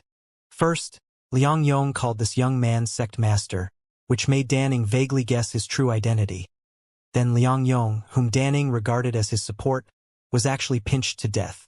Danning had always relied upon High Heaven Sect as his backer, but how could he have known he would inadvertently offend the sect master of this backer? How was he supposed to survive now? He saw Yang Kai's gaze sweep over him but not stop, completely disregarding him, as if he was of no threat or his very existence wasn't even worth paying attention to. Heh. I don't know how many of you are related to this matter, but don't be too nervous. Liang Yong is dead, and this sect master doesn't feel like slaughtering indiscriminately. This matter will end here then. If you still want to survive, you should know what to do. Yang Kai looked at the cultivators who followed Liang Yong. Most of these people were originally Heaven Battling Union cultivators, while some were later recruited by Liang Yong, and all of them were origin returning realm masters. Subordinates thank Sect Master for showing mercy. All of them shouted in unison before turning to stare at Danning. No! Danning yelled in horror. But it was too late. All of these masters rushed forward and swarmed Danning, bombarding him with various secret techniques and artifacts, granting him a quick but tragic death. Xiaoqi, Handle matters here as quickly as possible, then report back to me. Yang Kai turned to Guqi and ordered. Yes. Who is Blue Wave City's Vice City Lord? Yang Kai swept his eyes around again. It is I. A gloomy-looking old man quickly walked out, his legs still trembling slightly as he nodded and bowed to Yang Kai. Good. Take me to see Blue Wave City's treasury. This way, please, Sect Master. The old man didn't dare to neglect and quickly led the way. A short time later, Yang Kai stood in front of Blue Wave City's City Lord Mansion's treasury and saw a dazzling array of materials, as well as a large number of saint crystals. This was the manifestation of the blood and sweat of Blue Wave City's people. Have your subordinates empty out this treasury and hand everything over to Guqi. He should know how to process them. Yang Kai gave an order before turning around and leaving. The old man nodded and got to work. 3 days later, in the City Lord's mansion, Yang Kai sat on a chair and listened to Guqi's report. Sect Master, the contents of Liang Yong and Dan Ying's space rings, together with what was stored in Blue Wave City's treasury, have all been catalogued. Subordinate has arranged for all of Blue Wave City's cultivators to report the amount of saint crystals they were forced to pay over the past 3 years and, after verification, had the appropriate amount returned. I have also ensured that everyone knows that what happened here was not ordered by High Heaven Sect but was a result of Dan Ying's unauthorized actions. Everyone who heard this news cheers and praised Sect Master's righteousness and kindness. Stop with the needless flattery. Yang Kai glanced at him and didn't know why, but the more he saw Guqi, the more dreadful he seemed. Yang Kai was really curious why Yi Shiyun had picked this guy up and raised him as a disciple. Guqi laughed embarrassedly. Liang Yong is dead, so Heaven Battling City lacks a leader. You'll assume that role for now, and if you can train a capable and reliable replacement, you can have them take over as City Lord, then return to Sect where you won't need to concern yourself with these trivial matters. Good. That's what I plan to do. Guqi nodded. What about the other cities under the jurisdiction of Heaven Battling City? Was the situation the same as here? Yang Kai asked. Not exactly. The situation was different in each city. Some good, some bad. But Blue Wave City was the most severe case. Good, that's good. Handle things according to your own judgment. Sect Master may rest assured. Xiaoqi will not allow such dishonorable matters to occur again. By the way, Sect Master, I have sent news of your return back to the sect. Great Elder wishes to know what your current status is. Me? I'm doing well. Tell her that I will return soon, so she doesn't have to worry. Yes, Guqi nodded. There is one more thing, Sect Master. Speak.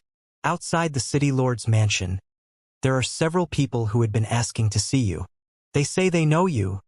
Guqi looked at Yang Kai with a strange expression. Yang Kai pondered for a moment before figuring out who these people were and nodded. Let them come in. Guqi nodded and left.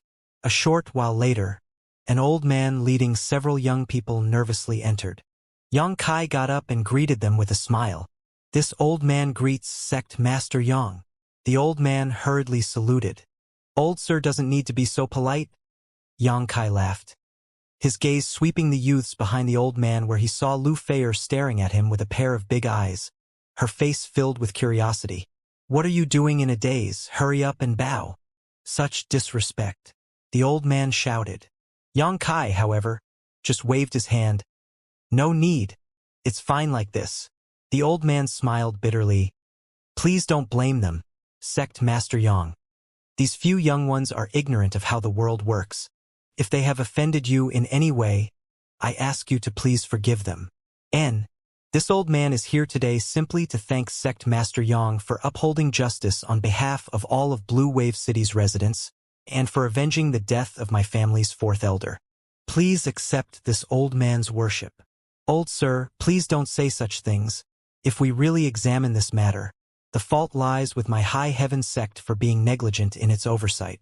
Fortunately, the situation here came to light before it was too late, and I can only hope to make up for the damage already done in the future. It is our blessing to be able to live in Blue Wave City under the rule of High Heaven Sect, the old man said solemnly. Yang Kai gently nodded before turning to Lu Feier and smiling. Why do you keep staring at me? Don't you recognize me? Lu Feier blushed and spoke hesitantly. Are you really High Heaven Sect Master? You're not lying, right?